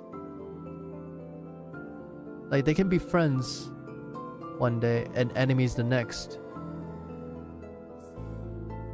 but still respect and help their enemy. Well, Casimir's Knights had lots of honor. until capitalism came in. Yeah, but like, I personally haven't read the Casimir stories, so from what I've seen, like obviously they have honor, but that's like the knight honor, you know? Like I'm talking about like honor like to your enemies. Like that is something I find really human of sarcasm. Like it feels really like it's such an important part of their identity. Like I remember when I mean even now and before, where like everyone respects their king, respects Teresa and Teresa's, no matter what, no matter which side they're on, they respect them. They will bow before them, no matter what. And like, even when, who was the one that, was it Hoarder? No, who was the one that, someone killed Scout, right? I remember in the anime, was it Hoarder? Like every time, it's because they are super religious and it's a unique trait that they have. Yeah, similar to Sancta empathy. I mean, yeah. Because all sarcasms share one fate, right? Basically, all they are the most. They have the most history because of their connection with Originium in Civila Eterna and the assimilated universe, and also the Revenants as well. Like every sarcasm has respect for the mercenary and the dead. No matter what side they're on. Now some less than others, obviously, right? But that's a part I really enjoy. Oh shit, we got ads starting soon. Alright, I'll continue to yap for 3 minutes before we do this stage. I'll continue to yap.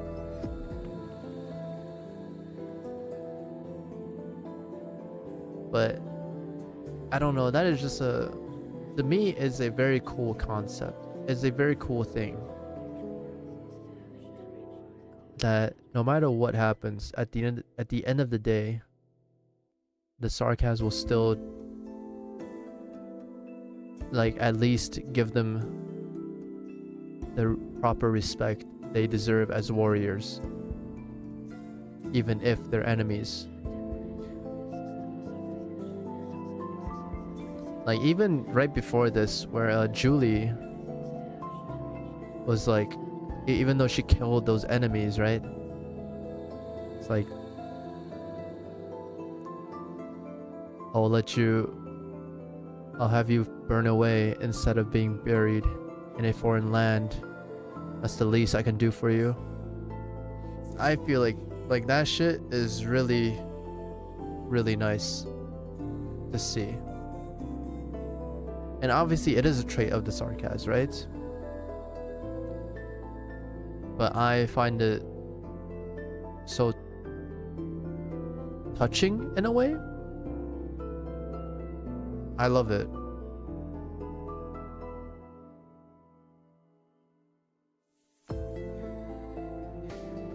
I'm trying to think, was there anyone else? Like they can respect a great warrior no matter what. They can respect a person with accomplishments no matter what. They're like what a military should be, honestly. Respect the rank, not the people. No matter how bad someone gets, they can respect what they've done and what strength they have.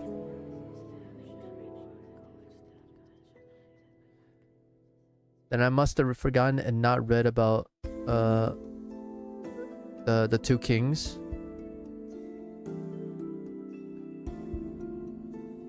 I don't think I read too deeply about the two kings.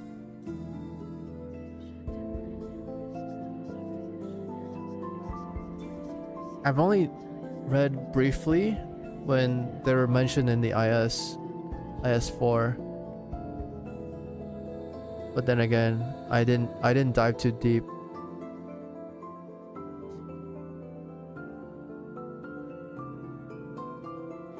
But I think I also thought that was really cool. But I also think... Actually, I didn't have much thoughts on it. I just thought, oh, that's cool. Because it reminded me of how in Fate Zero, the writer basically had an army of the people of his people, right? No matter past or future. That's what it reminded me of.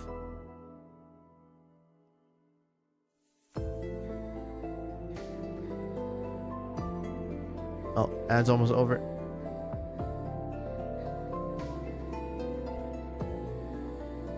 Like I said, I haven't read any of the Casimir's stuff. And I briefly read the Kagan Khans, the two kings stuck in eternal war. Alright, ad's over. Let's go. Teresa, what happened? It's okay, Amiya. I'm here. I'll take care of things.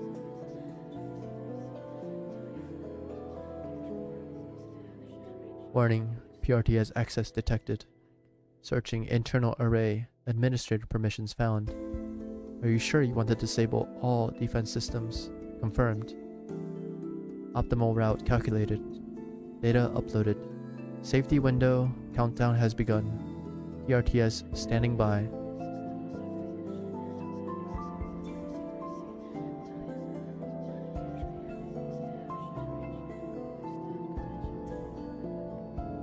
Is this your final decision, Doctor? My kin, I honor your resolve to die for your goal. See, like, this is so great. Unidentified targets detected. Activating alarm. Alarm cancelled by administrator. Optimal route loaded to command system. Tactical configuration complete. Safety window countdown has begun. Immediate action required.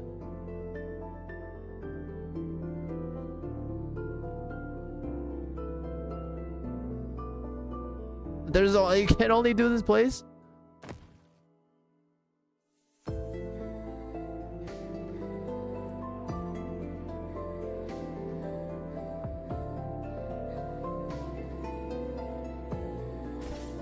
Wait, that knocks back? Wait, she only has 3.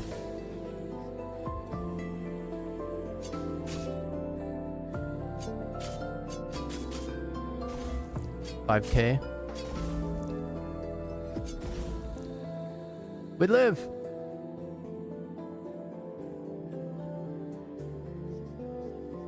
That recharge time.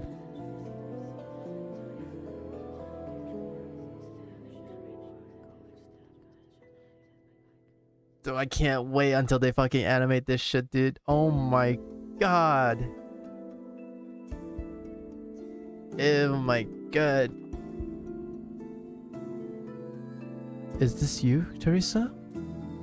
I'm wrapped in some invisible bubble. I can't see or hear anything.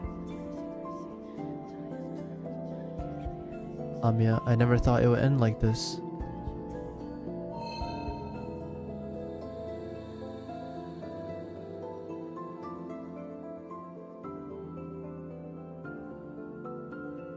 I personally hope they don't, especially when Yostar Picture is behind it. Why not? I think Yostar Picture does a pretty good job. Like, they do a more decent job than a lot of other animation studios. Fuck, dude. The Arknights, but the pacing was atrociously horrific. Yeah. It's just gonna be like literally like reading from a script, right? That's how it feels. It's like reading from a fucking light novel. Rather HG use their in-house studio instead. Do they have their own studio?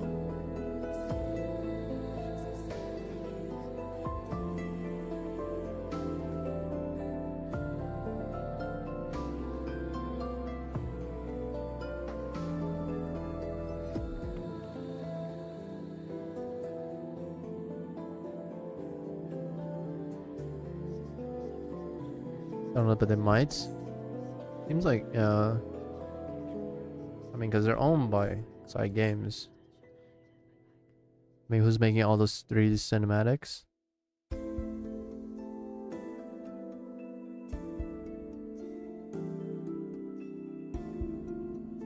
Who is making all the cinematics? Let's see.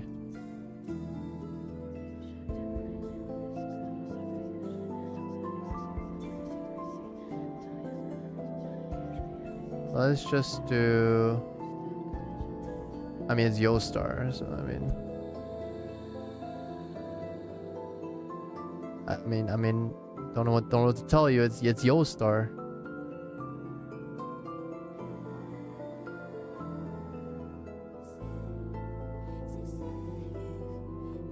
I mean, this is the W that recently came out like 10 months ago. I mean, it's Yostar. Scroll up. Scroll up.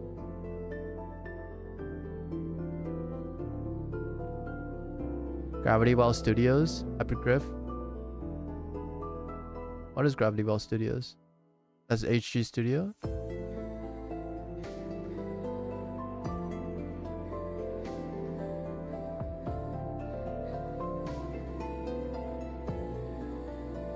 Gravity Well Studios.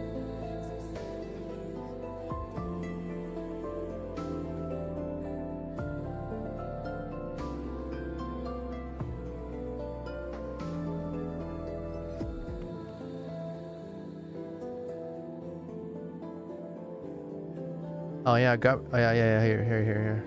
I found it. Here we go. Hypergriff. Where is Gravity Well? An in-house animation studio that produces various 2D and 3D animation for Hypergriff's games, as well as 2 animation series. Dane Llama and K's Daily Doodles. So maybe yeah.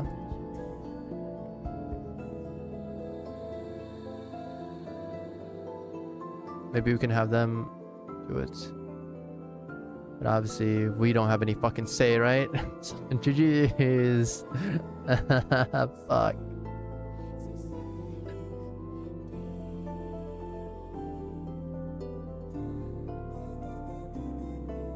Their 3D CGs are really good though, yeah.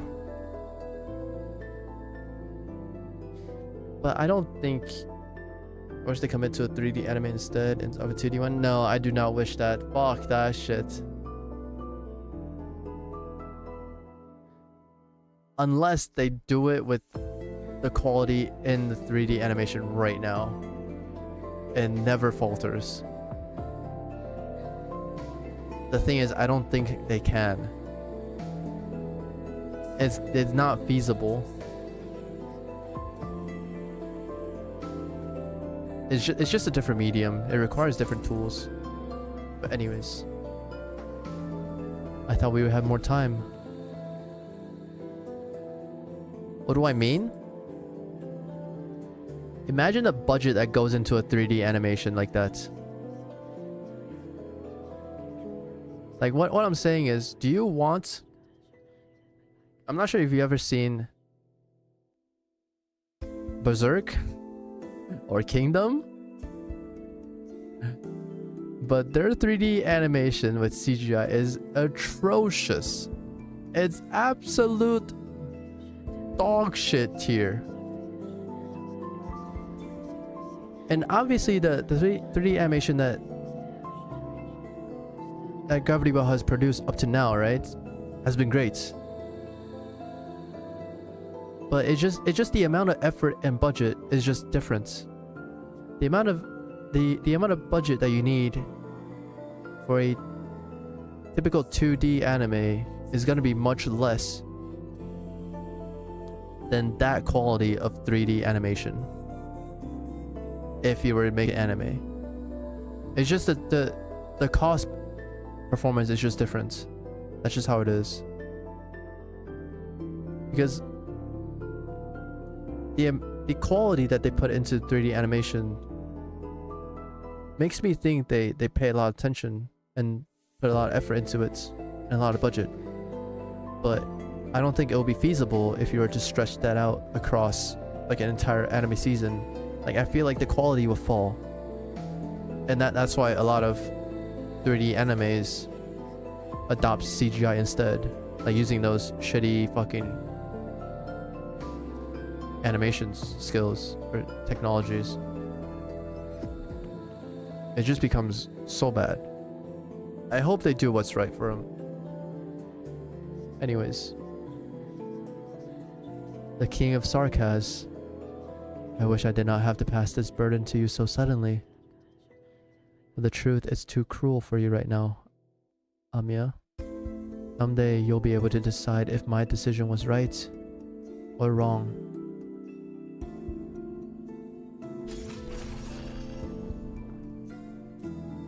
You wouldn't speculate based on other studios' works? I mean, there's an industry standard for a reason, you know?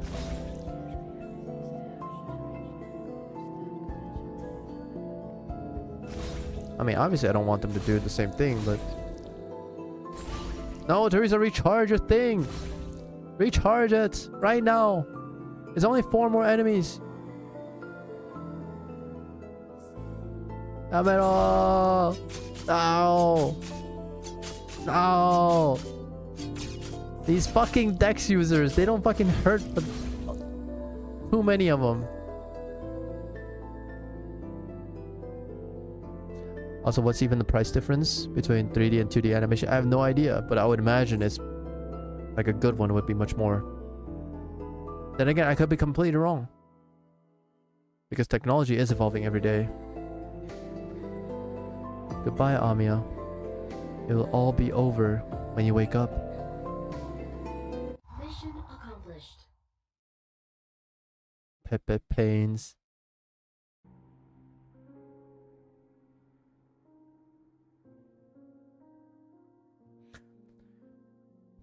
The last thing Amiya remembers is sleeping inside the black bubble. Teresa gently cradling the bubble wrapped around her, telling her a story that she has already heard many times before. It's the story about the crossing the river, right? Yeah, the little puppets crossing the river. Within the desert of despair live many terrible shadows, forever chasing after the little puppet who is seeking for hope. The black cloaked shadows with the echoes of the oldest despair and sadness. If they catch you, you'll never escape them. Within the desert, the little puppet met the king, who was covered in pure gold and precious gems. The king told the little puppet that if he went back the way he came, he will be given riches beyond measure. Despite the king pulling him back, the little puppet ignored the captivating gems and pressed onwards. But very soon, the black cloaked shadows caught him. They kept throwing themselves at him, over and over again, near endlessly. Bang. Bang. Bang. Someone did a fucking Wizard of S3. The puppet took out a long spear made of needle and some threads, fighting the shadows, until finally, after knocking aside the shadows' sharp talons, he managed to escape. He ran as fast as he could, until he reached a large river of tears. There was neither boat nor weeds, so all the little puppet could do was swim across. But as he soaked in the tears, he began to sink, until he touched the riverbed. He had failed. Was this how the story ended? Amiya could not believe. Maybe Teresa read it wrongly. She anxiously wished for Teresa to change the ending of the story. Teresa? Yes? Can we save the little puppet? You wish to save him? I do. I really, really do.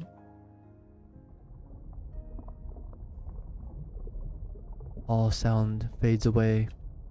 The bubble obstructing Amiya's sight disappears or dissipates. Teresa's figure becomes clearer and clearer.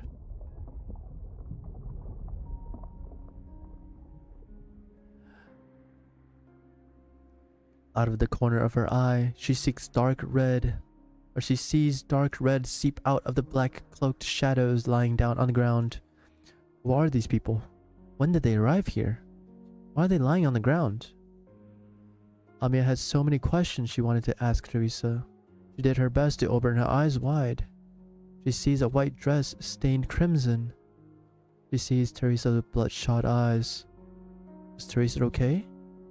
Amiya wants to ask Teresa about her injuries, but she could not make a sound. It's okay, Amiya.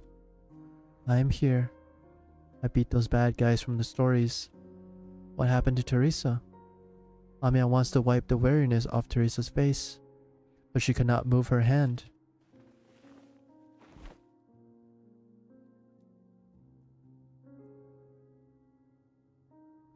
I'm sorry, I can't change the ending of the story, but you can, Amiya. You will walk along a difficult path, just like the little puppet who tried to cross the river of tears. All I can do to help you is bestow this crown of black upon you. For 10,000 years, the limitations imposed by history led my people to misuse this crown. It has been stained, it has been bound, but it should not have been so. If we are to break this curse, to break fate itself, I need your help. Do you want to rewrite the ending? Amiya wants to say I do, but she cannot utter a word. She anxiously nods her head, thinking that perhaps she could help Teresa by saying yes. Perhaps she could save her. Though there is not much strength left in me, it is enough for me to transfer its permission to you. I have sealed most of it away so that its boundless information does not overwhelm your mind. Forgive me, Amiya, for making you bear the weight of this crown. I thought that I could be there for you much, much longer, that I could watch you grow up, that I could stand with you when you bravely faced your parents' passing, that I could hear your answers, I could hear you answer my question yourself. Your answer as to whether or not you wish to follow in my footsteps. But there's not enough time left for us, Amiya. I now selfishly consign this weight that I bear onto you. I am sorry, child. Where'd that sword come from? What the fuck? That looks sick. Amiya tries to scream, but she cannot open her mouth, cannot move her limbs. A black blade seems to penetrate her chest. She ought to feel pain, but this blade leaves behind only warmth. A warmth brimming with hope. Amiya, it is hope and also pain. You will be confused. You will hesitate. But please, trust Dr. Kelsey. Trust that she will always stand by your side. She will help you dredge back up the secrets of survival. You can hear it, can't you? You can bear it, can't you, Amiya? You have always been a strong girl, one that never ceases to amaze me. I am so very tired. Thank you, Amiya, for the joy you have given me ever since the day we met. Now rest for a while. Sleep. Sleep in peaceful slumber. I will always be with you.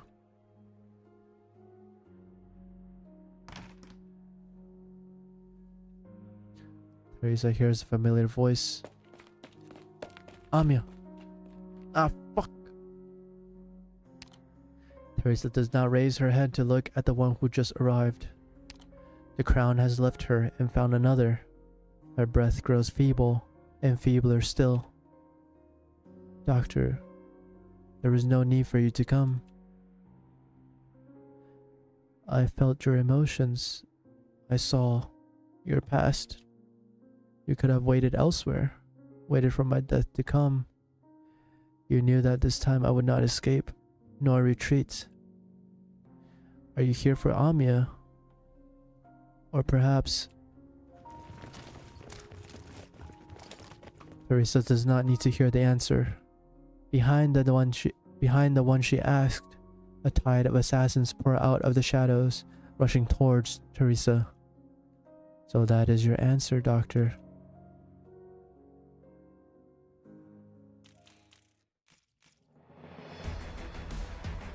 Fuck me, dude. Fuck this. I know what I said regarding Doctor's decision. I know what I said. Ah, fuck, dude. But understanding it doesn't mean I fucking like it. God damn it. Fucking hell, dude.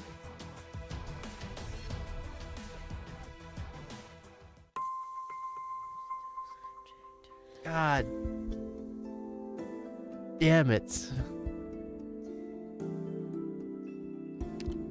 BB-10 Umbral Door deals arch damage to your nearby units every second while healing enemy units. When destroyed, Amiya loses a percentage of HP. How the fuck we're fighting Amiya now? Oh, is Amiya gonna go berserk?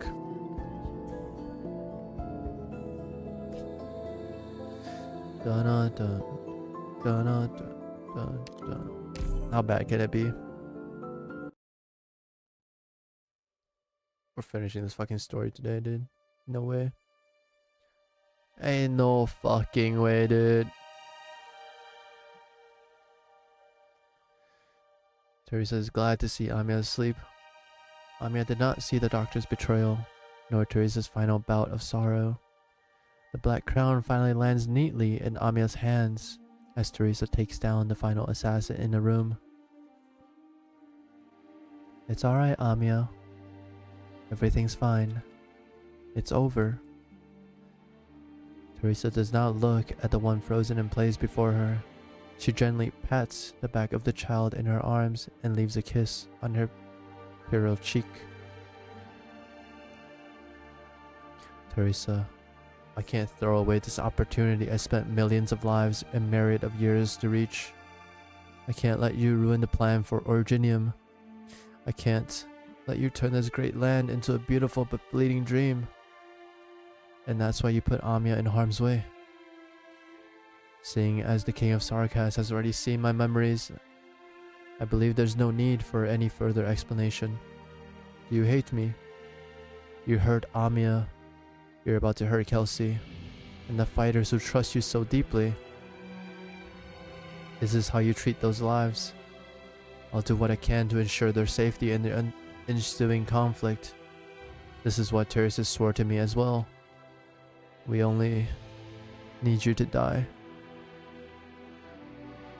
Doctor, did you present yourself before me out of guilt? Guilt is too light of a word compared to everything I've done. We made too many choices in a time that even Kelsey isn't familiar with. When Amiya grows up, if she remembers me, if she asks about me, will you tell her the truth of how I left her? No. I'll help them search for another way to live.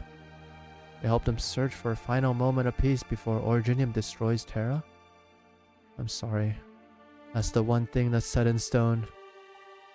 You know it's futile, and yet you still wish to cure Amiya's sickness. Even if her family and homeland will all turn into the same hunks of Originium in the not too distant future, along with anyone and anything you'll ever know. You still don't want the girl before your eyes to suffer. That's what you sincerely feel, your purest thoughts, your innate nature. And actually, I'm glad, Doctor. I'm glad you're real and true. The one who Kelsey willingly trusts, and in turn trusts us. You, the creator of Originium, Doctor. You are the poison that ruins everything, but also the antidote to it all. What? Teresa strains to stand up, stretching her arms towards the doctor, instilling in the latter an instinctive urge to retreat. The doctor tries to move, but fails. Sorrow far surpasses this collapsing rationality at this moment. Teresa touches the face beneath the mask. You're crying, doctor. Well, that's the kind of person you are. You know your own fragility. You know how much of a threat I pose to you even at a time like this. And yet, you still came here. So I still am willing to believe in you. To trust in who you really are. To trust in our doctor who brings the rain, dew, and sun.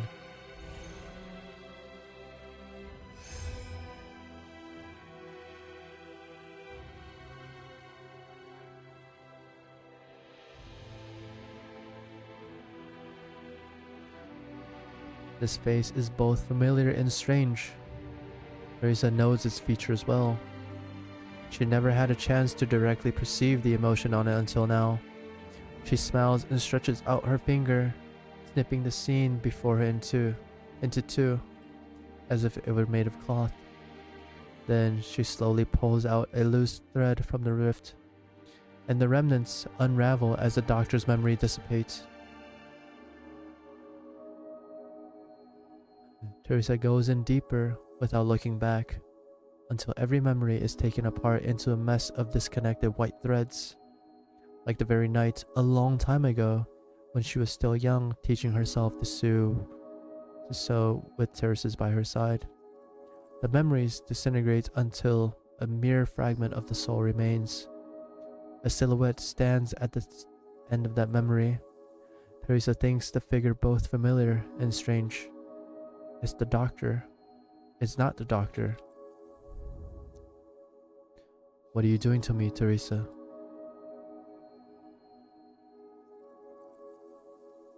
We're done here. But I suddenly feel like leaving you a surprise.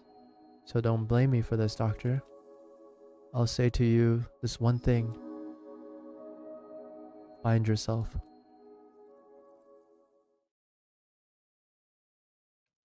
Wife. Goodbye, goodbye. My memories, they're fading. Sever the past and seek your true self, Dr. Amiya. I was right. The memories in that your mind. What the fucking bullshit?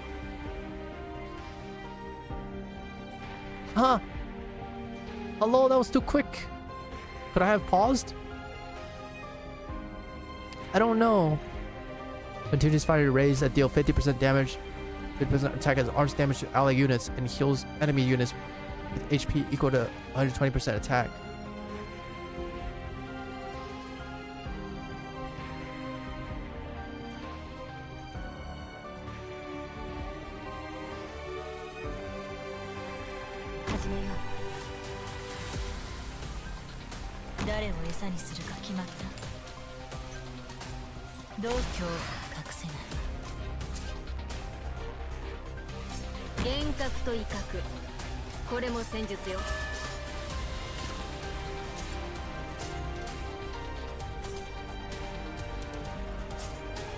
I'm fucking dead.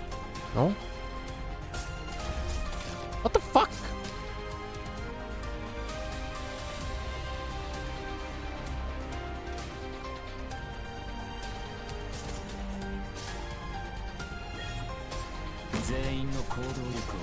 What the fuck is that? Is that fucking Ave Musica's fucking mechanic?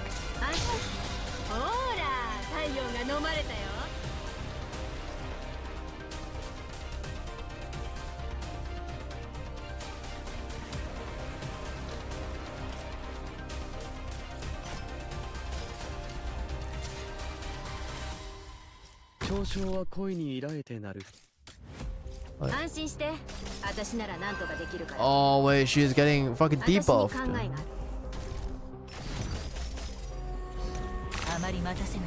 What the fuck? Rotate and changes direction on attack when Amiya activates Eternal Dust. Deals 10% of max HP as damage to Amiya when defeated. I need to kill this thing. How the fuck do I kill this thing? Oh, just kill it. XDD? 他は私が見る。よそに目を光らせる。命令を。オリジニウム No, Thorns, you bitch. Why'd you die? モンスター座標についた。私を追って影に踏み込む。通信に接続 Oh, 私の got it. 爪が Oh, 調子 nice. に Let's go. これで結構命をさらうしよう。溶けてしまえ。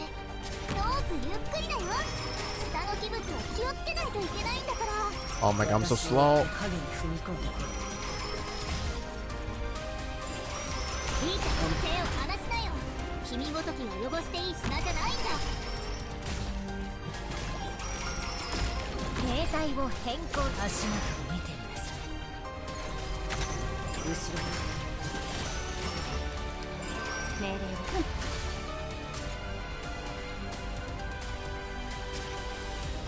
Does this count? じゃあ、あの人たち What は the ここ fuck? 死に目には姿を映した。最適な布陣を計算し終わった。準備完了。 Can't hit. Unluck, you know? What can you do?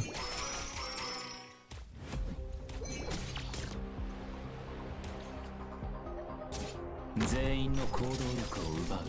それでいいだろう。あまり誰かに気づく前に。怖いもの知らずだね。そんなものまで盗もうなんて。分かってる。一線を越えたらどういう末路をたどるのか考えもしてないみたいね。分かった。目を凝らせ。これこそがイベリ。気ぃつく。了解した。私から逃げられると思っているの。分かってるわ。あまり待たせない。私の名は闇の奥底だ。もし墓嵐にあったら。 Come on, Thorns, you can do it. Kill it. もちろん Nice. 全力でボコボコ Now I にする need よ。 someone else to fucking deal with this shit.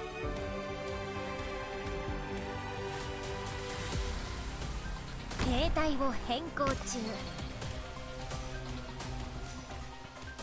使えば少しチクッとするかもしれない。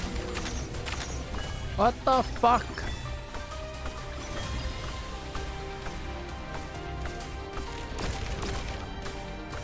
モンスター座標についた。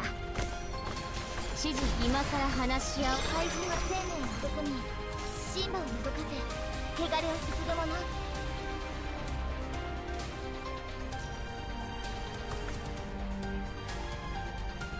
他は私が見る。よそに目を私の手に気を犯して。 And you start from this one, huh?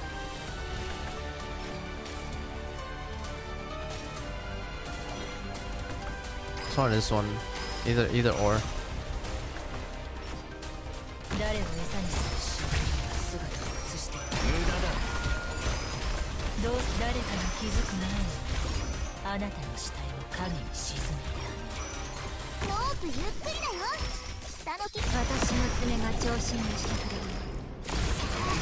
この睡蓮の紋章を君の顔に刻んであげるよ。 I mean, this is more of a cinematic than anything, right? Alright, come on, bro. いいか、発掘物の汚れ。携帯を変更中。 It's the last one. Maybe? Maybe there's one more.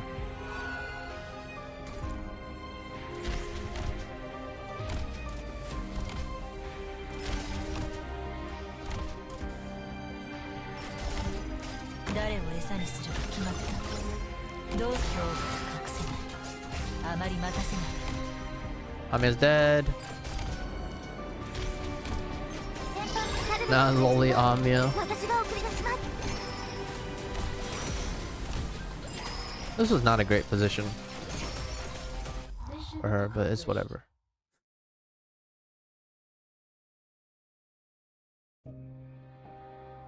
No, not like this, dude.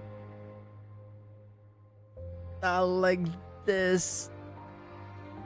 It's the other version of this art that I want to see, not this one, dude.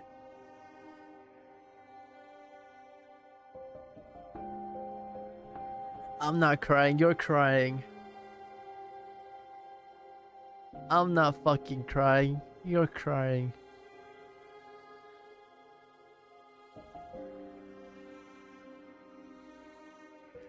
Teresa holds the hand of the one before her, as if it were their first meeting. She quietly faces the other pair of eyes, looking at the emotion shifting weight within until finally, only a void remains. She knows then, every memory had been wiped clean, the soul purified. Your memory is gone, and your soul reborn. A truly terrible trick. But they underestimate your benevolence, your desire for victory. They underestimate us and what makes Terra so tenacious. Doctor, allow me to call you by this name for the last time. This is my little revenge on you. And also my final gift to you. Memory does not shape who you are, so with your original self, live again on this land, see the world, feel the various emotions living the life brings, meet the many people of Terra. Perhaps your journey will start in suffering, and you may never manage to escape the murky moon shadows of this land. But you will always get to see the sunrise. I trust you will find a new solution. One that is truly your own. An answer that sounds just like the murmur Kelsey and I once heard. A most moving answer.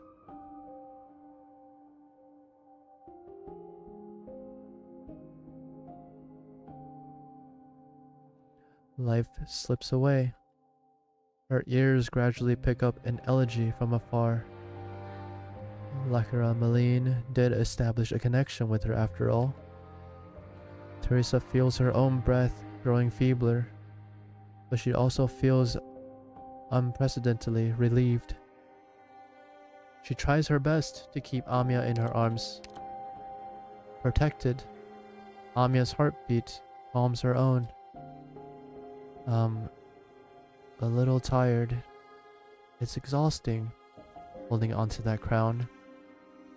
I should rest when I'm tired. Isn't that right, Amia?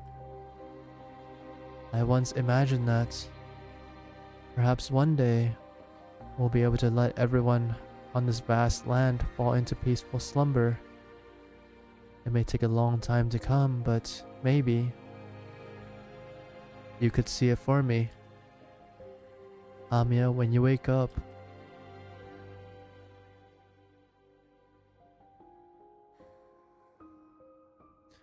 you'll have to keep going. I'm so tired. No, she's not here yet. She clings to her final strand of remaining strength. She is waiting for someone she must see. Fortunately, the sound of her footsteps already draws near. And then finally, even though she no longer has the strength to keep her eyes open, she knows she is here. Kelsit. Kelsit.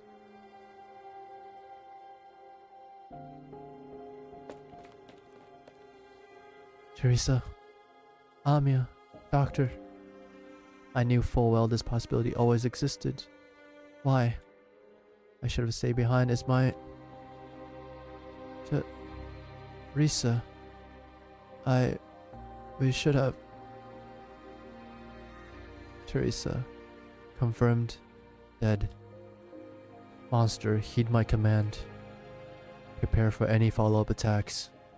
The Doctor and Amia. Nothing must happen to them. Protect them at all costs. Monster. Kelsit. Kelsit.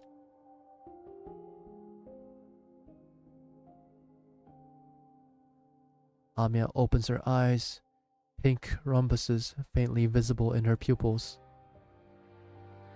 Teresa's eyes remain shut tight, but Keltsid knows it's her. Keltsid, I've been waiting for you.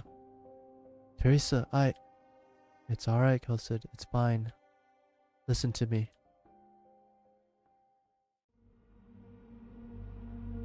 I'm already dead. What you see now is my consciousness put into this crown. I'm borrowing the body of this girl to bid you farewell. Keltsid, tell me, did you raise Babel's banner high up in the sky over Kazdel? I sent it back to Kazdel and watched it ascend myself. Thank you. I came back too late. I knew there might be a possibility. Don't blame yourself for this, Keltsid. You had your own mission to fulfill, and I managed to hold this long for you, and that's enough. Are we running out of time to say our goodbyes? I'm sorry, Keltsid. I understand. Please don't blame yourself for this. We trusted the doctor, and I hope you can continue on our path into the future. Also, there's no need for any further misgivings. I took a life, but I also saved it. So please, take it to where it should be. If it can wake again, guide it, and it will in turn lead us to the end of our path. I have no doubt about that.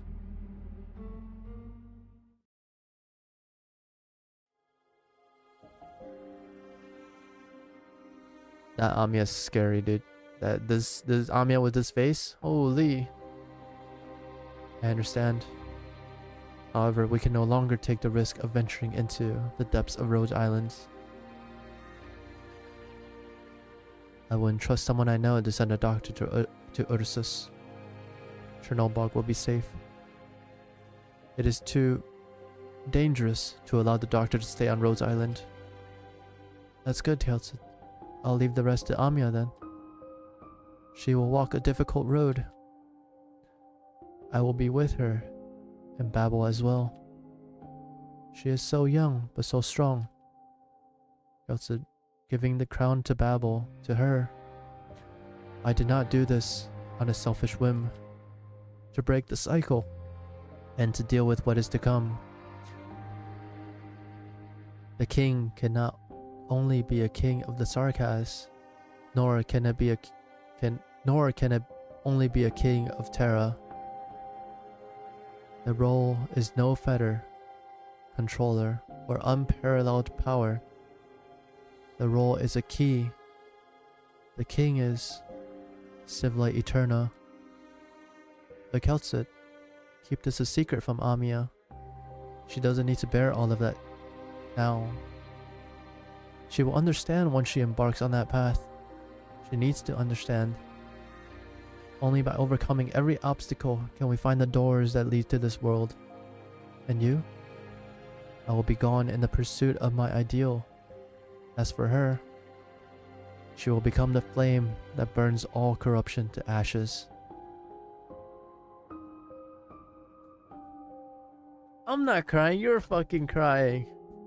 I'm not fucking crying. Keltsid, a new war is about to begin. Terrace is my kin. He will descend onto the cradle in Victoria that belongs to us, and Originium will cover that patch of land. She is leaving us. He will bring suffering to the other races on this land, while he will become the final struggle for her ideals. A last-ditch effort. He will make everyone else on Terra see the Sarkas as enemies once more. Deathmongers, do not attempt to abandon your efforts before her end is set. Prove to me that her path still holds the chance to win a future. Prevent that day from turning true before everything becomes irreversible.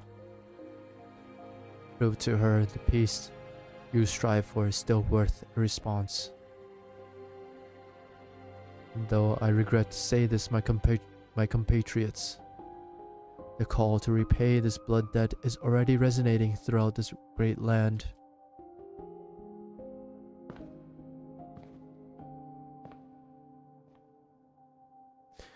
Because those hatred should not continue to spread.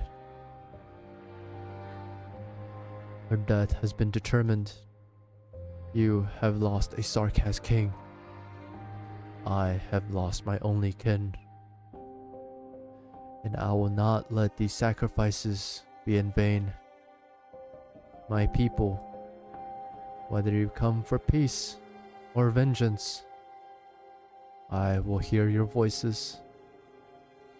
Revenge, war, survival, future. You will see where the Sarkaz's true path lies. The blood with which you stain the steps of Victoria will eventually return to where it belongs. We must make this place a new beginning for us. I can still hear the Sarkaz voices even now, Kelsit. The closer I get to the myriad souls, the clearer their voices become. What I can glean from their shouts and cries is, suffering will descend once more. All of Terra will surrender, starting from this very spot. The Sarkaz will rise again, will ruin the land. We have to stop him, Kelsit. But that is not something Babel can do as it is now. You'll find a way. Besides, you'll never be alone with the Babel we built together. Our companions will help you. Your Highness. Teresa, Your Highness! Your Highness!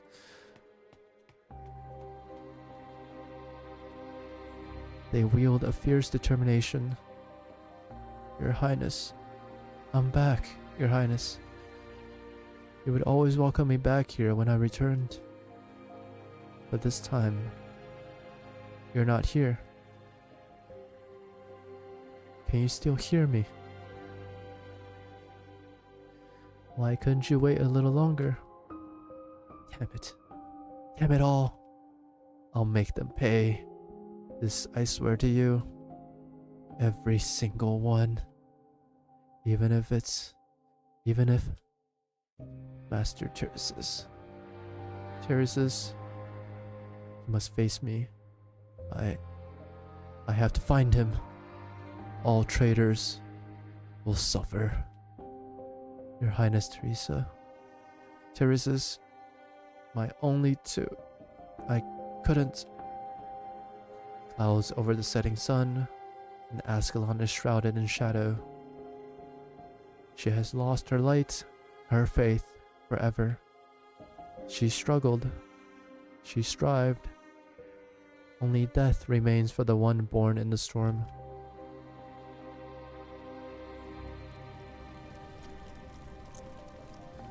They are the most remarkable of all. Logos. Yes. I don't know. We should. Let's retreat first. Let's return to Babel.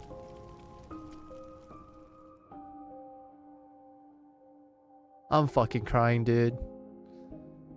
They will never doubt our ideals, even for a second. It's over. Why I feel I too am baffled, King of the Noxerers. I thought I was long accustomed to a King of Sarkaz's demise.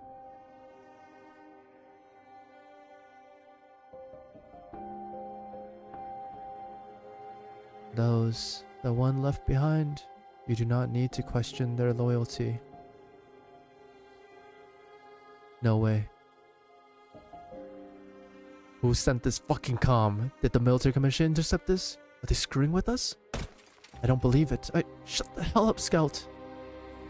The land should be this way. Teresa, she couldn't have just died like that. Winter of 898. The king of Sarkaz dies. Illis dies and Kazdel falls into ruin. The explosion of the soul furnace sends dust flying all across Kazdel's territory for 3 whole days and nights. Finally, it falls to the ground like black snowflakes, burying the bones of the invaders, along with the ruin once known as Kazdel.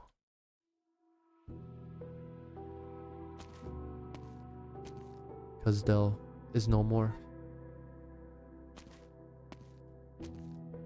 But Kazdel has never been gone for good. That's why I heard from the king of Sarkaz. He said Kazdel has met with ruin more than 3,000 times, but it will always eventually be rebuilt anew. Perhaps that was just a ploy by Illis to deceive the people. He's dead, Teresis.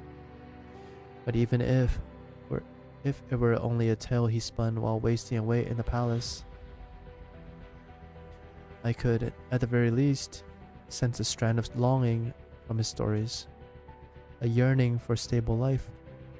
What happens after victory? Now everyone will only begin wandering the land once more. Our people will praise us as heroes, but we can only return to ruins devoid of life. What can we even do now? Heroes, once this war is over, that title will be meaningless. Indeed. Also, I seem to have picked up the married souls whispering in my ear from a while ago. Their voices are becoming even more distinct. I don't know where the married souls hope to lead me. What about you? I hear the same. I dismissed it as a delusion brought on by euphoria of victory, but it seems to be more than that. The myriad souls beckons us, and let's go to wherever they beckon.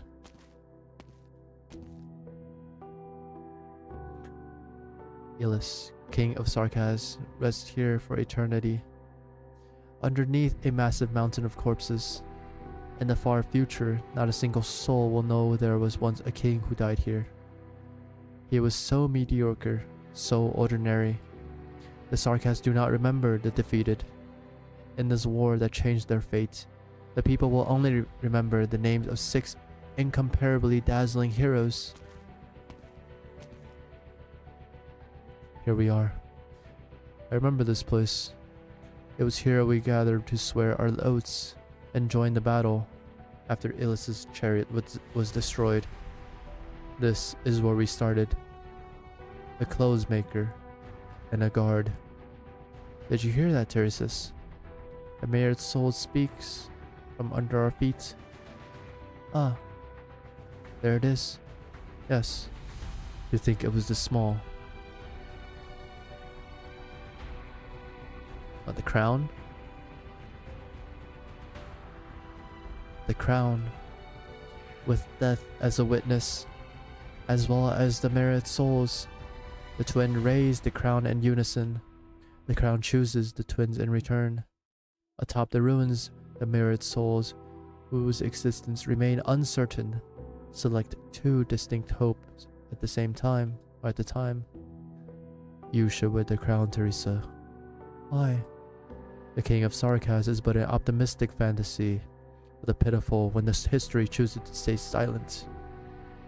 Indeed, we will change the Sarkaz's fate, with or without relying on an external force. But in this age of despair, it will bring a glimmer of hope to our people. I'm not fit to be that hope bringer. My blade will cut our path forward, and you will lead the way. I understand. The war has just ended.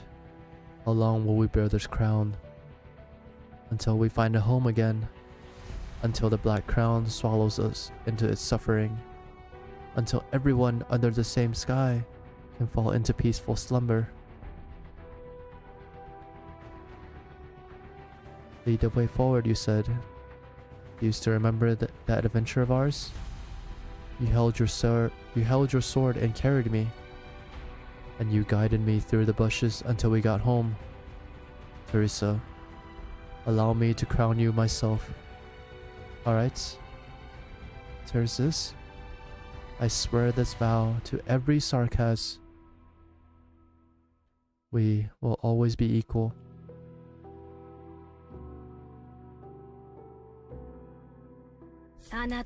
Man, dude. 周りの連中もなんでこうも頼りになるかね。ああ、ロドスのお頭が羨ましいよ。Man, I shed a tear. And of course, there's more. And what's worse is that a playable Teresa is literally impossible, even in Enfield. Yeah, it's literally impossible. I mean, she shouldn't be there. I wonder if we'll have the King of Sarkaz on in Enfield. Did they ever say anything about that? A Civilite Eternal, mayhaps?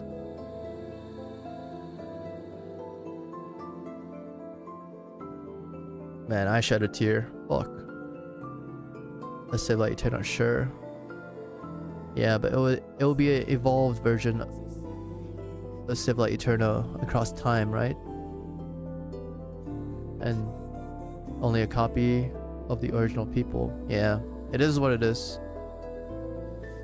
I mean, what they're all clones, right, or whatever. All copies.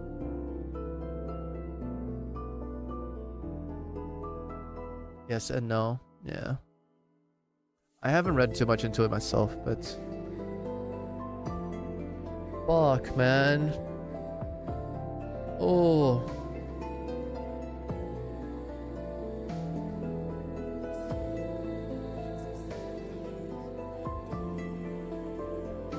My fucking heart, dude.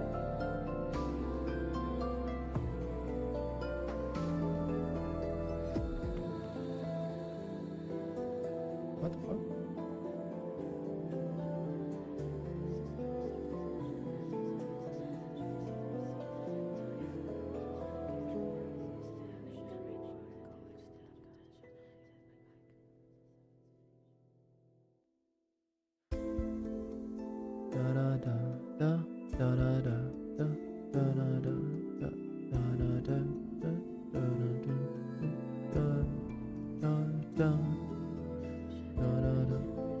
Oh, we got ads in progress.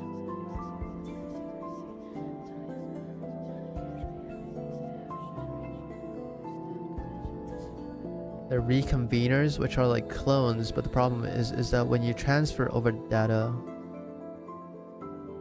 can you control C instead of control X?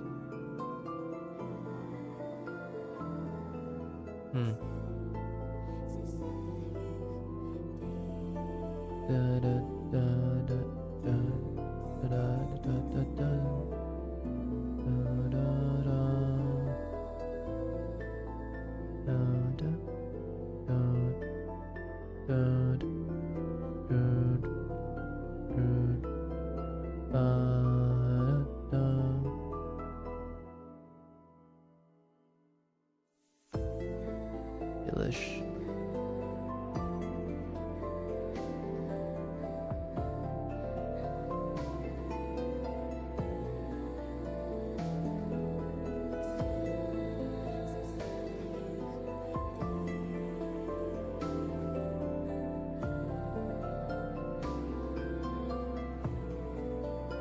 I'm fucking sad, dude. I did say we're finishing this today, and I will. Just give it a little bit. After the ad ends, I will start another like minute 30. I'm gonna drink some water.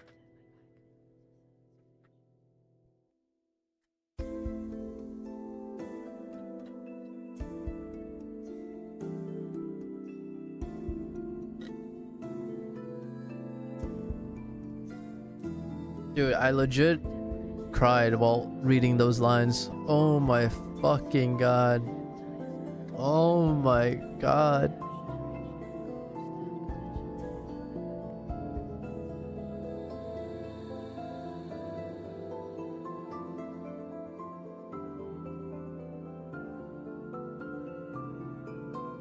Man, and it was fine. I was holding on while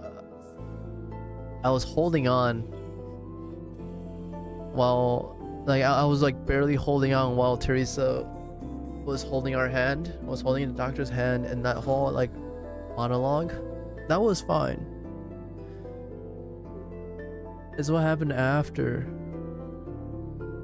It just kept on getting more sad for me. And then when Ascalon hit, I legitimately cried.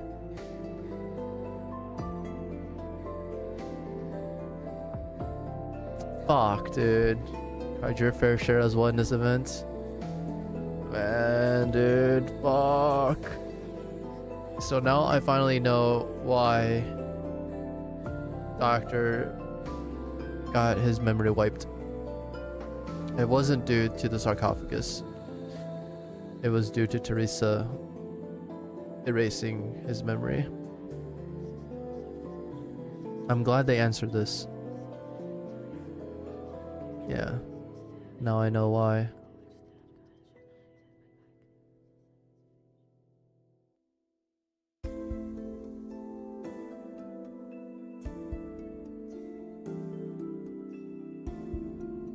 What's the BGM called? I'll probably like listen to this to sleep. Kai, you know? Actually, I can just search it up really easy. Babel BGM Arknights. Babel OST. It's literally called the Babel OST. Oh no, there's difference.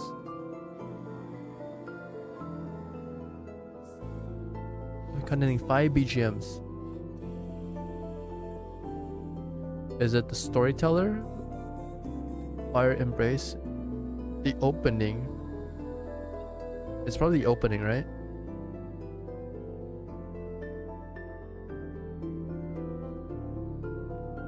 Oh shit, they got it on the storyteller? Fuck! Man. Fucking bullshit. Why you call it the opening when it's not the opening? Hold up. Oh, dude.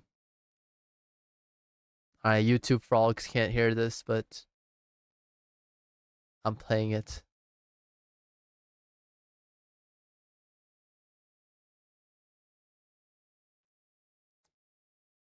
I didn't know the Monster Siren had their own website with all the songs. This is fucking sick. What the hell? Thank God I can read this. Is there literally everything on here? Nice. Some collabs aren't included. Unlock. Some anime stuff as well. Let me see. Yeah, they got... Yeah, they have the anime OSTs.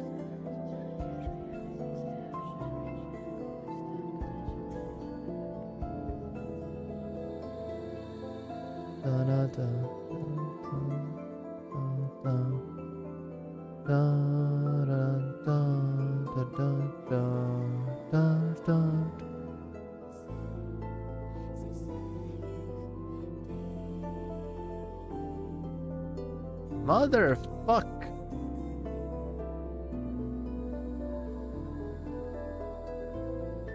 The fucking search function is dog shit.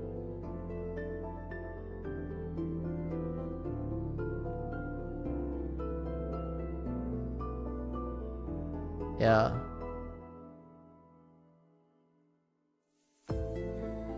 Alright. Let's continue. I've dried my tears. They're gone now. I hope I don't fucking cry again. Oh my god. Let's continue. The sarcasm wanders across the wilderness of consciousness and soul. It is the final moment of her existence. Alright, time to cry, I guess. Fuck me. Erasing memories. This is something Teresa actually lacks experience in. Not to mention she now faces a rare kind of mind. She knows not what she will see, and has no clue if it will be dangerous, but there is no room to retreat. She has made the final decision of her life.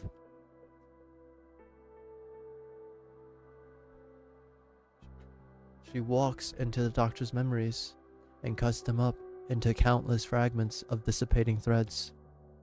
Memories fades away in silence. She walks through a world she has never seen and could never understand.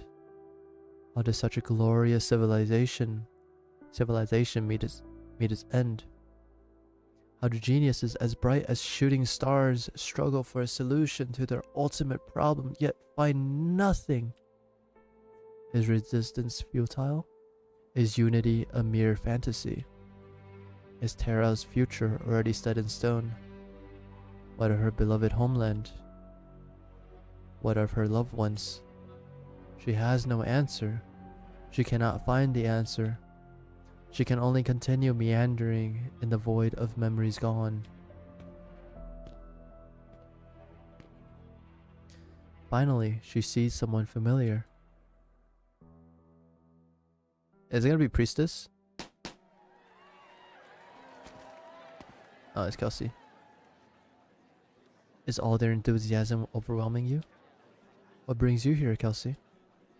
Should I not be present at the celebration of your latest victory? It's been a long time since I last... Days like these were rare back then, you know? Or should I say, I've grown so unaccustomed to it now. No matter, you will get used to it again in time. Babel will be a new beginning. Yo, we should enjoy this celebration. Teresa watches Kelsey pat the doctor before gently pushing that very back into the waiting crowd. Too many are forcing their way through the throng, hands stretched out, fighting each other to be the first to shake the doctor's hand or pat the doctor's shoulders. Some taller and gutsier ones even try to put their hands right on doctor's head for a good kneading. Huh? Sorry about that unruly subordinate of mine, doctor. I wanted to stop him, but my arm's injured, so I couldn't make it in time. It's fine. How's your arm? Recovery's going pretty well.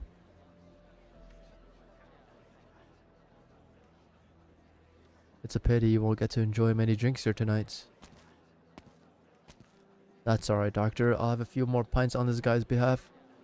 We might have gotten ourselves stuck in that encirclement had you not sprung that surprise attack at the end. Come on, let's slam a few glasses to honor the doctor. I'm afraid my alcohol tolerance may disappoint you, Ace. Excuse me, make way please. I have to see the protagonist of the day. Ah, fuck! Double clicked. So many people in here.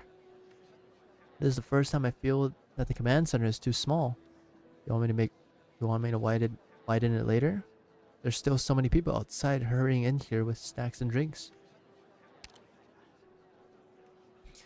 Doctor, everyone's cheering for the victory you brought us, but you seem a little uneasy. I thought I was masking it pretty well. I'm just a little nervous in crowds. Hey, careful, that's enough pushing, Anya. Anya, you good? I'm okay. Doctor, come with me. Teresa, I might made you cake. Look, the oven was so hot I got a blister on my finger. Thank you. Oh, are you okay? Does anyone have some burn cream? A gentle cough sounds in the room, and the crowd splits in two. Teresa sees a woman dressed in white passing by, smiling as she extends a hand to the doctor with a still healing needle wound. She is looking at herself.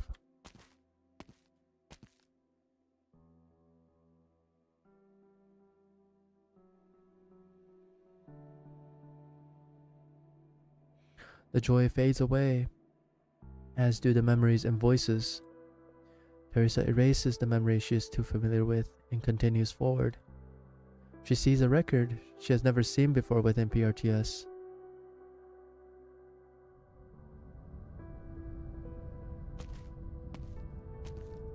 Invoke imaging capabilities. Enable administrator level encryption. Image number 0091 admin. Add subject. This is for you. Activating recorder. Beginning video record. If I didn't hold on until you woke up, you'll see this video. I will remain here in the safest of places until everything settles. Once I'm done with everything, I'll vanish into silence, disappearing before all those who hate me. There's always a voice inside me, reminding me, asking me, who am I? Our own watcher? Or a traitor to future civilizations? I can no longer recognize myself. You'll get an answer after checking all the logs I left behind. But for now, at least, I'll no longer hesitate to do what I should do. When you wake up, I will have already disappeared in your past, and also unable to appear in our promised future. That's why I hope.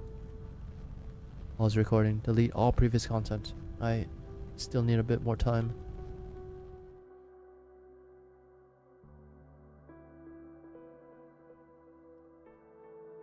She does not pause or sigh, just continues what she ought to do in silence. Teresa goes deeper into the buried memories.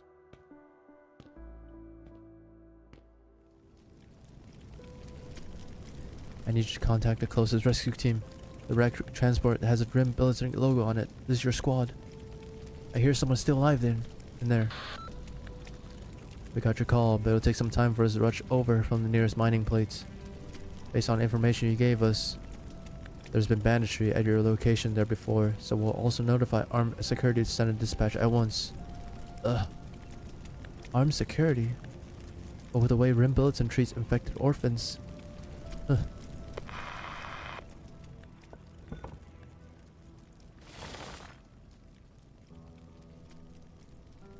Imagine wearing that huge ass coat under the fucking sun, dude. In fucking Australia. Holy shit. Getting a fucking heat stroke. Just hold on. I'll get you out of there myself. You. Please, stay with me. God, that's a good girl. Give me your hand. Hold tight. But I'm so tired. What's your name? Name? Me mum calls me Amia, eh? Mum calls me Amia. Amia, just hold on tight. I'm holding. I won't let go. Me mum calls me Amia. The memory shatters. This is Teresa's destination, the terminus of Doctor's memory.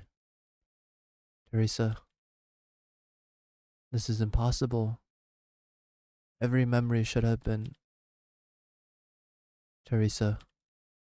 She follows the voice to avoid, and it speaks once more from behind nothingness. Where am I?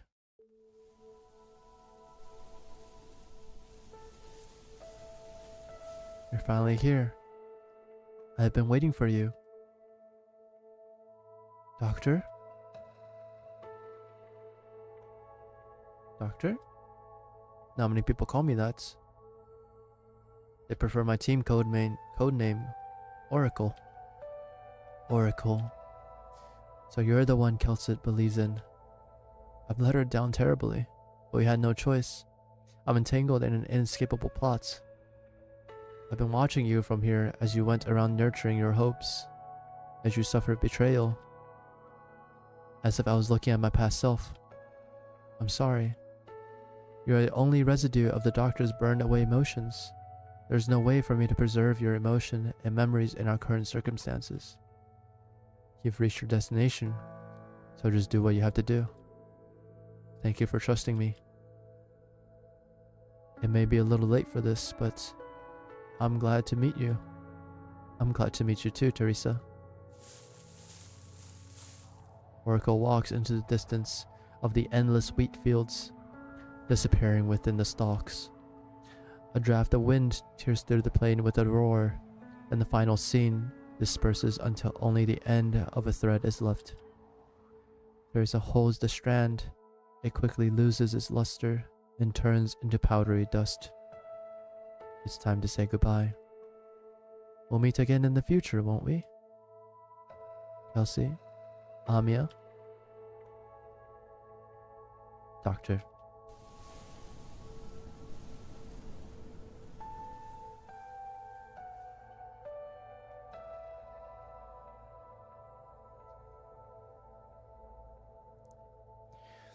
Teresa lets go of the final strand of thread in her hand and watches it disperse and fade away like starlight.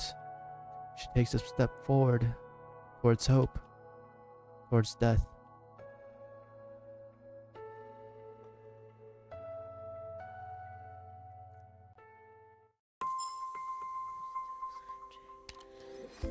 That is Babel, boys. We are finally done. Holy shit, dude. Oh my god.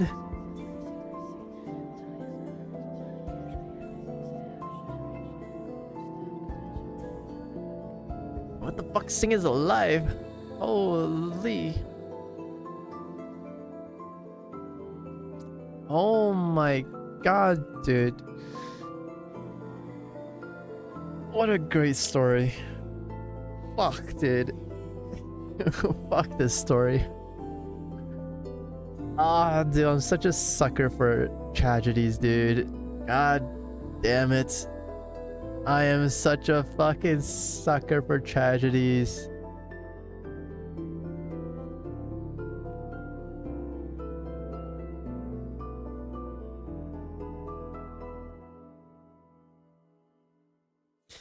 You know, I used to hate... I used to not understand, and I used to hate tragedies. I used to not understand why people would like it, because that's all they would talk about in school. Because tragedies is like the majority of what the fuck is his name? Shakespeare. Yeah, with Shakespeare. Yeah, I was gonna say Einstein, but I was like, not Einstein, the other guy. Yeah, with Shakespeare, it's mostly tragedies, but it's different.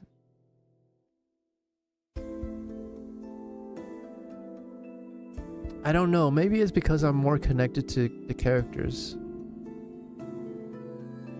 And I know more about the story. The tragedies that Shakespeare did, maybe it was also because I didn't like school that much.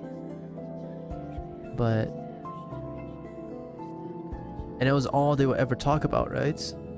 I never really understood their appeal. But I also think that's a different kind of tragedy than compared to like this kind. You're made to invest into something you didn't want to invest in. Yeah, that is a very big part, right? I was made to care. I was forced to care about something that I could not care less about. That really made the difference. One is willing and one is forced. It really makes a big difference. And I honestly think it's a different kind of tragedy, right? Like the subtle differences is turns out to be very significant. Like there's a reason why I love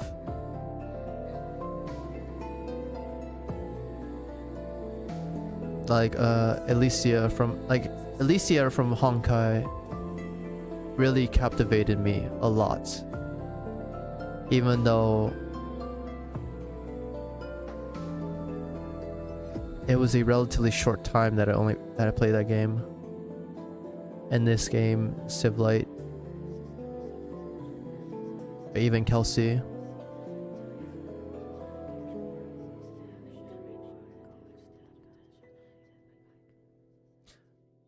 Man, dude, Fuck, I'm such a sucker for tragedies. Tragic heroines. Such a fucking sucker, dude. This Honka has never been the same ever since the CCP shot down the gays. Man.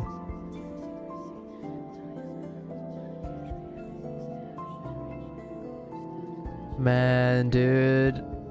Oh, dude, I'm so fucking sad.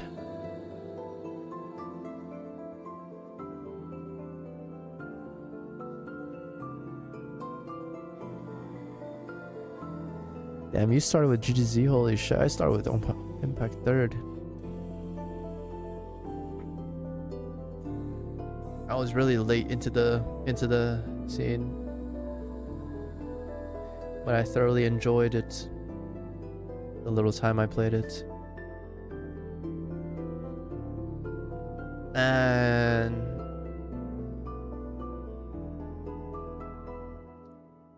fuck, if Aki was here, I would be able to ask him which like GBF characters is like that as well. I don't think GBF has that kind of tragedy.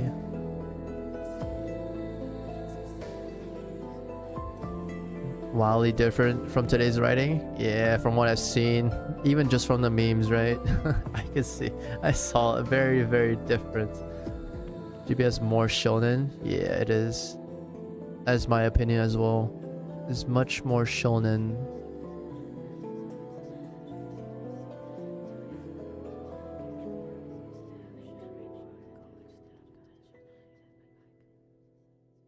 Let's head back to the main screen.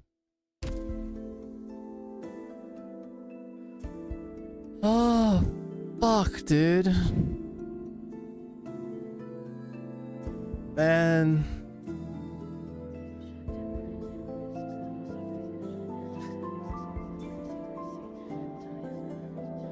You, the constant, you are me. S stages and EX stages. I am not doing those today, just for everyone's clarification. I am not doing EX or S today. Ain't no fucking way. I am not about to suffer EX or S after this fucking traumatic experience.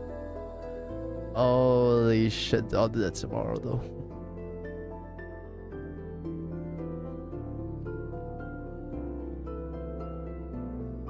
I'm so fucking sad, dude.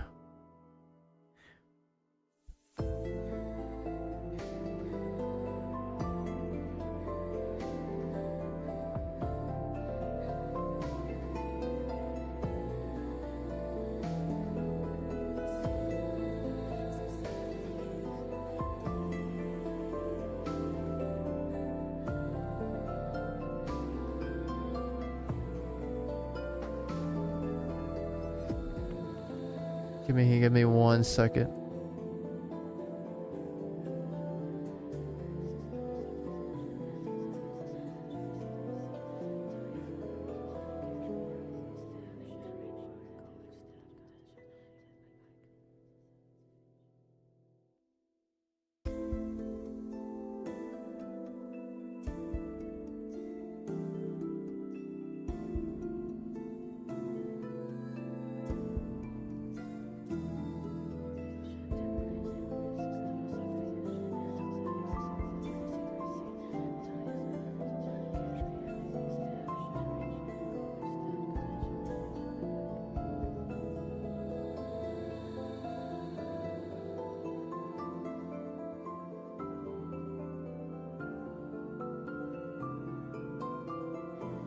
And searching up like tragic video game characters it's just different kinds of tragedy, but it's not the one I like. It's never the one I like. It's just slightly different, man. Yeah, no.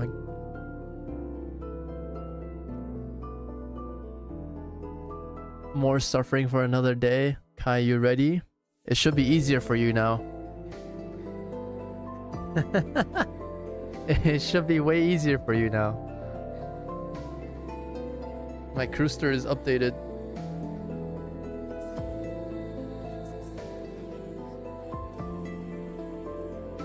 Oh man, dude. I'm quitting if you can't clear stages or something. Fuck. I'm quitting if you can't clear the stages yourself. How bad can it be, you know?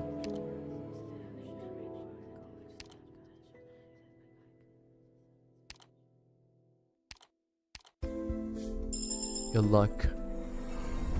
ドクター、俺のことはもう覚えてないかな。ずっと昔にドクターの元で働いてたんだよ。オッタ。俺の名はオッタだ。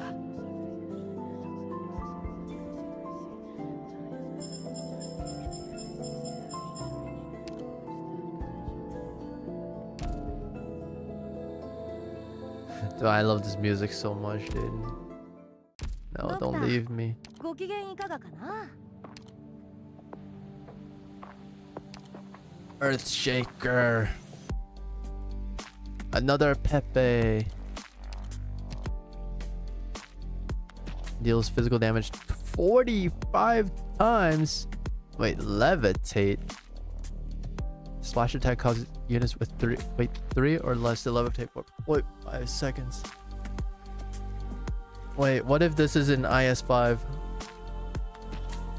You know that Kai, you know that levitate, or is it 4? I can't remember.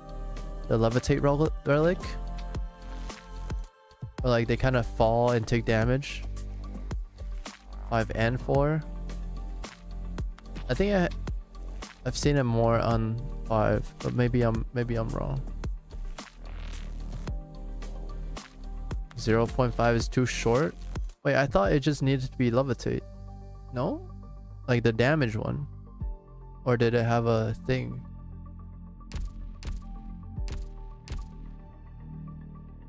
What am I doing? Over here?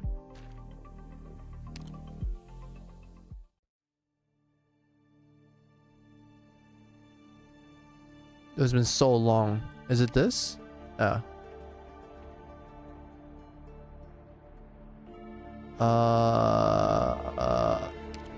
Yeah, okay. The fuck was it? No, that's the 3 thoughts. Dude, I don't even remember. What the fuck? It's been so long since I played IS. I don't remember what it looked like. Was it this? No. No, this is Rosmontis.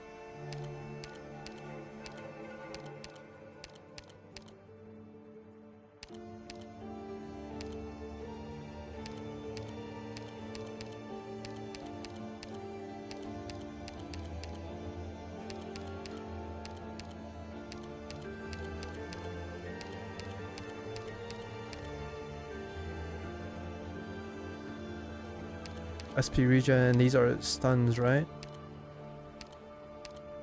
Stun, stun, stun. Cold old fan.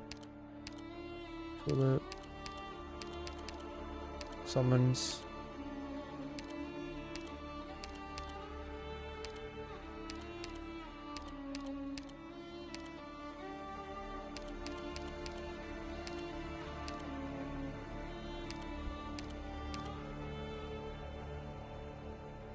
Slave Hunter.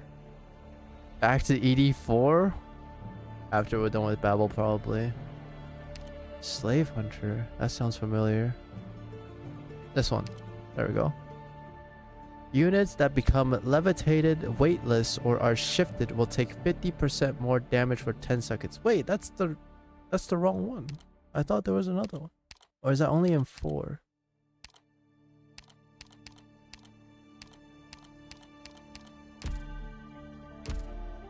Hold on, let me see.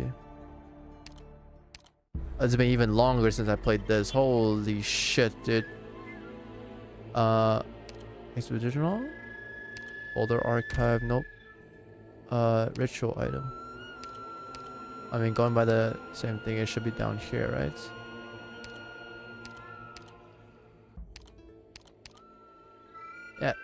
freed from levitation and or weightless, they take 2,000 arts damage and take 30% more damage for 10 seconds.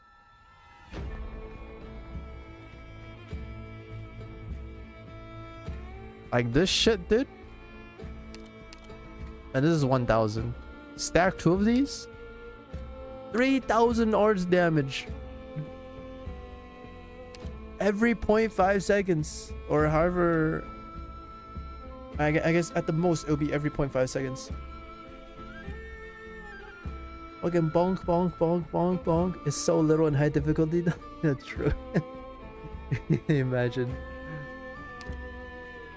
Works better with Ange. I mean, all these fucking weightless shit works better with Angelina, right? There's no doubt.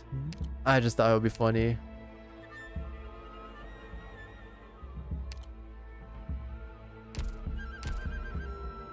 Dude, fucking stuck at D13. Fucking bullshit. Am I also stuck at D13? I'm stuck at D16. Fuck this, dude. Oh my god, fuck. Fucking D16, dude. D16 is fucking bullshit.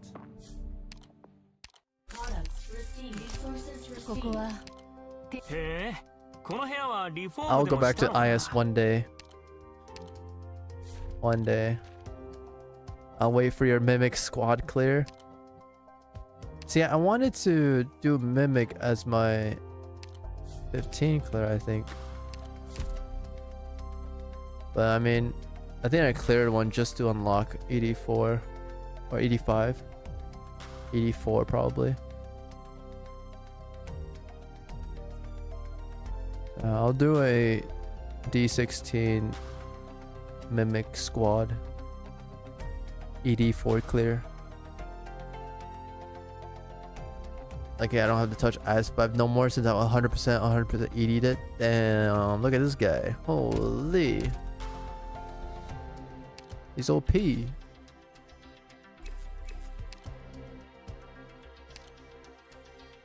Alright, you've rested enough, Texas. Come on. Don't give me that shit.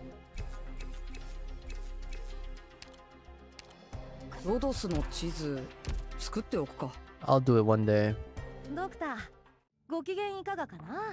Oh my god, dude.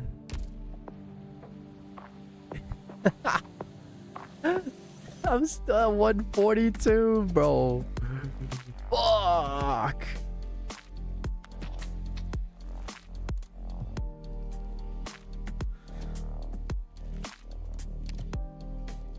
What stage do people farm in this?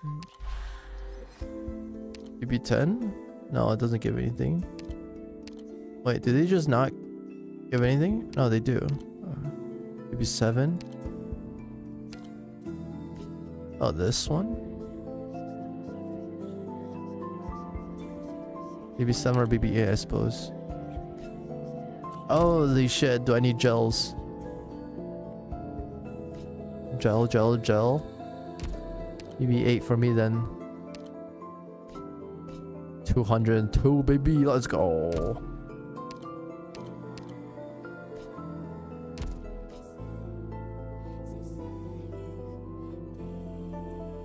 Alright, well, it is what it is.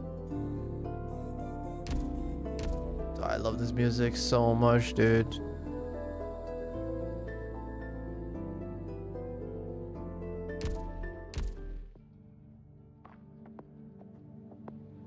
HG, just give us the fucking background music for the lobby. Just do it. Just do it for every single content you have. Just do it. Fucking this pussy shit. You don't like money, HG?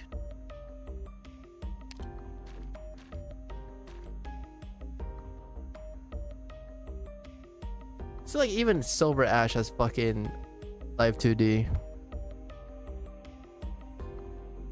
Kind of bullshit. Not gonna lie. Kind of fucking bullshit. Where's my most in my Live 2D? Huh? What the fuck?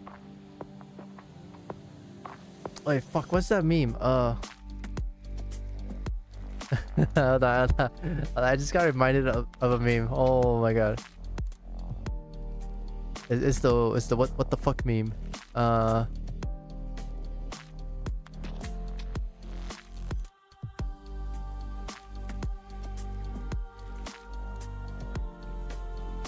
It has almost no relevance today.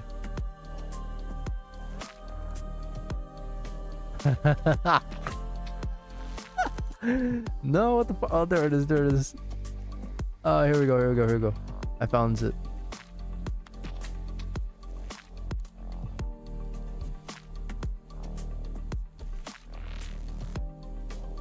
Wait, which one's better? Ah, this one has 12 million. Alright. Let me just mute the music. It just came to my mind as I was saying what the fuck. What the fuck? And I find this meme to be really, really funny. Oh man, it's been a while.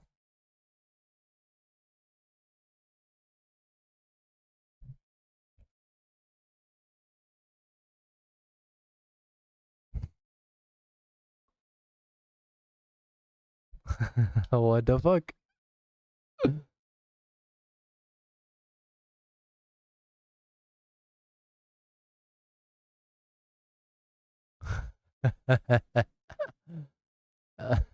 What the fuck? Oh my god, I'm starting to become delirious. Sorry, YouTube frogs, you guys can't hear this. It is what it is. Unlucky, you know. What can you do? YouTube's too strong on that fucking EMCA shit. And as a small streamer, I'd rather not deal with that shit. I think that'll be it from me for today. Tomorrow we tackle EX first. I think we go for EX and EXCM as we go along. I'll probably still play Hades in the afternoon and then Arknights during the night. Sounds like a plan. Unless something else happens, but yeah. GG's. Thank you guys for watching. Thank you guys for hanging out with me along this sad fucking road. Sad fucking story that I love so much. Yeah, I'll be back tomorrow. GG's. Thank you all for coming. I will see you guys later. Bye bye.